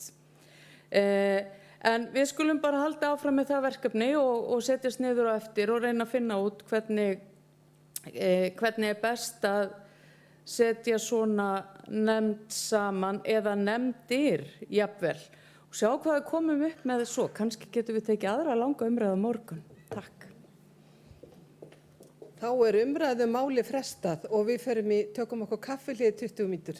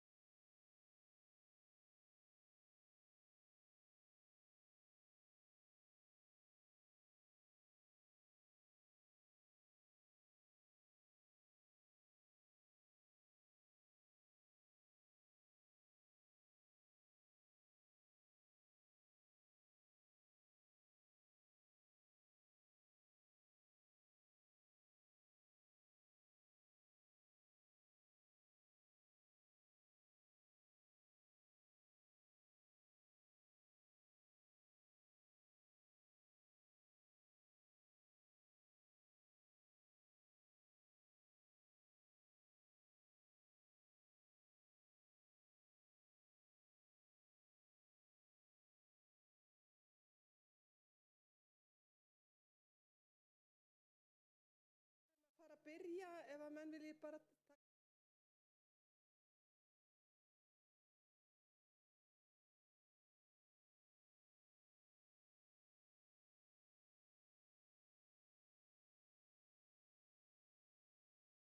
Fundi er framhaldið og fyrir er tekið 8. dagskrármál. Það er tillaga starfsreglum um kjör til kirkjuþings flutt af löggjafarnefnd og það eru bæði meirihlutaálit og minnihlutaálit og breytingartillögur og byrjum á að hlusta á þingsályktunartillögu og breytingartillögu meirihluta og það er Anna Guðrún Sigurvinsdóttir sem er framsögumaður og tekur hún út til máls.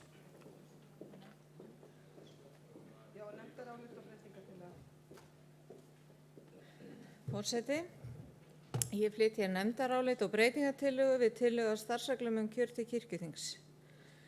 Meirihluti löggjafarnefndar hefur fjallað málið.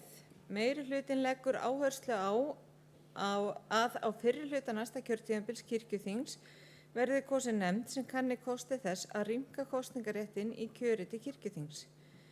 Meirihluti löggjafarnefndar leggur til að málið á þingskjali 8 verði samþykkt með eftirfarandi breytingartillögu. Eftirfarandi breytingar verða á 4. grein tillögunnar. Númer 1. B-liður 1. málsgreinar orðast svo: Aðal- og varamaður í sóknarnefndum í 4., 5., 6., 7., 8. og 9. kjördæmi samanber 2. grein. Númer 2. Við 1. málsgrein bætist ný málsgrein sem orðist svo: Þá skulu hafa kosningarétt allt að 15 fulltrúar úr hverju prestakalli í 1., 2. og 3. kjördæmi valdir af sóknarnefnd eða sóknarnefndum til viðbótar öðrum kjörfulltrúum samanber 1. málsgrein. Og undir þetta skrifar Steindór R. Haraldsson, formaður löggjafarnefndar, Anna Guðrún Sigurvinsdóttir, Bryndís Malla Elídóttir, Hildur Inga Rúnarsdóttir, Skúli S. Ólafsson og Stefán Magnússon. Þá tekur til máls fyrir hönd minnihluta löggjafarnefndar, það er Arna Grétarsdóttir og hún mælir fyrir nefndaráliti og breytingartillögu á þingskjali 67 og tekur hún út til máls. Forseti, ég flyt hér minnihluta nefndarálit og breytingartillögu við tillögu að starfsreglum um kjör til kirkjuþings. Minnihluti löggjafarnefndar hefur fjallað máli og leggur áherslu á að nú sé rétti tíminn í ljósi aukins hlutverks kirkjuþings að þjóðkirkjufólk fái að kjósa milliliðalaust til kirkjuþings. Með því er lýðræðislegum sjónarmiðum fylgt eftir sem stefnt hefur verið að langa hríð og er í anda Lúthers kirkjuskilnings. Minnihluti löggjafarnefndar leggur til að málið á þingskjali 8 verði samþykkt með eftirfarandi breytingartillögu að 4. grein tillögunnar orðist svo: Kosningarétt til kirkjuþings á hver leikmaður sem er skráður í íslensku þjóðkirkjuna og hefur náð 18 ára aldri. Kosningaréttur fylgi kjördæmaskipan samanber 2. greinar og miðast við lögheimili eins og það er skráð 1. apríl það ár er kosning fer fram. Og undir þetta ritar minnihluti löggjafarnefndar.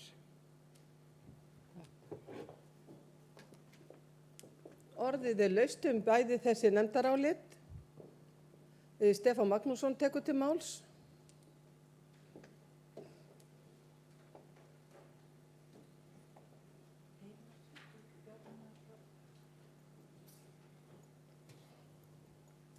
Forseti, hér í haust var lögð fram 2 þingmál kjör til kirkjuþings og 8. mál og 31. mál og snerist, mismunurinn það hversu margir gætu kosið til kirkjuþings. Og það má til sanns vegar færa að 31. mál sem vildi opna þetta allt saman hafi verið lögð fram, það hafi verið lagt fram til þess að fá fram umræðu sem sannarlega fékkst fram. Að öðru leyti gekk málið alls ekki upp. Það þurfti og þarf miklu meira að fylgja með til þess að þetta gangi upp, þessi hugmyndafræði. Það það eru flestir hérna inni held ég vildu fá og sjá stærri hóp en það þarfnast gríðarlegs undirbúnings. Ef það á að opna þetta svona mikið þá kostar það gríðan mikla fjármuni. Ég veit ekki hversu mikið og flutningsmenn ekki heldur en við skulum ekki fara lengra en þó í 20 milljóna. Svo það svolítið skrítið líka að samkvæmt þessu sýnist mér að 150.000 manns eigi að kjósa 17 leikmenn en 150 manns eigi að kjósa 12 presta. Það hlýtur að vera svolítið sérstak líka. Það ákveðið samræmið þarna milli, það 150 og 150.000, þannig að það kannski má horfa á það þannig. Nú, kjörskráin liggur ekki fyrir og það nú ekki verið gengið þrautalaust yfir höfuð að fá hana og það borið við persónuverndarsjónarmiðum ef ekki eitthvað annað. Þannig að það myndi nú verða þrautin þyngri að leggja fram kjörskrá en væntanlega þetta allt yfirstíganlegt ef við hefðum bara verulega mikið tíma, meiri tíma heldur en við þó höfum. Þess vegna það sem fram kemur í nefndaráliti meirihlutans við 8. mál svona ákveðin óskum það að þetta verið skoðað í nægum tíma á næsta kjörtímabili til þess að hægt sé að vinna þetta þá almennilega vegna þess að það er líka vont að opna þetta og verða að gera svo afturrekka með þetta út af einhverjum tækniatriðum. Og svo má líka spyrja sig, mikil eftirspurn eftir að fá að kjósa til kirkjuþings? Það vitum við til dæmis ekki, sko. Væri sniðugt að lauma inn einni spurningu hjá Gallup í næsta vagni efnislega það hvort að viðkomandi hefði áhuga að kjósa til kirkjuþings ef það byðist. Það væri gaman að sjá þá niðurstöðu.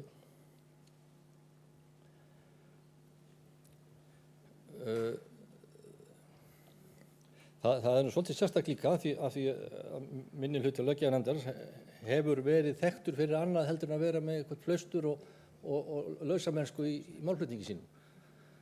Hafa talað mjög ákveðið og vilja ganga með bæða belti og axlabönd.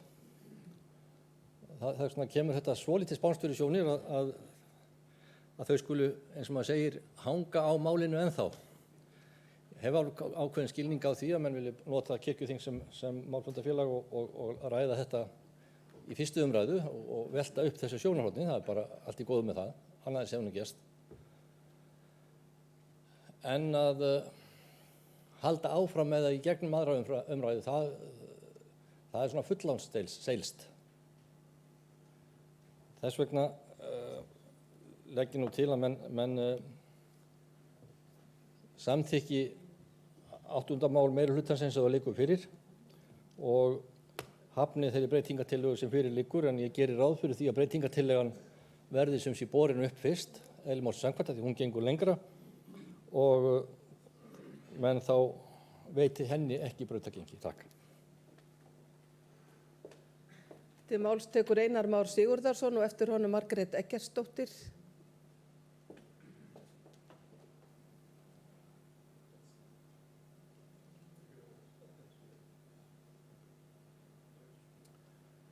Forseti, það nú eiginlega verið eðlilegra að Margrét hefði verið undan mér hér en ég gerir nú ráð fyrir að við verðum svo samstiga eins og áður að það breytir kannski ekki öllu. En ég ætla að lýsa yfir fullum stuðningi við álit meirihlutanefndarinnar.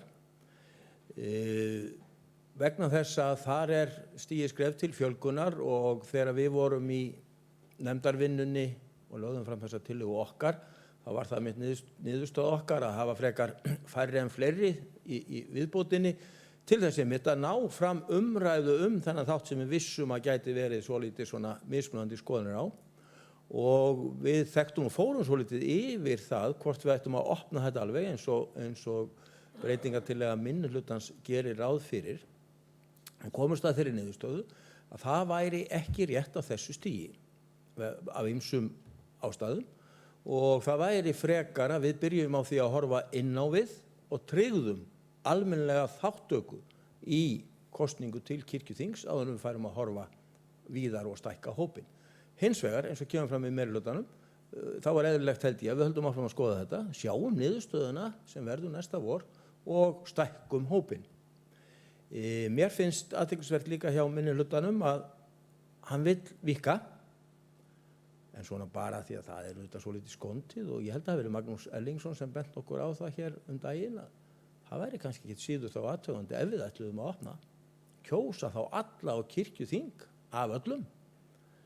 En prestarnir tveir í minnihlutanum, þeir ákváðu að láta bara opna á leikmennina en ekki prestana, nú getur verið rök fyrir því, en allavega er mér minnistætt þessi ábending Magnúsar og ég held að þetta sé athyglisvert að skoða þetta. Ef við ætlum að opna, að skoða alla möguleika, eins og bent var á hér í umræðum annað mál, það er gaman að skoða alla hugsanlega möguleika í þessu og þá hefur við kannski meiri líkur á því að við veljum þann besta. En ítreka, ég lýsi við fullum stuðningi við álit meirihluta nefndarinnar. Til máls tekur Margrét Eggertsdóttir eftir henni Axel Árnason Njarðvík.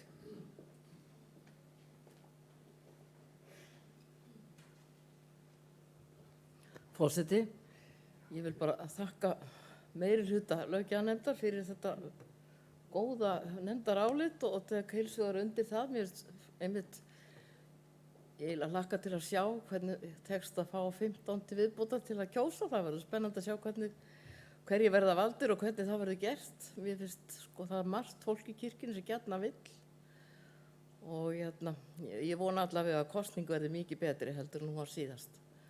Það var eiginlega svolítið til skammar í mörgum prestaköllum. Þannig að ég styð breytingartillögu meirihlutans heils hugar.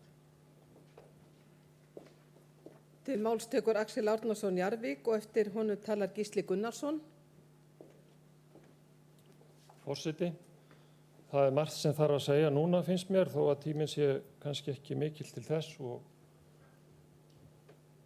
en fyrir réttum 100 árum rúmum var mikið tala það að konur ættu að fá kosningarétt eða ekki. Og það tók þar mörg ár að fá kosningarétt. Og mörg af þeim rökum sem Stefán Magnússon nefndi voru líka gild þá. Konur létu sig ekki hafa það, heldur tók svolítinn tíma að koma þessu kring ásamt öðrum körlum sem ljáðu þessu mál. Það er rangt að máli gangi ekki upp, einfaldlega vegna þess að núna, aldrei sem fyrr, þá liggur fram og fyrir tækjabúnaður og tölvubúnaður og hugbúnaður sem getur gert þetta og þetta kostar ekki 10 milljóna. Við gætum kannski sloppið með 1 milljón, samkvæmt upplýsingum frá Advania, en samningsatriði kannski. Þjóðskrá liggur fyrir, þjóðskrá geymir þá sem eru í þjóðkirkjunni og það er ekkert leyndarmál þannig lagað og annað ef við hefðum tíma, við höfum nægan tíma, hins vegar lít ég ekki svo á að þessi stóll sé til þess að nota sem málfundartæki og koma máli á dagskrá eins og stundum er talað, heldur það að hér eru lagðar fram tillögur til þess að samþykkja eða hafna, ekki til þess að byrja málið eða umræðuna á. Og því þá síður að líta á ræðustól kirkjuþings sem ígildi málfundarfélags. Það er leitt þegar kirkjuþingsmenn tala niður aðra kirkjuþingsmenn eins og þeir hafi kennivald sjálfir hvað er gott og gilt. Málið er rétt fram borið og það er á dagskrá eins og til 37. málið sem er þar með sjálfsagt dregið tilbaka og sett inn í þessa breytingatillögu. Og það að láta það heyrast í raun og veru að kirkjuþing vilji takmarka með þessum hætti möguleika leikmanna til þess að kjósa millilega laust til þess að mikla ábyrgðarstarf sem fylgir því að vera á kirkjuþingi. það er eitthvað skrítið. Og reyndar var það í 8. máli að sóknarnefndir áttu að kjósa til viðbótar fulltrúa til þess að kjósa til kirkjuþings. Það er að segja fulltrúar áttu að kjósa aðra fulltrúa. Ekki hefði það nú þótt gott svo sem. Ég er hissa enn og ný af hverju stundum þarf að flýta sér og þegar þarf að flýta sér þá er reynt að draga í, aftur og aftur. Ég hugsa til ömmu minnar líka eins og Steindór hugsaði til móður sinnar. Hún hefði verið 120 ára í dag en þarna í byrjun aldarinnar, ung stelpa, ung kona, þá var hún ekki kosningarétt, af því hún var ekki gift. Giftar konur höfðu þá kosningarétt, minnir mig, það byrjaði þannig. En þetta stendur á kirkjuþingi og bera það við að þetta sé tæknilega ekki hægt eða sé dýrt, er bara rangt og þið ætla að taka ákvörðun á því. Að sunnu hefur hægt að hafa með þessari tillögu kostnaðartölur, hvað þetta kostar. Það var ekki gert, það er rétt. Og eins líka það að það má útfæra þetta nánar þannig að leikmenn kjósi presta, en þá er verið að breyta eðli kirkjuþings eins og við höfum skilið að hinga til. Og Geir Wogi hélt margar ræður það að þetta væru tveir þættir kirkjunni sem koma saman, prestaköllin og sóknirnar. Sóknirnar kostnar af sóknunum og prestaköllin kosin af prestaköllin. Ef það á að gera þetta einu mengi, þá náttúrulega verður að breyta kirkjuþingi og það er kannski allt í lagi líka að gera það þannig. Þetta er ekkert úr því. En að fella þessa breytingatillögu af því að það er ekki tímabært eða kostar svo mikið, það bara er ekki gild rök.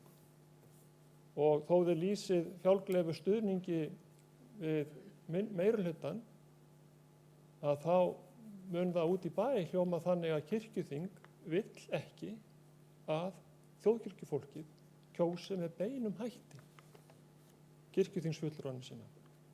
Mér finnst það athyglisvert og bara ítreka það að hvorki ég né aðrir flutningsmenn 31. máls letust þetta í hug að þessi stóll væri til þess að hefja mál af einhverju, heldur að taka ákvörðun mál.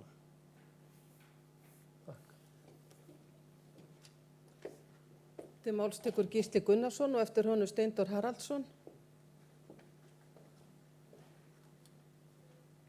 Forseti, þegar langur tími liggur á milli fyrri og seinni umræðu og gleymaður gjarnan hérna fyrri umræðunni. Og varðandi 4. greinina, já ég vil kannski byrja með hugnast betur allavega enn sem komið á málflutning hérna meirihluta nefndarinnar. En hérna þar leggja þau til, þar sem áður voru aðal- og varamenn í 1., 2. og 3. kjördæmi, að það verði líka aðal- og varamenn í hinum 6 sem eftir eru. Og það er kannski alveg ágætt. En á móti þá hérna áður var það að það átti að velja 7 aðra úr hverju prestakalli. Þá hérna leggja þau til að 15 verði valdir úr 1., 2. og 3. kjördæmi. Já, ég meina kjördæmi.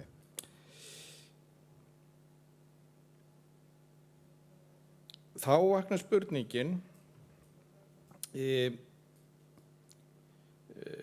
þetta val sem hérna, þessi 15 eru valdir af sóknarnefnd eða sóknarnefndum, hvenær myndi þetta val fara fram? Væri það hérna eftir að framboð kæmu fram eða yrði þetta gert?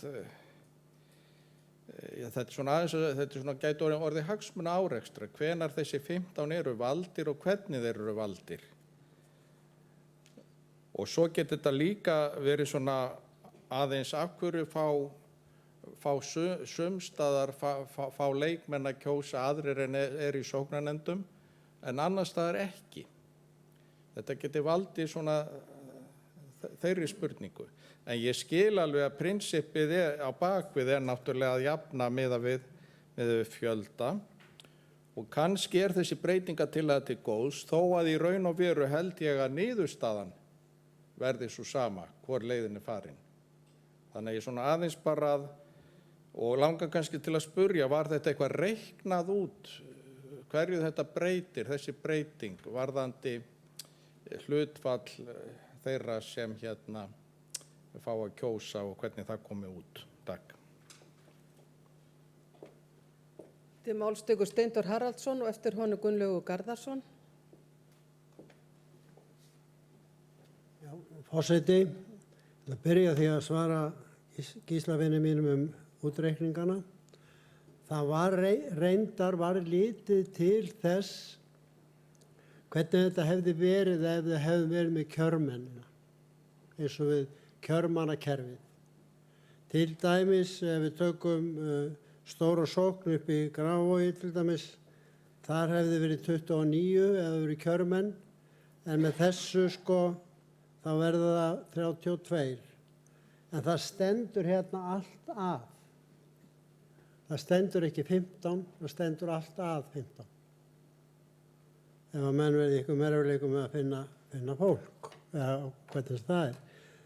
Og við gátum ekki séð neina aðra leið en að láta sóknarnefndina velja þetta. Við ræddum það hvort það ætti að kjósa þetta á aðalsafnafundi, það er bara flókið, þeir eru á vorin og það er ekki hægt. Það þyrfti kannski, þetta er góð ábending hjá Gísla að hvenær þessir 15 verða valdir. Það þyrfti að koma þá kannski bara fram í greinagerðinni að bæta því við að það yrði að gera það hið snarasta að mínu viti. Það er að skoða það. En þetta mál fékk mikla umræðu í löggjafarnefnd og þau voru náttúrulega rædd saman 8. og 31. mál og ég gat ekki fundið betur en að fólki í nefndinni hefði mikla samúð með 31. máli. Það væri talsverður þetta væri bara gott að máli kæmi fram til þess að fara að ræða þessi mál og að skoða það hvernig við getum gert þetta. Og þess vegna var þessu, svo Stefán kom inn á, bætt við í nefndarálitið að reyna að láta það vilja þingsins ná fram í næsta kjörtímabil. Þetta er svolítið langsótt. Þetta verður næsta kjörtímabil og næsta kirkjuþing, gjörsamlega óbundið að þessu. En það veit þá hver viljinn var. Ég hef haft margar aðrar hugmyndir sem að gætu alveg verið dálítið sniður og alltaf kasta þeim hérna fram. Hvernig væri hægt, hvaða millilendingu væri hægt að ná í þessu. Við eigum mjög erfitt með núna að nálgast kjörskrá sem er mjög bagalegt. Það er þekkt í Bandaríkjunum að það þarf að skrá sig til kjörs. Og það geti bara verið gott PR-mál fyrir kirkjuna að láta skrá sig til kirkjuþingskjörs. Og þannig getum við kannski náði þó nokkuð fólki. Og það getur verið að það væri hægt að tengja það fólk þá betur við kirkjuna. Ef þau allavega það sem skráir sig þá líklegra til að kjósa. Svo það getur verið sniðugt. Það er gert ráð fyrir því að kosningin næsta vor kosti 10 milljónir. Og eftir því sem ég kemst næst með mínum bestu mönnum að fara í þetta, þegar við segðum að við þyrftum að væri með allsherjarkosningu og það verður að opna kjördeildir, við yrðum að gera það. Mér hefist hjá það að það sé bara ekki gerlegt annað til þess að það er ekki hægt að, ef það á að vera allsherjarkosning, þá verður að opna kjördeildir í hverju einasta prófastammi. Og ef að við fyndum nú fólk til þess að vinna frítt í kjördeildunum, þá er hægt að áætla að kostnaðurinn yrði kannski svona 70 til 90 milljónir. Hann getur að mínu viti og okkar sem vorum farið yfir þetta aldrei orðið minni og það er mjög vel sloppið í allsherjarkosningu, mjög vel sloppið. En þetta er sagt án ábyrgðar, þetta er bara tölur út í loftið en ég held að séu ekki tölur út í loftið að næsta kosning er gert ráð fyrir 10 milljónum í hana.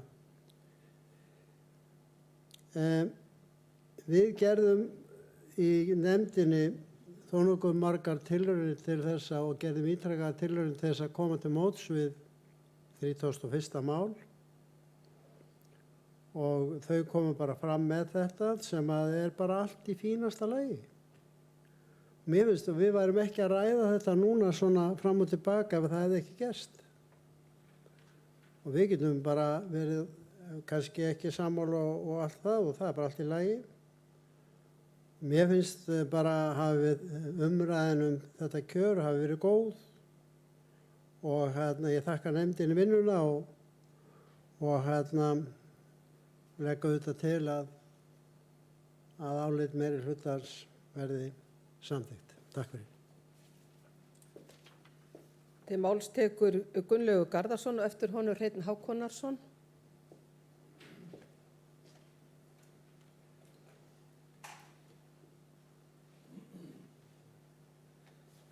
Forseti, ég þakka umræðuna og lýsi heilshugar stuðningi við niðurstöðu meirihlutans og kemur í hugtak sem hann var með hér, Anna Hreinn. Sitt sem leben, það er úr heimi ritskýringarinnar. Það er í raun og veru að taka mið af samhenginu og aðstæðunum eins og við þekkjum þær, raunveruleikinn eins og við búum við hann. Og hvað svo sem við vildum að væri, að þá er raunveruleikinn sá að þátttaka í kirkjuþingskosningum, hún hefur ekki verið nægjanlega góð og það lofar heldur þá enn alls ekki góðu ef það væri allsherjarkosning. Og þá myndi nú kannski ýmsir sem að ekki hugsa fallega til kirkjunar kætast. Ekki viljum við sjá það. Við viljum auðvitað að allir taki trú sína alvarlega og séu ábyrgir, en ég þekki það og hef oft vitnað til þess að fólk hafi sagt en Gunnlaugur, við þekkjum þetta fólk ekki neitt, getur ekki bara sagt okkur hvað þér líst best á. Og kynningarmál og á þeim sem eru í kjöri og annað þess aftar, þetta þarf allt að bæta. Og það er ekkert vond staða að vera með fulltrúakosningu. Það er hreint ekkert vond. Og þá erum við minnst á kosti nær því að láta þá fá ábyrgð sem hafa tekið kalli til ábyrgðar. Það sjónarmið hefur vægi, en auðvitað viljum við vinna að því að sem flestir láti sig kirkjuna sína varða og myndu þá fúsir vilja taka þátt í vali og kosningu og starfi og aðru slíku. Ég tel tillögu meirihlutans besta. Til máls tekur Hreinn Hákonarsson og eftir honum Dr. Hjalti Hugason.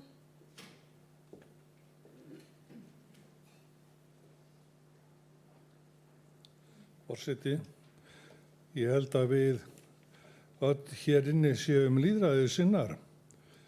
Viljum að lýðræðið hafi sinn framgang og að flestir fái að taka þátt í kosningu og það séu sem minnstar hömlur.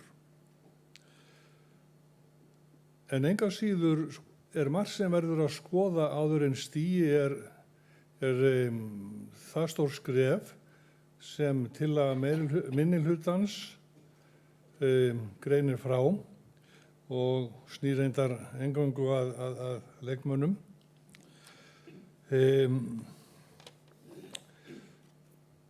Kosningaþátttaka hefur verið lítil til kirkjuþings eins og fólk veit og framtíðin er sú, hvenær sem hún bankar upp á, að það verður almennur aðgangur að kosningu til kirkjuþings með svipum hætti og til alþingis. En ég held að svona viturlega sé að stíga skref og þess vegna styð ég tillögu meirihlutans að stíga skref og kanna fyrsta lagi kosti þess hvernig staðið skuli að verki sem mjög mikilvægt hvernig verði staðið að verki við kosningar til þess að það snúist ekki í höndunum á okkur.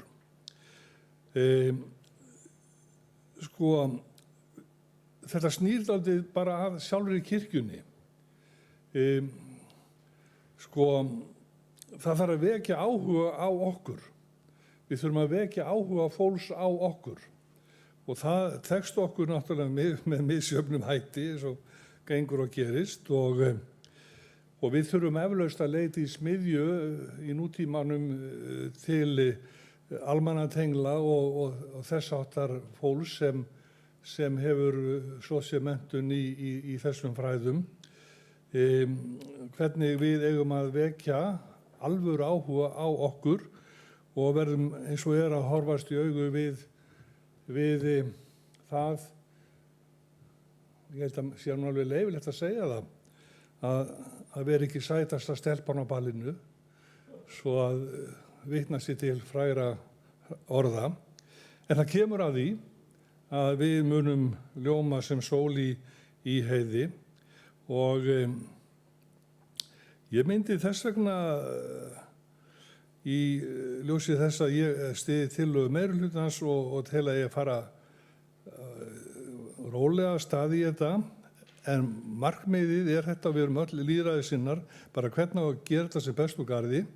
Myndi ég biðja minni sem sé þau sem standa tillögu minnihlutans jafnvel að draga þá tillögu tilbaka vegna þess eins og fram kom held ég hjá ræðumanni minnihlutans að það geti verið náttúrulega gegn kirkjunni þegar ef hún verður samþykkt og það verður bara kosning og það er bara örfáar sálir sem hafa áhuga á þessu. Þannig að það geti svona verið smá löðrungur en við erum lýðræðissinnar og bara vöndum okkur. Til máls tekur Hjalti Hugason og eftir honum Skúli Ólafsson.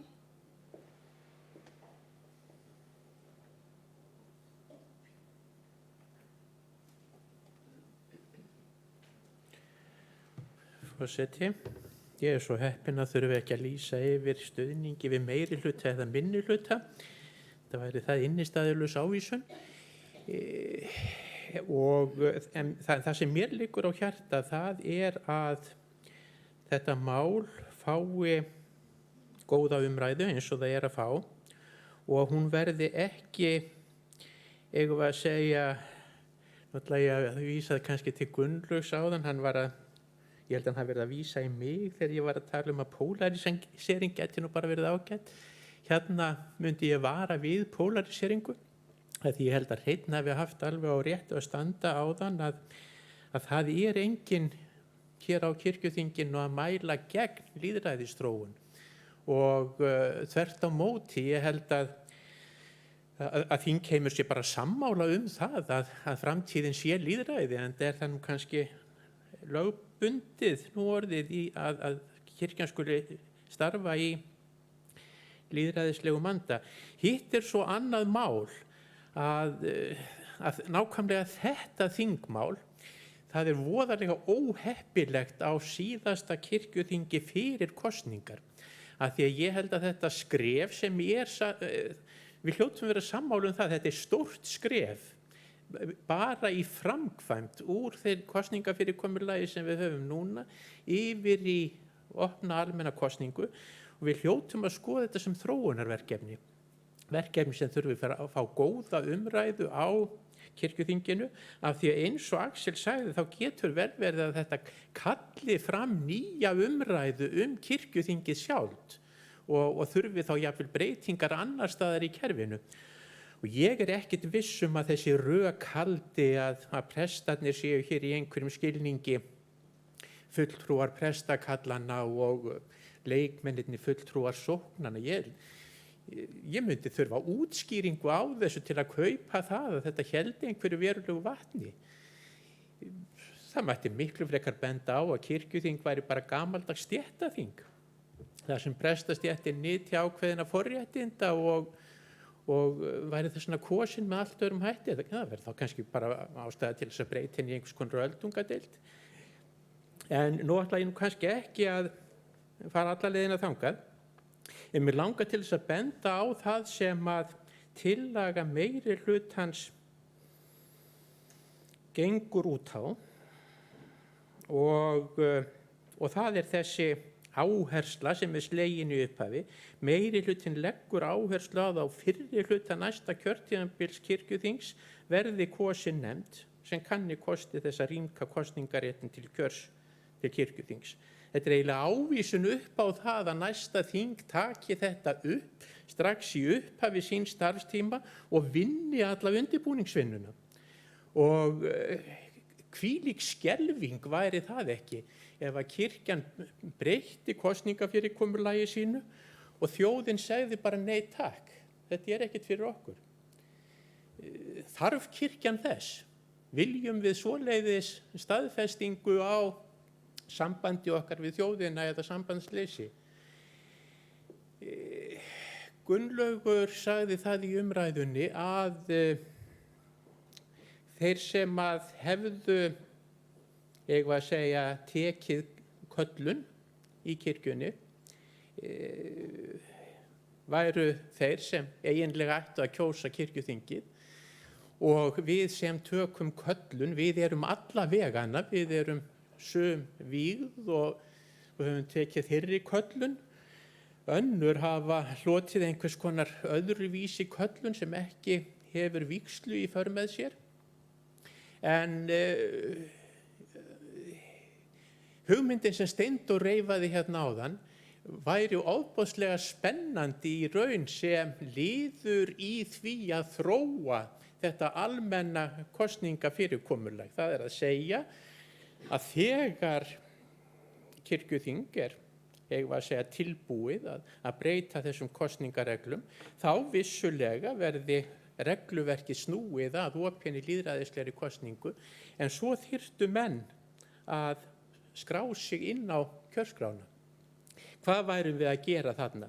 Við værum að beina ákveðinni köllun til safnaðana í landinu.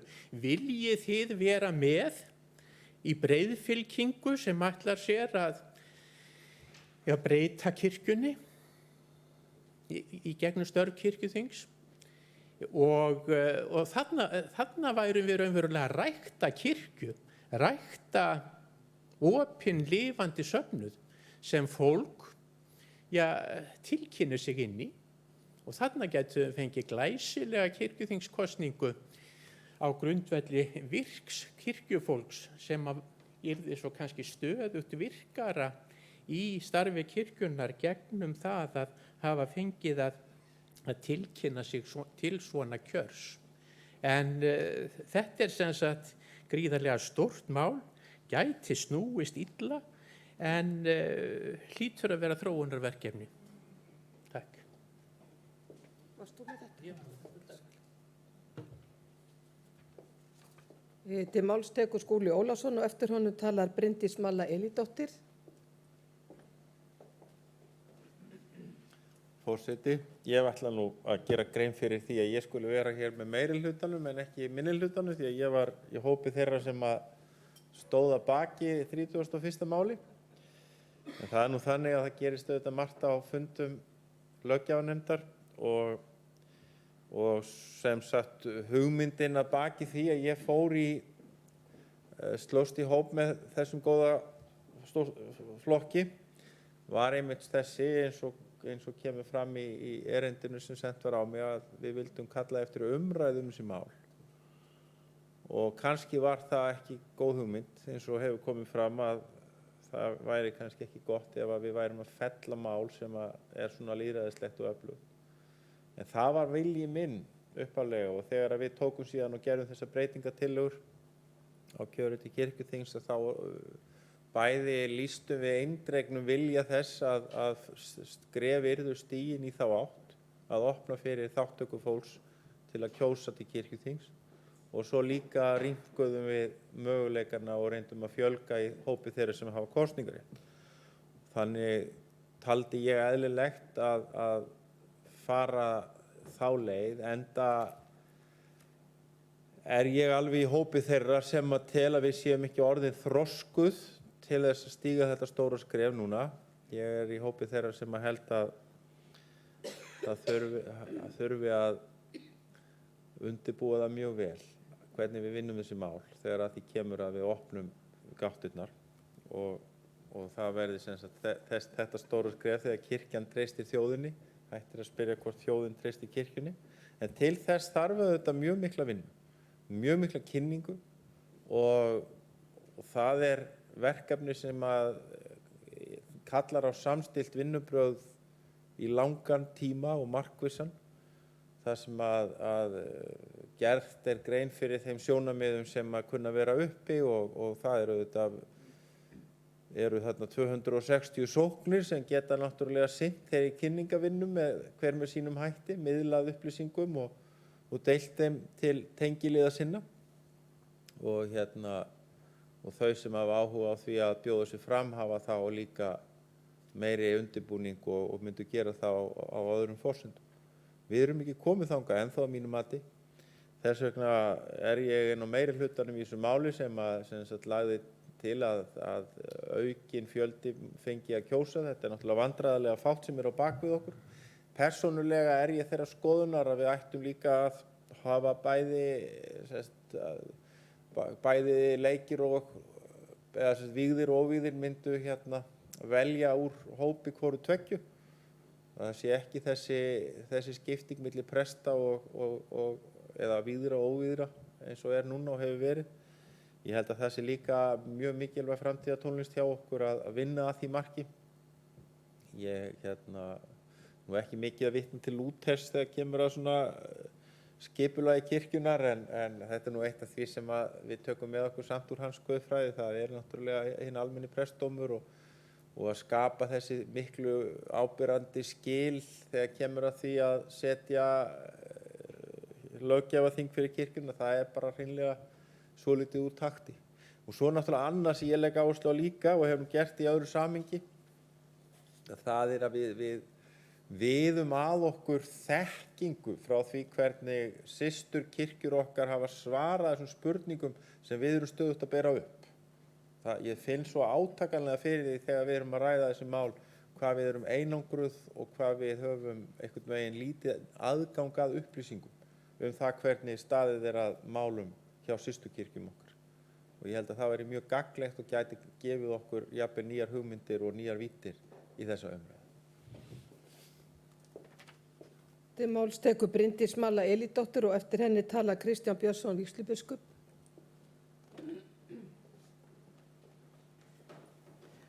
Forseti, hér var kallað eftir góðum rökum fyrir áliti meirihluta og í mínum huga það góður rök að minna á fulltrúalýðræðið sem mjög virt í kirkjunni, minni enn einu sinni á að fulltrúalýðræði líka lýðræði. Það eru líka góður rök að vilja vanda undirbúning og að huga að fleiri en einni leið. Við sem upphaflega unnum 8. máli í þeirri ágætu nefnd, við til dæmis nefndum þetta einmitt sem Steindór kom inn á áðan, að hugsanlega geti það verið góður leið að skrá sig inn á kjörskrá. Þetta var eitt af því sem við nefndum og ræddum mikið en töldum ekki rétt að stíga þetta skref akkúrat núna en það mjög jákvætt að finna andan bæði núna og þegar við ræddum þetta mál í fyrstu umræðu, andan á þingjunni að ég held við séum öll sammála hvert við viljum stefna í þessum efnum. En við þurfum bara að finna réttu leiðina og gefa okkur tíma til þess að vinna málið vel. Mér finnst það líka vera góður rök að vilja aðeins sjá hvort að það kemur eitthvað frá stefnumótunarvinnunni sem við getum nýtt okkur til þess að finna bestu leiðina til þess að stíga þetta skref og líka þá að reyna að meta hvenær við erum tilbúin til þess. Allt eru þetta góður rök að mínu áliti til þess að samþykkja breytingatillögu meirihluta löggjafarnefndar en í mínum huga það ekki góður rök að bera saman kosningarétt kvenna og kjör til kirkjuþings. Til máls tekur Kristján Björnsson vígslubiskup og eftir honum Axel Árnason Njarðvík.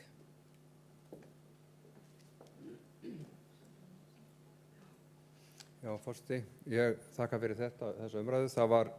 Það er mjög nauðsynlegt að huga að kosningu til kirkjuþings eftir því sem að kirkjuþing eflist.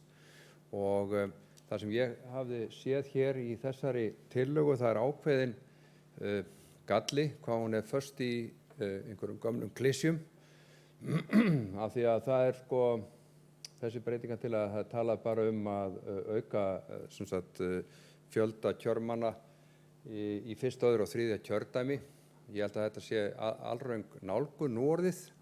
Það var sem sagt gerður greinarmunur á hvort það væri aðal og varamenn, nú eru aðal og varamenn í öllum kjördæmum og þess vegna væri miklu heppilegra að hafa sem sagt annað ákvæði þarna orða á öðruvísi til að ná fram þessum 15 að lágmarki, að þá væri bara einfaldlega eins og var í reglunum kjörnefndir, að þá var sem sagt fór eftir fjölda í sókninni eða í prestakallinu hvað máttu vera margir og það væri þá bara einfaldast af því að sko þetta þegar þetta er dálítið vandræðilegt út á landið eða hvarvetna það sem eru fleiri en ein sóknir, fleiri en ein sókn að miða við prestakall einhvern ákveðin fjölda kjörmanna, valnefndamanna núna til dæmis og svo er ekki skilgreint nánar sko hvernig þá að skiptast.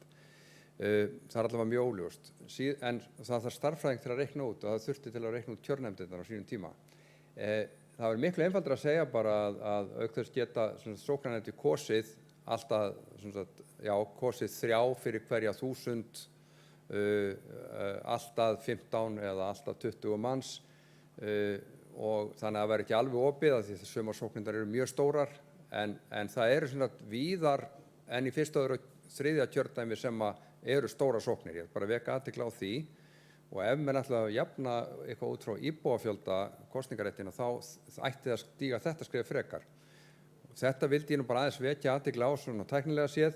Síðan held ég að það sé algjört úrslita atriði fyrir kirkjuþing ef það ætlar að halda virðingu sinni í framtíðinni og vanda sig og það er að fara að finna út úr þessu með almenna kosningu og hvernig við förum áfram með það og það eru nokkra gildrur í þessu og það eru nokkuð tækifæri en það er alveg tvímælalaust í nýju kirkjun okkar Hjalta Hugasonar að það er tvímælalaust nauðsynlegt að útfæra hvernig við getum aukið kosningavægi og umfram allt aukið kosningaþátttöku.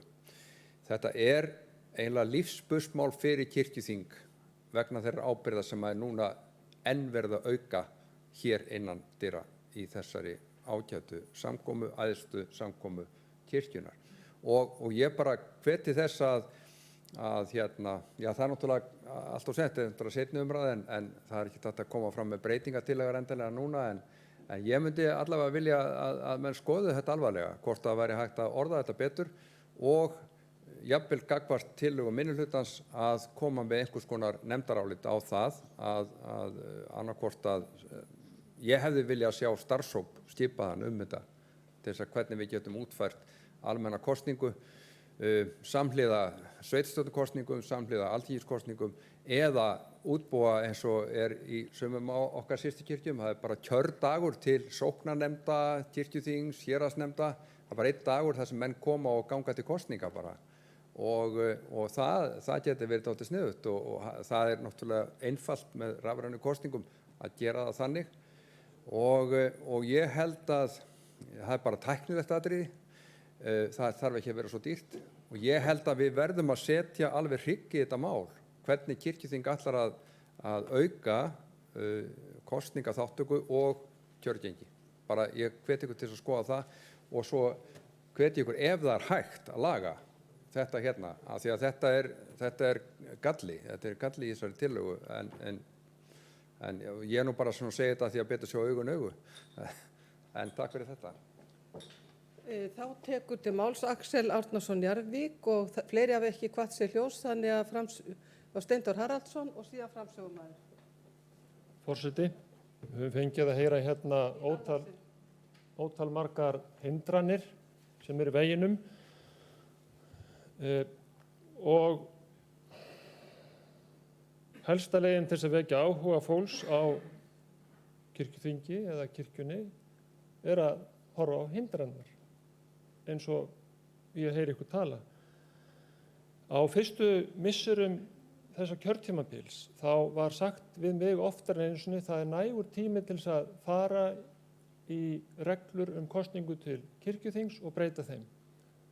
En síðan bara rennur tíminn út og síðan bara engin tími til þess að gera breytingar. Þannig að nánast sama fyrirkomulag á að vera áfram. Framtíðin löngu komin og hluta af framtíðinu kom 1992 og hérna kjörskráin eins og hún 1. september 2021. Hún aðgengileg öllum prestum sem nota kapellánin með leyfi forseta. Þannig að þessi hindrun að hún liggi ekki fyrir löngu farin. Hins vegar það sem komið síðan 1992 það að það til hugbúnaður með rafræna kosningu og oppinn að þjóðfélaginu með rafræn skilríki meira að segja. Gunnar Kristjánsson, prófastur, árum saman talaði aukið lýðræði í kirkjunni. Ég flett upp á gömlum gerðum kirkjuþings og meðal annars 2010-11 þá lagði fyrir kirkjuþingi að reyna að auka hlutdeild almennings, þar að segja í þjóðkirkjunni, til þess að kjósa hverja leikmennina. Að sjálfsögðu rétt að bera saman baráttu kvenna fyrir kosningarétti og baráttuna fyrir því að þjóðkirkjufólki fá að kjósa til kirkjuþings. Og þá skiptir það með engu máli hvort það sé líka prestan eða bara leikmenna, en að fá að kjósa. Og það getur vel verið að í þessu kristillist samband þjóðkirkjuna við þjóðina og það sé svo skelfilegt að fá það framan í sig að það kannski ekkert samband. Það betra að lifa í draumaheim og halda þessi samband. Það sem þau að tala um. Það sagt hvað eftir annað að fulltrúalýðræði sé líka lýðræði, en það ekki fulltrúalýðræði þegar fulltrúar kjósa aðra sem eiga að kjósa. Það getur ekki verið eins og stendur þarna og jafnvel bara allt að. Það ekki ljóst hverjir hafa kosningarétt einu sinni. En í hinni tillögunni sem ekki einu sinni upp á vegg alveg ljóst að allt fólk, það að segja minnihlutann, ljóst hverjir fá að kjósa þar. Þannig að fullt af því sem sagt hérna beinlínis ekki rétt og það kostar ekki 10 milljóna að hafa rafræna kosningu árið 2022. Það mælti 100.000 köllum ef eitthvað Og kynningin til rafrænna kosningar, jú, ég búinn að kanna þetta.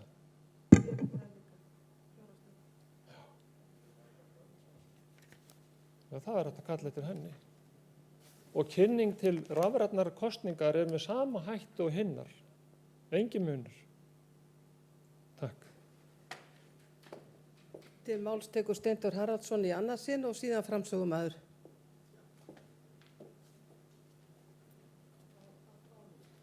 Takk fyrir þetta.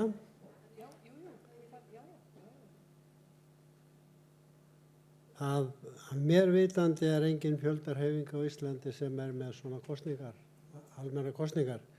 En eins og ég sagði áðan, þá tel ég að það sé mjög æskilegt að stefna að þeim ef við förum rétt að leið með það. Ég þekki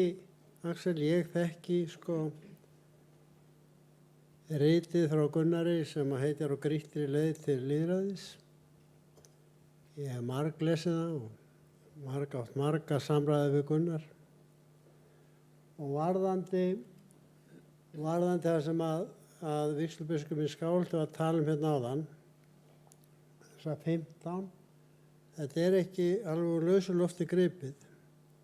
Sóknir eru misstórar og það eru mismargir sóknarnefndar menn í sóknarnefndum. Það eru ofan í 3 í minnstu sóknunum. Þar eru 6 sem kjósa. Í stærstu sóknunum þeir upp í 9. Þar þeir ef þeir ekki í 1., 2. og 3., þá eru það 18 sem kjósa. Þannig að þetta jafnar þetta eitthvað, en það verður aldrei hægt að ná jöfnuði alveg. Við vissum það og að fá mikinn starffræðing til þess að reikna út út þarna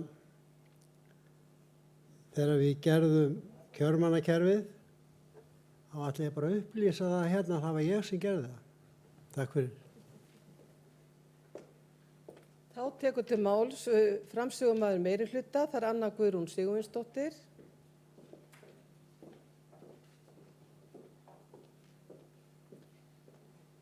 Forseti. Já, þetta hafa orðið fínar umræður og ég heyri ekki annað en að við séum nú eiginlega öll sammála um það að það sé allt í lagi að víkka út hverju kjósat ekki til kirkjuþings. En við viljum bara stíga hratt áfram. Ég held að bæði Steindór og Bryndís Malla hafa nú eiginlega svarað öllu sem að þarf að svara. Reyndar Kristján Björnsson varðandi 15 manns. Í upphaflegu tillögunum voru 7 manns. Við ræddum hvort það ætti að nota af hverju stólu úr mér orðið? Kjörmannakerfið. En niðurstaðan var svo okkur fannst 15 manns vera rétti fjöldin þarna. Þannig að þetta var rætt frá ýmsum sjónarhornum og þetta var niðurstaðan. Ég ætla aðeins að benda á að í fjárhagsáætluninni okkar sem við ræðum nú á morgun þá er gert ráð fyrir 10 milljónum í kosninguna næsta vor. Með þeim fjölda sem er þá núna að kjósa. Ég fór aðeins inn á vefsíðuna hjá Auðkenni en rafrænu skilríkin okkar eru í gegnum Auðkenni. Innskráning hjá Auðkenni kostar á hver einustu innskráning er 8,6 krónur. Ef við viljum staðfesta atkvæðið þá bætast við 90 krónur. Ef við erum með galopið og erum svo heppin að 150.000 þjóðkirkjumeðlimir vilja kjósa, þá erum við að tala um það að kostnaðurinn með þessari tvöfaldri innskráningu sé þá komið upp í 14.790.000. Ef við förum bara með að auðkenna okkur inn að þá erum við að tala um 1,2. Þá er ekki verið að tala um hugbúnaðinn undir heldur bara það að einn einstaklingur fer inn og það er sá sem er að biðja undirrituna sem borgar alltaf kostnaðinn. Ef þeir undirriti í bankanu þá er bankinn að borga hennar peningu og leggst og nokkuð þjónustugjöld hjá okkur. Þannig að við lendum alltaf með þann reikning. Ég væri rosalega til í númeri hjá þessum manni á Origo því að 1 milljón er yfirleitt ekki nema bara rétt upp í þarfagreininguna. Það er æði. Ég legg bara til að við samþykjum meirihluta álitið og förum svo að skoða hvernig við hleypum öllum hinum að. Þá tekur til máls framsögumaður minnihluta álitsins, það er Arna Grétarsdóttir.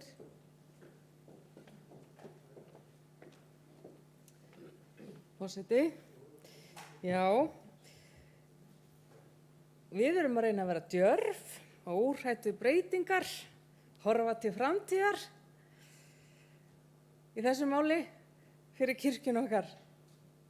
Og ég er búin að hlusta og ég er búin að heyra kirkjuþing er ekki tilbúið til þess að breyta þessu kerfi og það hefur ekki verið tilbúið síðan 1997 að kirkjuárasamkomulagið var undirritað vegna að þetta er búið að vera dagskrá kirkjuþings og þvælst inn í nefndir með jöfnu millibili alla þessa áratugi og ennþá átti að hnoða þessu inn í eitthvað annað nefndarálit. Og það er það sem við segja, kirkjuþing þarf að taka afstöðu og taka ábyrgð á afstöðu sinni og þess vegna vil ég ekki draga það tilbaka. Ég held að þetta verði bara til góðs og ég heyri ekki annað. Ég heyri ekki annað en að í nefndaráliti meirihlutans að það hljómi hérna úr þessum stóli miklu skýrari krafa að taka skrefin þegar verið að tala um, því þetta er svo ofboðslega veikt orðað að annað kirkjuþing sem verður þá kosið næst eigi þá að við erum að skipa næsta kirkjuþingi fyrir verkum eða beina því til næsta kirkjuþings að kosin verði nefnd til þess að rýmka kosningaréttinn, bara kanna það hvort það eigi að gera það. Og þetta eru nákvæmlega það sem er búið að gera síðustu árin. Og síðan er ég í grunninn á móti því að 15 fulltrúar séu sérvaldir af sóknarnefndunum til þess að fara með atkvæði. Og mér langar til þess að benda á að 8. máli í heild sinni er óbáslega gott mál og það er vel unnið. og ég vil alls ekki kasta rýrð á þá vinnu sem að þar var unnin. En mig langar svo til þess að við förum aðeins lengra og það er gert ráð fyrir í 8. máli að það sé rafræn kjörskrá og það er gert ráð fyrir í 8. máli að það sé rafræn kosning. Svo einfalt er það. Þannig að það er ekkert í málinu sem að hindrar þessa 4. grein. Kannski er þetta bara þróunarverkefni og þá á ekki við að vera djörf, óhrædd við breytingar og horfa til framtíðar. Og þá þurfum við bara að vera í þróunarverkefni eins og einhver orðaði það, en við erum bara búin að vera þar síðan 1997. Svo bara kjósum við og svo brosum við eins og alltaf og þjónum með gleði fólkinu sem leita til okkar í kirkjunni.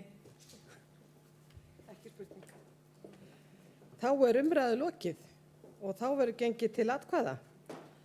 Og tillaga minnihluta gengur lengra þannig að ég mun þá bera upp þingskjal 67 breytingatillöguna frá minnihlutanum. Þeir sem samþykkja hana gjörðu svo vel að gefa merki. Þeir sem á móti, hún er felld. Þá er tekið fyrir breytingatillaga frá meirihlutanum á þingskjali 62. Þeir sem geta samþykkt þá breytingatillögu gjörðu svo vel að gefa merki. Takk fyrir, einhver á móti. Hún er samþykkt með öllum greiddum atkvæðum og þá legg ég til tillögu á starfsreglum í kjör til kirkjuþings, málið í heild með áorðnu breytingum. Þeir sem geta samþykkt það, þetta er 8. mál. Takk fyrir, einhver á móti og samþykkt með öllum greiddum atkvæðum og verður þannig afgreidd frá kirkjuþingi. Og nú geri ég smá hlé áður en við tökum fyrir annað dagskrármálið sem er fjárhagsáætlunin. En við gerum smá hlé.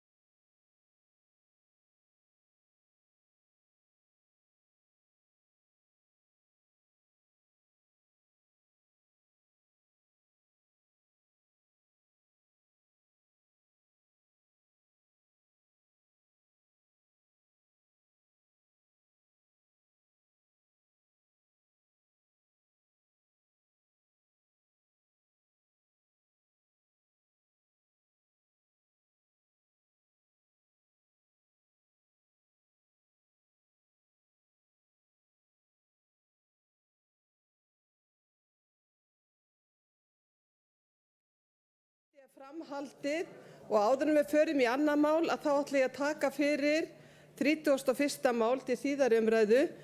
Það er tillaga starfsreglum með breytingu á starfsreglum í kjör til kirkjuþings með síðari breytingu flutt af löggjafarnefnd og framsögumaður Stefán Magnússon og tekur hann út til máls.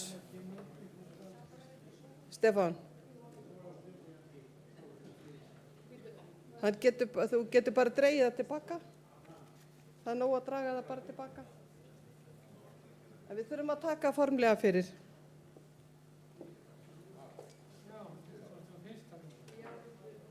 Það verður að taka formlega fyrir að það er á dagskrá. Forseti, í ljósi afgreiðslu þingsins á 8. máli þá er sjálfgefið að 31. mál er dregið tilbaka. Eru athugasemdir við það að 31. mál sé dregið tilbaka? Svo er ekki, þannig að þannig...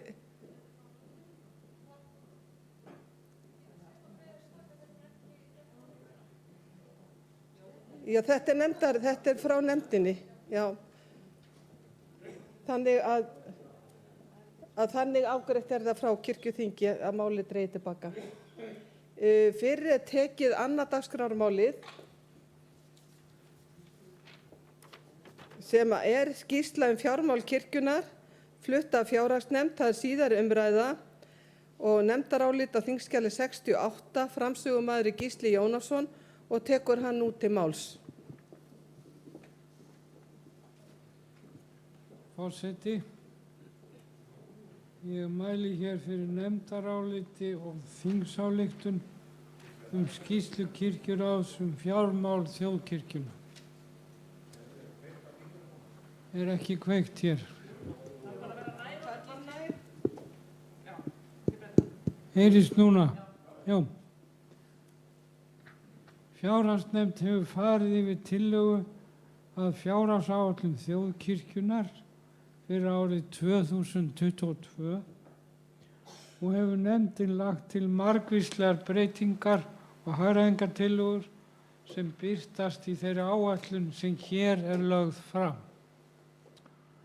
Sú fjárhagsáætlun sem lögð var fram á októberþingi kirkjuþings gerði ráð fyrir rekstrarhalla upp á 465 milljónir.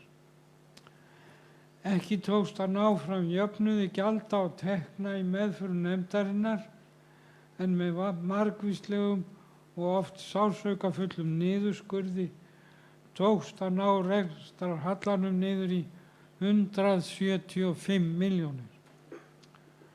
Fjárhagsnefnd bendir á að afar brýnt er að ná jafnvægi í fjármálum þjóðkirkjunnar og telur óhjákvæmilegt að því markmiði verði náð á næstu 2 árum, þar að segja 22 og 23.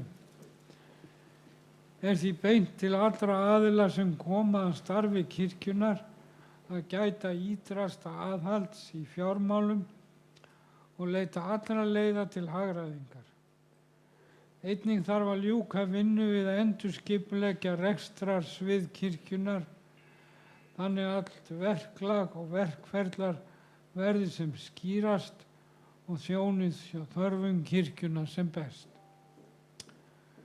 Fjárhagsnefnd bendir á að til þess að fjármagna þann hallarekstur sem fyrirsjáanlegur er á næsta ári þarf að eiga sér stað áframhaldandi hagræðing á fasteignasviði og jafnframt einhver sala eigna.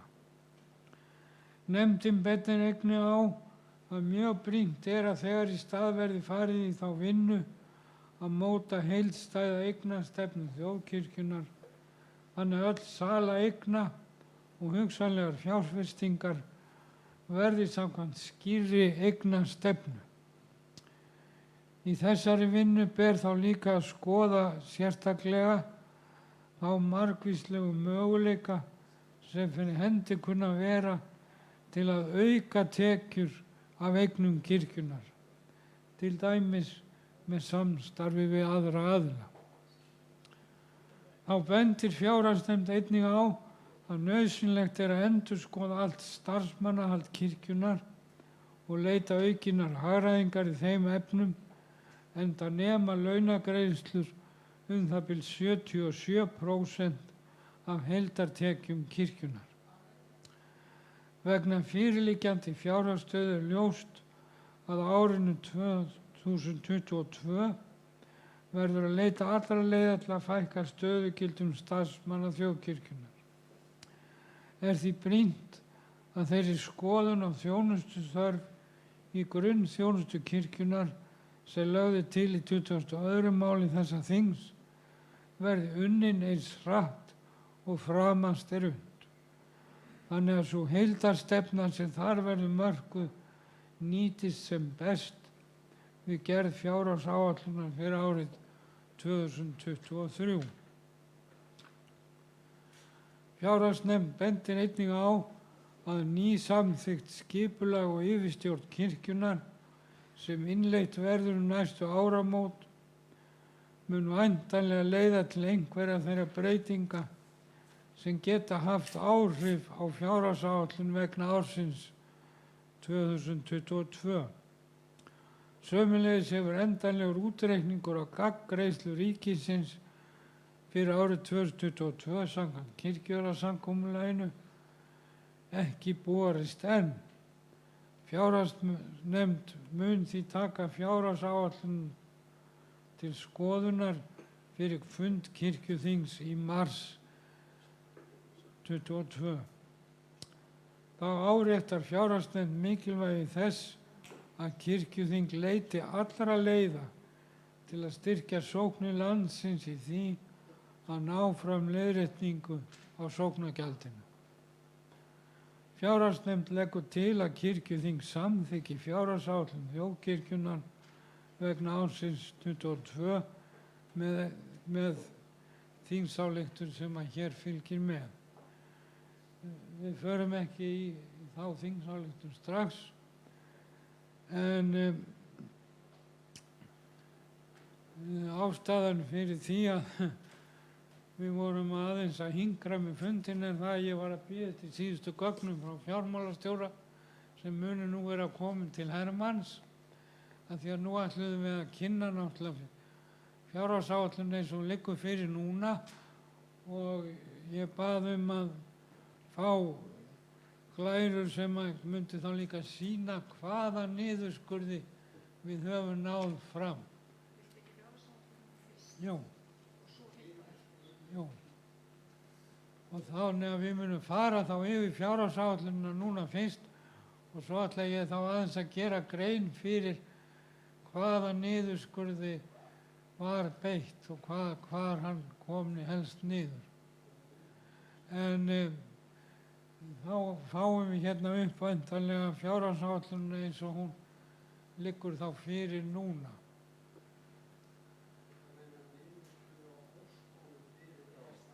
Já, við erum að tala munin á þeirri áætlun sem lögð var fram á októberþinginu og því sem að núna er.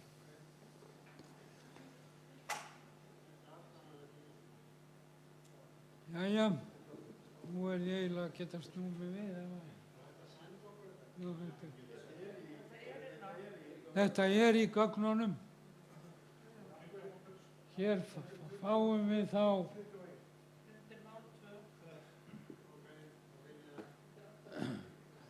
ef við bara förum yfir áætlunina í stórum dráttum, þá er þarna heildaráætlun þarna, við sjáum reynda bara efri partinn, við komum svo neðri partinum og eftir.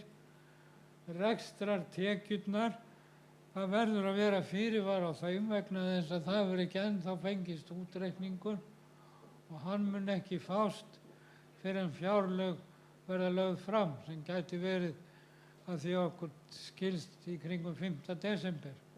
Hugsanlega eitthvað fyrir, það fer víst allt eftir einhverjum talningum á Norðvesturlandi. En þetta er sem sé nálgun eins og við teljum líklegt. Þetta ríkissjóðsframlagið þarna upp á tæplega 4 milljarða eða 3.955.000. Síðan eru aðrar tekjur eins og við sjá leigutekjur og aðra tekjur, þannig að heildarrekstrartekjurnar sem við höfum samkvæmt þessu eru 4.058 milljónir eða 59 milljónir cirka. Það er það sem við höfum úr að spila. Og síðan sjáum við þegar tekið er saman launin í heildina, þá eru það 3.043 eða 44.000. Það er að segja það byrja 77% af heildartekjunum fara í launin. Síðan er það fasteignirnar. Þar sjáum við að þar eru kostnaðurinn eftir þennan niðurskurð, þá er þar 229 milljónir það bil.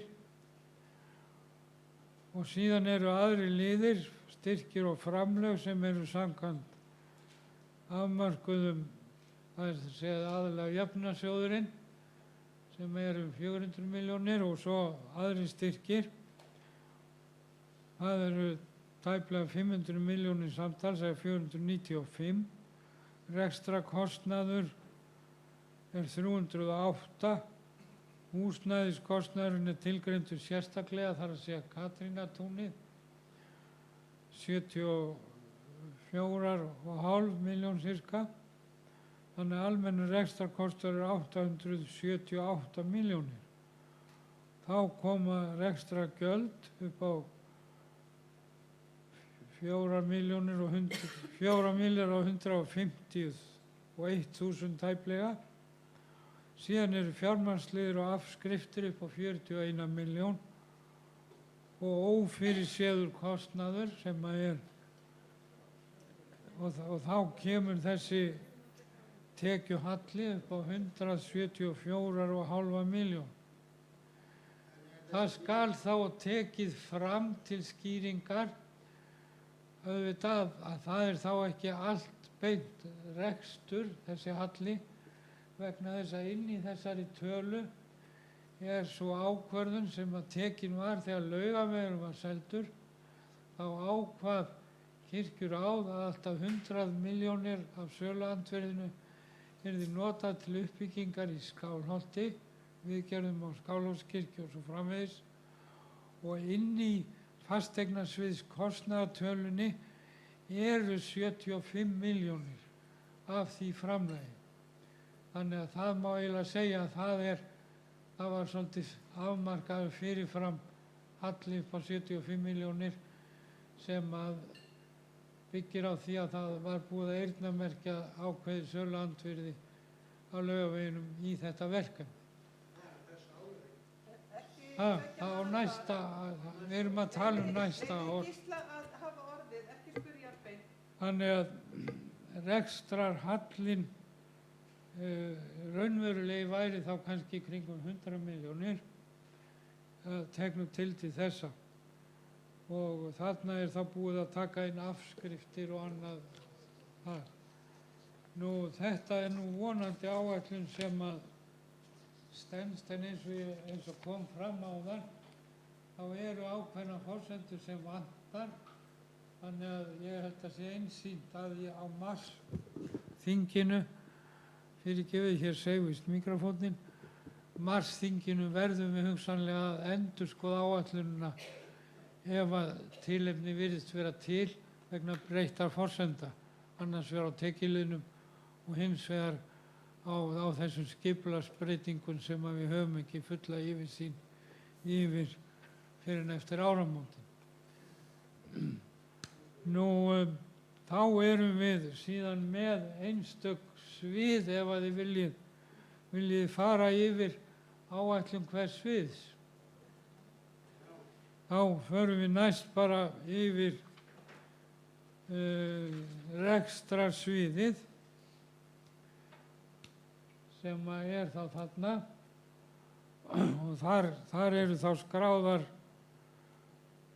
þessar tekjur sem að koma, þar að segja, af gagngreiðslan frá ríkinu og síðan aðra tekjur upp á 5 milljónir. þannig að þar eru þá tæplega um 3.961.000 í tekjur á rekstrarsviðum sem má segja. Síðan koma þá laun og launatengd gjöld á rekstrarsviði. Þarna er þá kostnaður við allan kostnað á skrifstofunum, biskupsstofu og rekstrarskrifstofunni upp á 319 milljónir, kirkjuþingið upp á, býttu nú við, 70 milljónir þarna, framkvæmdanefnd og framkvæmdastjóri og slíku kostnaður sem er við þetta nýja kerfi á 34 milljónir og annar nefndakostnaður upp á ca. 39 milljónir. Og þá erum við komin þarna samtals með 462 milljónir. Svo er annar almennur rekstrarkostnaður sem skiptist á hinn mismunandi svið, upplýsingatækni, fjármál, almennan rekstur, samskipti, yfirstjórn, við sjáum tölurnar, mannauðsdeild, hagfræðideild, húsnæðiskostnaðurinn, það eru þá 316 milljónir samtals og þarna þurfa menn átt að sjá inn í þessum tölum. Til dæmis ef menn horfa þarna á mannauðsdeildina, þá eru þarna alls konar námskeið og slíkt sem eru falla undir það svið. Og svo eru afskriftirnar, þannig að við sjáum að rekstrakostnaðurinn er þarna á rekstrarsviðinu 828 milljónir.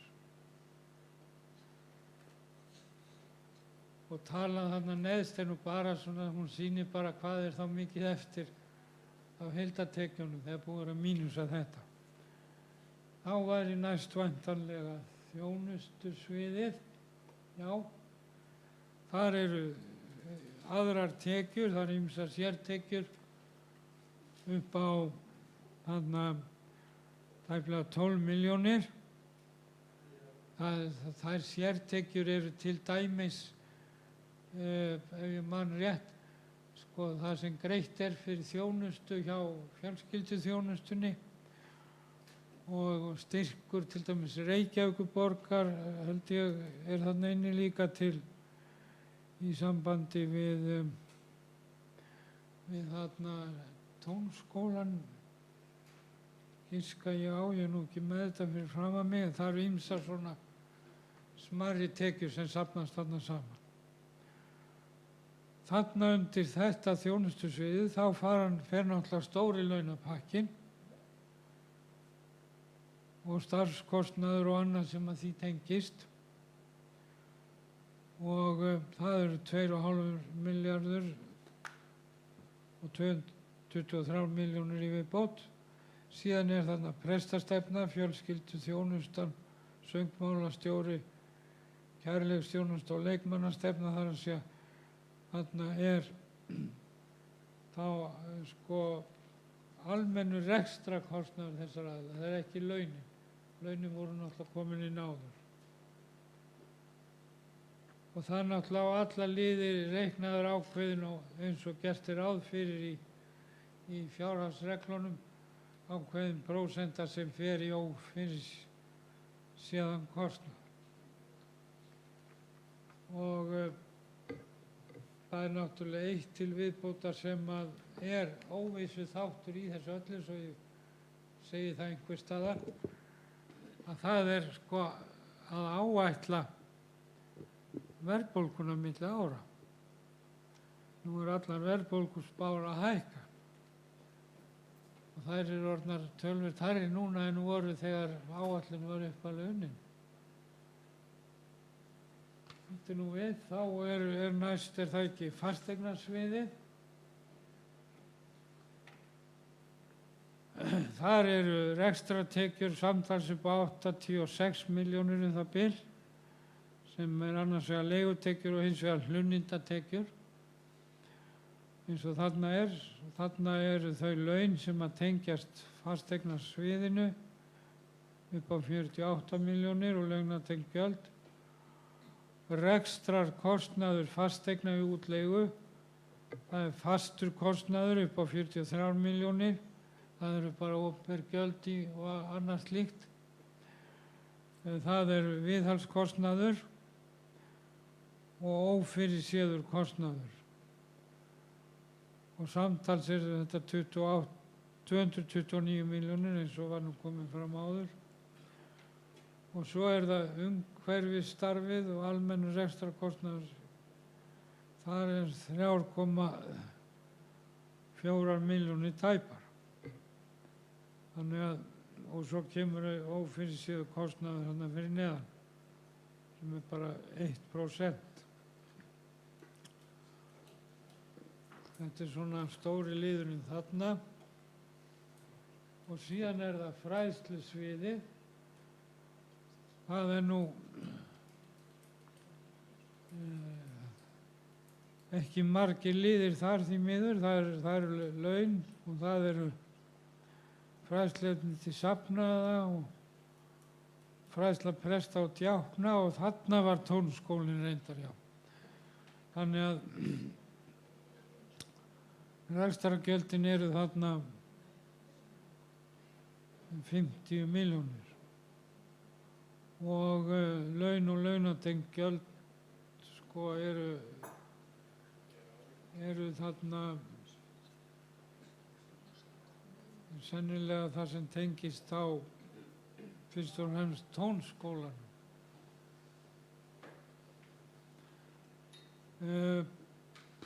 Þá er að lokum bara úthlutun að styrkja og framlaga. Það eru bara í raun og veru 2 liðir, það er nú að tekið saman bara í eina tölu reyndar.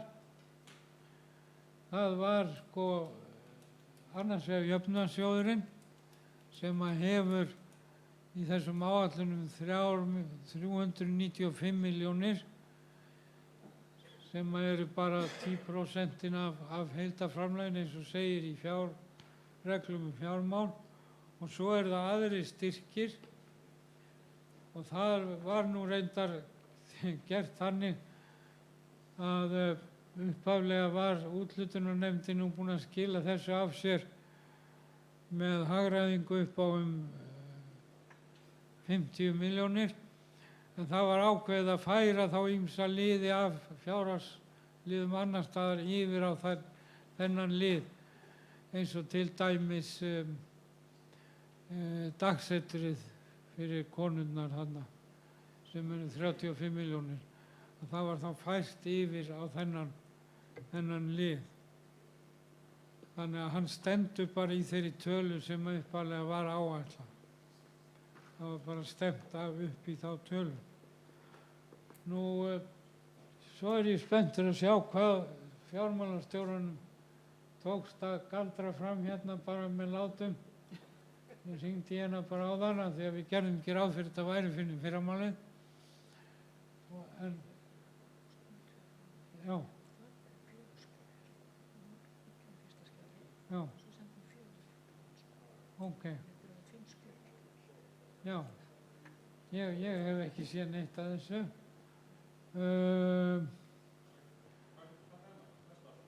Ef að skoða þetta neðsta, eða hvað, fjárhags, jú. Það er ekkert komið upp ennþá. Eigum við ekki bara, ég hef ekki séð þetta frekar en þið, við eigum ekki bara að opna þetta.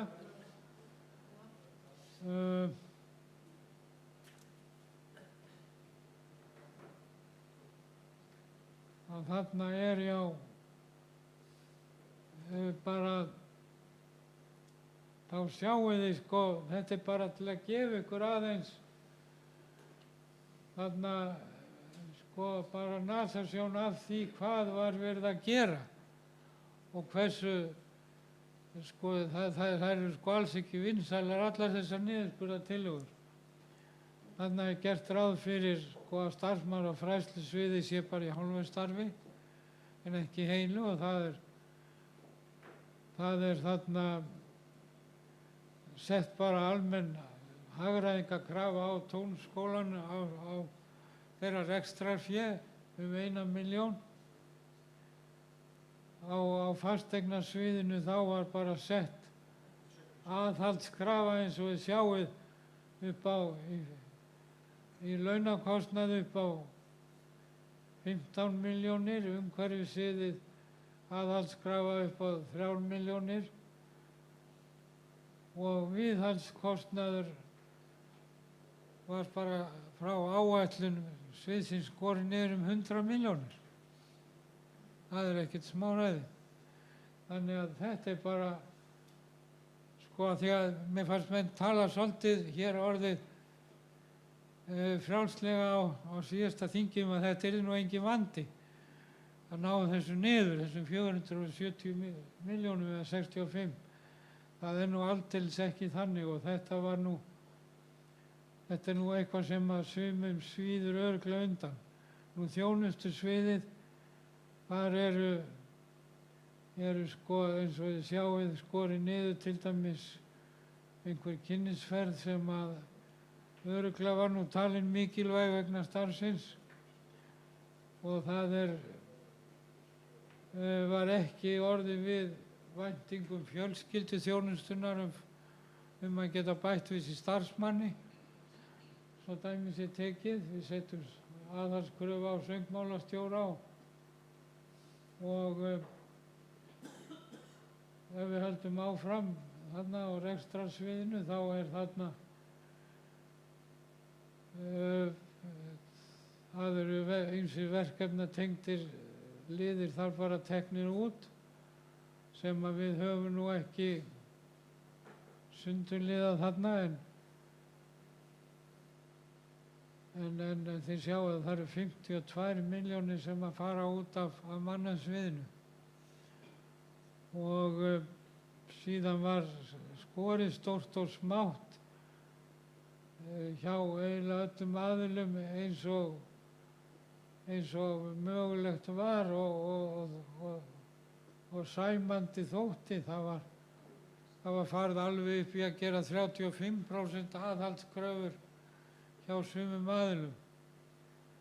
Þannig að það verður ekkert auðvelt fyrir fólk að vinna eftir þessar áætlun. Við skulum alls ekki halda það. En þarna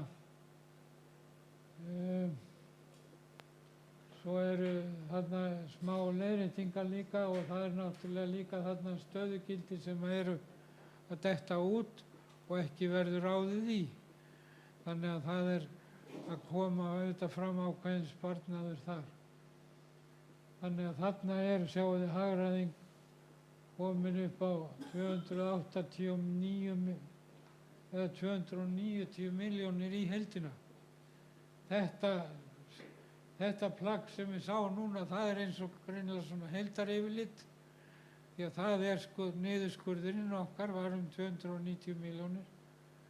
En þá held ég að næstu glærur séu kannski bara samanburður á glærunum sem vorum að sjá áðan, sko, hvernig þær hafa breyst. En ég veit ekki að því að ég að sjá þetta í fyrst skipti eins og þið.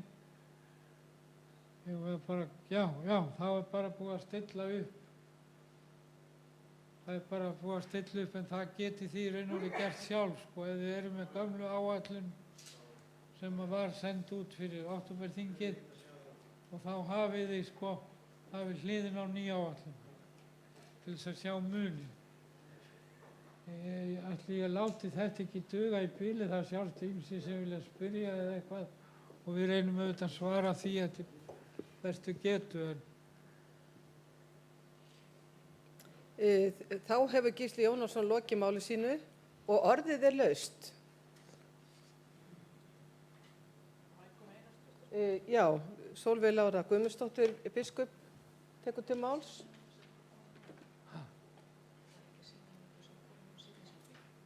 Ég bara veit ekki hvað í henni.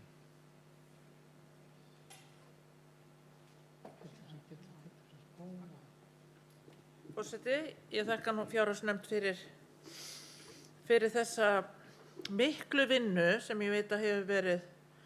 Mér langar aðeins bara til að koma með örstutta spurningu sem er semst á blaðsíðu 2 í fjárhagsáætluninni. Það sem er fjárhagsáætlun rekstrarsviðs. Þar stendur sem sagt að laun og launatengd gjöld séu 318 milljónir og síðan í 2 línur neðar að þar stendur framkvæmdanefnd og framkvæmdastjóri 33 eða 34 milljónir. Eru þá sem sagt laun framkvæmdastjóran ekki inn í laun og launatengdum gjöldum? Það sem spurningin. Já, það er laun framkvæmdastjóran eru inn í þessum 33. Er það rétt skilið hjá mér? Þetta er ekki einhver prívat rekstrarkostnaður fyrir framkvæmdastjóran eða framkvæmdanefndina? Þetta er bara kostnaður við framkvæmdanefnd og Ok, takk. Spurningunni hefur verið svarað en orðið er laust ef ykkur vill taka til máls eða koma með fyrirspurnir. Forseti bíður ekki mjög lengi. Vill framsögumaður bæta ykkur við? Gísli Jónasson. Afsakið, forseti, það var bara verið að sýna mér klærurnar sem við sýndum ekki og þetta er eins og við heldum, þetta var þessi samanburður. Einmitt. Já, ég vildi í sjálfu sér ekki bæta neinu við ef það er ekki neina fyrirspurnir. Það er Guðrún Karls Helgadóttir hefur beðið orðið. Gjörðu svo vel, Guðrún. Takk, forseti. Ég með eina spurningu, þarna kom fram að það er því spöruð þarna staða samskiptastjóra. Samþykktu nefnilega áðan að það er því 1,5 stöðugildi áfram í því. Þannig mér langaði bara að spyrja hvað væri verið að hugsa þar. Takk. Þá svarar framsögumaður ef ekki koma fleiri spurningar því að hann fari ekki endalaust að tala. Steindór Haraldsson, gjör svo vel að koma í ræðupúlt.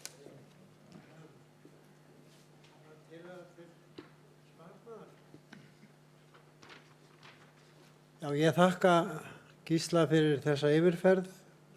Vissulega hefur nefndin lagt mikið á sig í þessu, það er ljóst, og mikil fundarhöld. En spurningu ég að draga upp úr vasa mínum tillögu frá 2013 og leggja til að tónskóli þjóðkirkjunnar verði settur inn í einhvern annan tónlistarskóla hér í Reykjavík. Það kostar 20 milljónir á ári. Þetta er bara til að hugsa um. Takk. Aðeins til upplýsingar að þá er verið að setja efni inn á gagnaveituna, nánari gögn sem að þið getur svo skoðað, en Stefán Magnússon tekur til máls.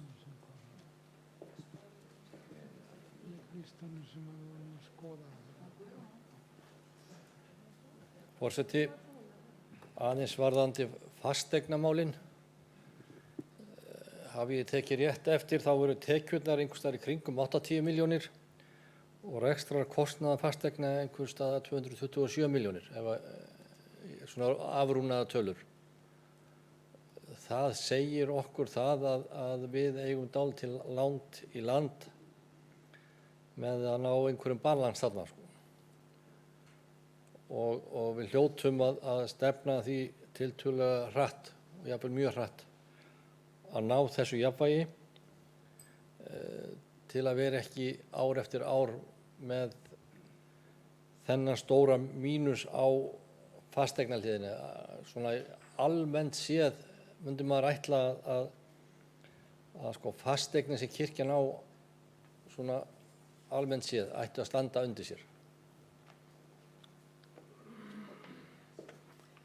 Gísli Gunnarsson tekur til máls.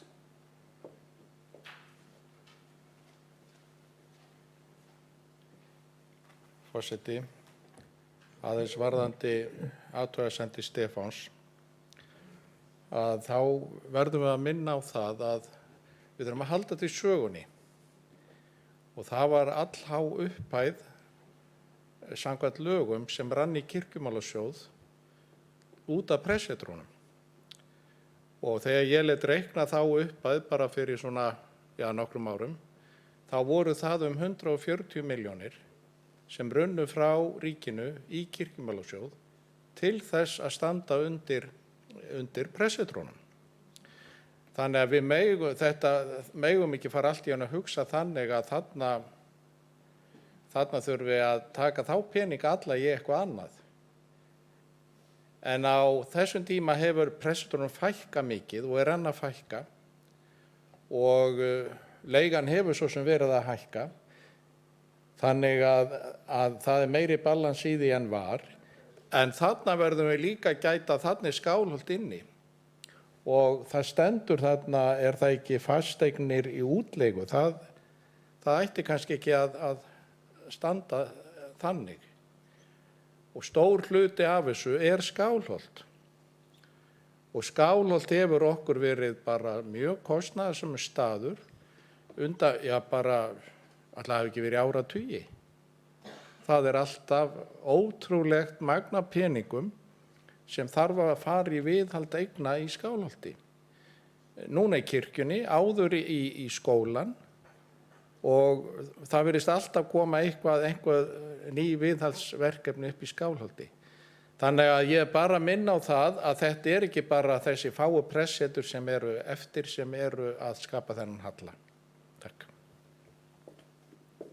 Fleiri hafa ekki kvatt sér hljós. Jú, 2, Stefán Magnússon í annað skiptið og síðan Hermann Ragnar Jónsson og endilega gefið mér merki, fleiri ef þið viljið tala. Forseti, ég þakka Gísla fyrir þessar upplýsingar. Það hins vegar þessar upplýsingar breyta ekki því að við hljótum að ætla okkur einhvers konar balans í þessum lið. Við hljótum að stefna þangað og þá ekkert síður í rekstri Skálholts. Ég ætla bara að fullyrða það að það að hafa verulega tekjur þar af og ég bara gef mér það að það sé verið að stefna þangað. Og því fyrr því betra sko. Skálholt náttúrulega stóra mikill staður sem að í gegnum þó nokkra sögu hefur ekki fengið mikið viðhald. En stendur náttúrulega og hefur staðið frammi fyrir því að viðhaldi varð að koma núna ef það ætti ekki illa að fara sko. Og það bara það sem við höfum staðið frammi fyrir. Og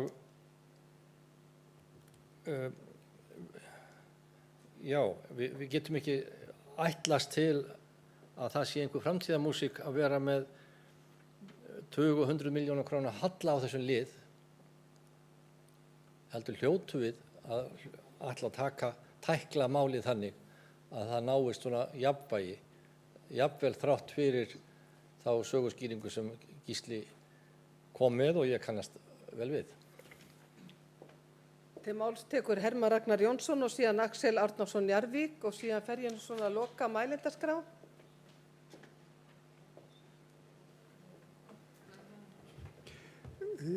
Já, forseti,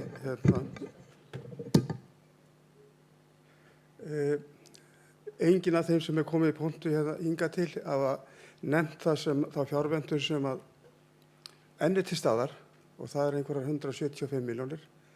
Hvernig ættum við að sauma upp í það gat? Það að vísu í greinagerðinni okkar, í 3. liði fjallað aðeins þetta í starfsmannamálunum. Það talað að þurfa að draga saman seglin eitthvað og það spurning hvort við getum gert þetta einhvern veginn þannig að lendingi verði sæmilega mjúk en stöðum verður að fækka til þess að stöðugildum verður að fækka til þess að við náum endum saman. Það alveg einsýnt og við getum ekki rekið kirkjuna á mínus í mörg ár en þessi vinna sem við unnum núna frá því við hittum síðast núna í október, við héldum 4 fundi og fórum mjög nákvæmlega í gegnum alla liði og veltum við öllum steinum sem við gátum og reyndum að finna möguleika og komumst ekki lengra en þetta en að það vantar ennþá einhverjar 175 milljónir og einhvern veginn verðum við að loka þessu. Við vorum ekki einir í nefndinni, við vorum með 2 starfsmenn sem að hjálpuðu okkur og ég vil nota tækifæri að þakka þeim kærlega fyrir að aðstoða okkur í þessu, að stilla upp og fara í söguna og finna hvað var gert á þessu ári til þess að reyna átt að sjá hvernig framhaldið verður. En ég ítreka að fjárvöntunin samt sem áður einhverjar 175 milljónir og einhvern veginn þurfum við að stoppa í það. Takk. Til máls tekur Axel Árnason Njarðvík og eftir honum Hreinn Hákonarson.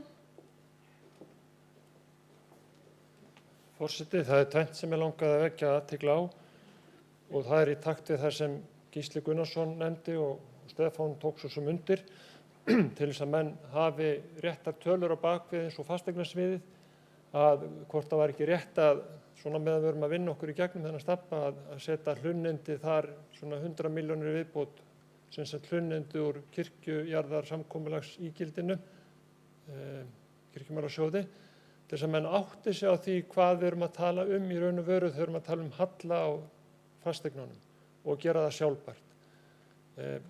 Hluti af sjálfbærnin eru hlunnindin sem fylgja eignunum og meðal annars þetta framlag sem áður hét Prestssetrasjóður. Við langaði að fá að renna hérna glærunni þessi stendur kirkjuþing og framkvæmdastjóri og framkvæmdanefnd. Þetta eru bara tölur. Það væri gaman að sjá baksvið þessara talna. Það stendur að aðeins neðar held ég. Já, þarna. Að kirkjuþing kosti 70 milljónir. Fyrir nokkru kostaði kirkjuþing 33, eitthvað svoleiðis, minnir mig. Það væri gaman að sjá hvað það er í kirkjuþingi sem gerir þetta svona dýrt og af hverju við erum svona dýr að reka okkur. Og alveg burtséð frá COVID og allt þetta, að bara við áttum okkur á því hvaða liðir það eru sem búa til þessa tölu. Og eins líka að framkvæmdanefndin og framkvæmdastjóri, maður hefði haldið þarna að framkvæmdastjóri ætti að hoppa upp í laun og launandinn gjöld þarna skrifstofa, en þarna sjáum við tæpa 34 milljónir og ég nefni þetta vegna þess að umhverfissviðið, það var klípið 50% þar, úr 6,8 niður í 3,3 rúmar. Þannig að maður spyr sig hvernig tölurnar verða til, er hægt að átta sig betur á því hvar peningarnir leggja út og ekki þó í neikvæðri merkingu, heldur bara hvaða kostnaðarliðir þetta eru sem við erum að búa til. Vegna þess að við erum að tala sjálfbærni og kirkjan kannski þarf að vera sjálfbær og hvaða möguleika við höfum til þess að gera hana þannig í rekstri líka. Því eins og þetta núna þá hún ekki sjálfbær eins og sagt er. Mínusin er með einhverjum hætti of mikill og hann verður aldrei lagað með sölu eigna í sjálfu sér. Vegna þess að ég fullyrði það að hallinn á fasteignunum í raun og veru ekki út af fasteignunum sem slíkum, heldur vegna þess að það ólítill peningur settur í það.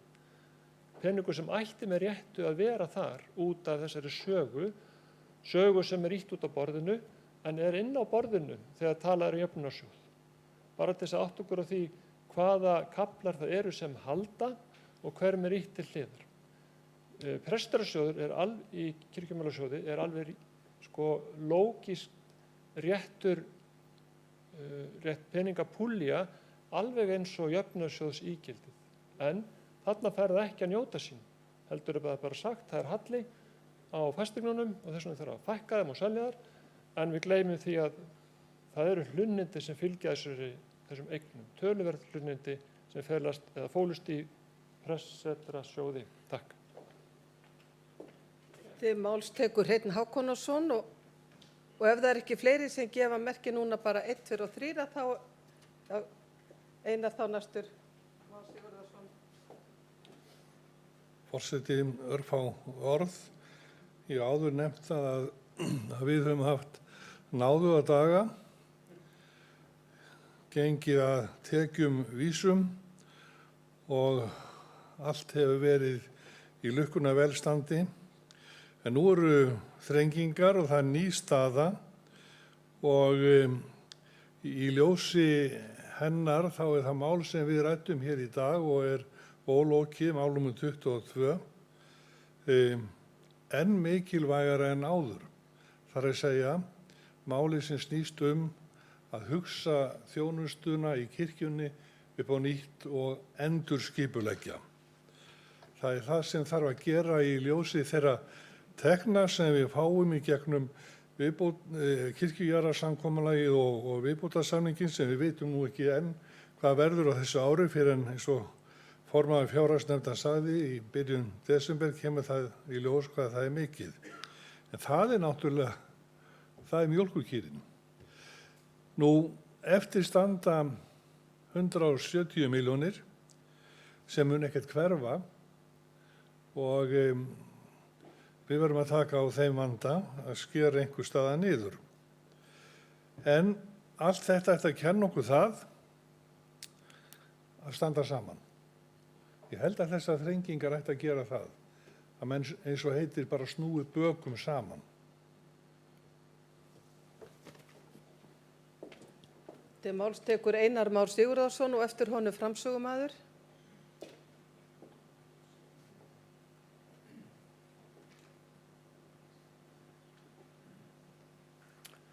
Forseti, bara örfá orð til viðbótar, taka undir þakkir til allra sem hafa aðstofað okkur og til samnefndarmanna minna í fjárhagsnefndinni. Við auðvitað höfum verið að keppast við að reyna að ná endum saman, eins og þið sjáið þá erum við ekki búin að ná alveg endum saman, en við bendum á ýmsar leiðir og ég vil ekki athygli ykkar fyrst á því að það er talað það að við munum fara yfir málin fyrir kirkjuþingið í mars. Það held ég sé mikilvægt vegna þess að þó að við höfum fundað nokkuð stíft og bara nokkuð árangursríkir fundir, þá tel ég nauðsynlegt að hafa á fleiri. Það eru fleiri möguleikar.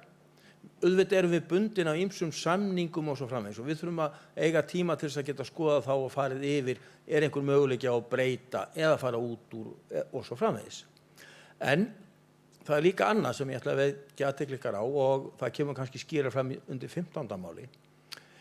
Þar tölum við það að það verði samin heildstæð eignastefna fyrir kirkjuna. Og í nefndarálitinu okkar er einmitt nefnt að við þurfum að skoða það hvort að fasteignirnar og eignirnar okkar get ekki gefið okkur líka auknar tekjur. Þess vegna þurfum við að fara yfir það og jafnvel í samstarfi við aðra. Þannig að við höfum ýmsa möguleika, sjáum þið til. Við erum með jarðir vítt og breytt og það er ýmsir möguleikar þar. Þetta þurfum við bara allt saman að skoða. Er betra að selja einhvað eða eru möguleikar til alls konar breytinga? Og þetta er nauðsynlegt vegna þess að ég held að sé ekki bara að við einblínum á það að skera. Heldur er þarna allavega alveg klárlega möguleiki á auknum tekjum.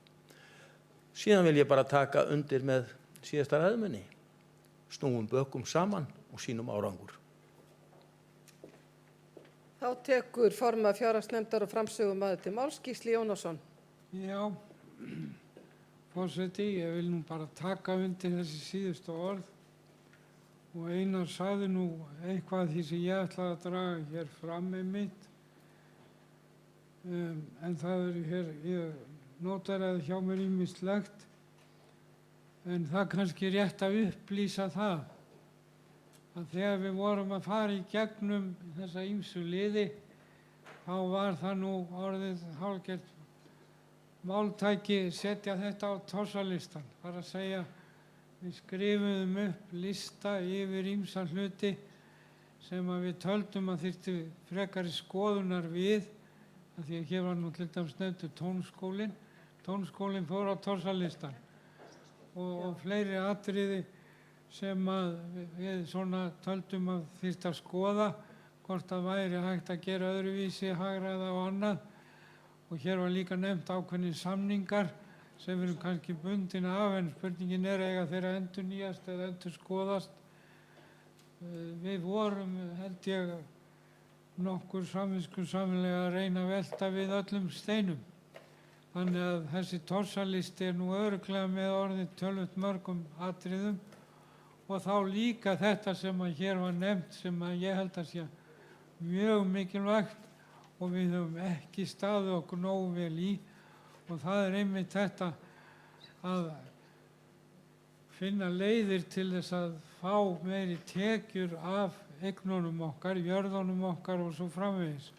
Og þar komu fram ýmsar hugmyndir sem að við viljum, og það var náttúrulega samþykkt 15. málið, og þar einmitt gert ráð fyrir því að þessi eignastefna verði unnin og þá verði leitað leiða til tekjuöflunar. Þannig að við ekki bara seljum alltaf frá okkur mjólkurkýrnar, heldur bara förum að reyna að framleiða bara rjóma og skyr og ýmislegt verðmætt sem að gæti þá hjálpað til í fjármálunum.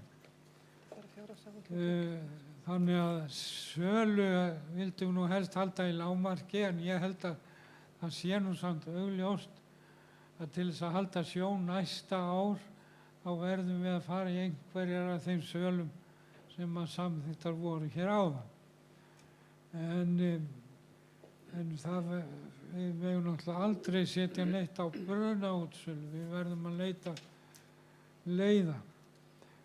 Og út af fyrir sig þetta með það sem nefnt var með hlunnindi eignana, það er alveg rétt að þeim var aldrei ætlað að standa undir sjálfum sér, og það var sérstakur sjóður sem lagður svo var inn í kirkjumálasjóð. Og það kostar að eiga stað eins og Skálholt bara til þess að gefa mönnum stærðargráðuna. Allur viðhaldskostnaður sem áætlaður var á Skálholtsstað á hinum ýmsu byggingum í upphaflegum áætlunum fasteignasviðsins, það voru 117 milljónir.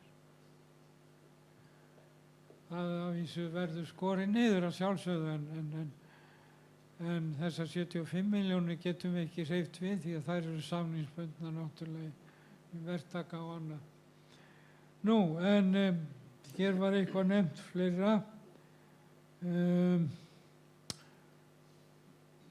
Það var samskiptastjórinn, það kom spurning hann.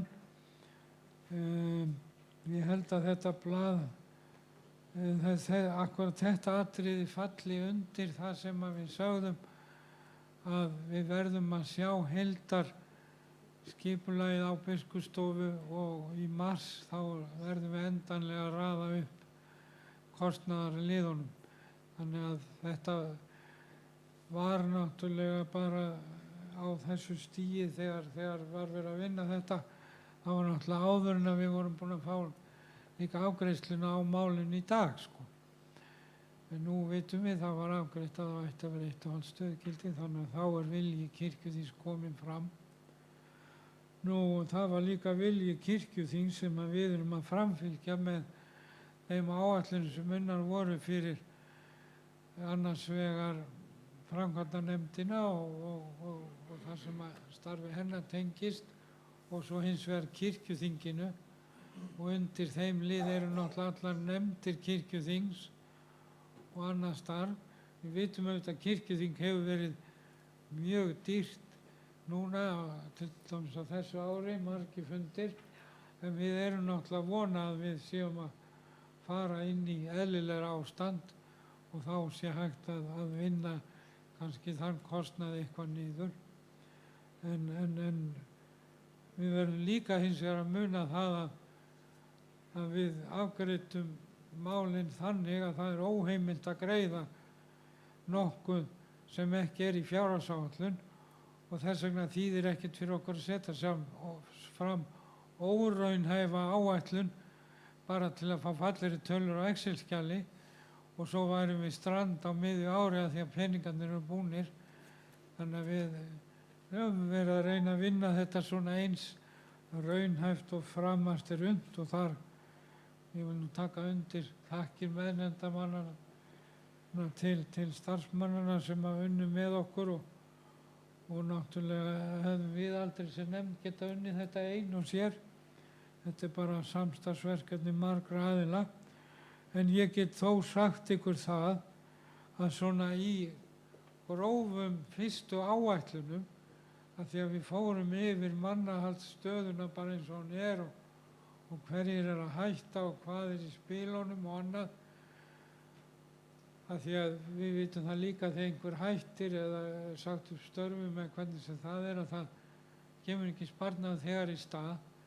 En það mætti eiga von á því miðað við starfslok og annað hjá ýmsum aðilum sem að náttúrulega við ræðum ekki um persónu hér, að þá gæti verið svolítill viðbótarsparnaður í launakostnaði á árinu 23 sem að er þegar komin, þó að við vitum að það þarf að gera betur. En það er bara svo mikil óvissa í svona háum lið, 77%, þegar við vitum ekki verðbólguna og við vitum ekki kjarasamning og annað. Það þarf voðalega lítið að gerast til þess að þessi hluti fara á hliðina.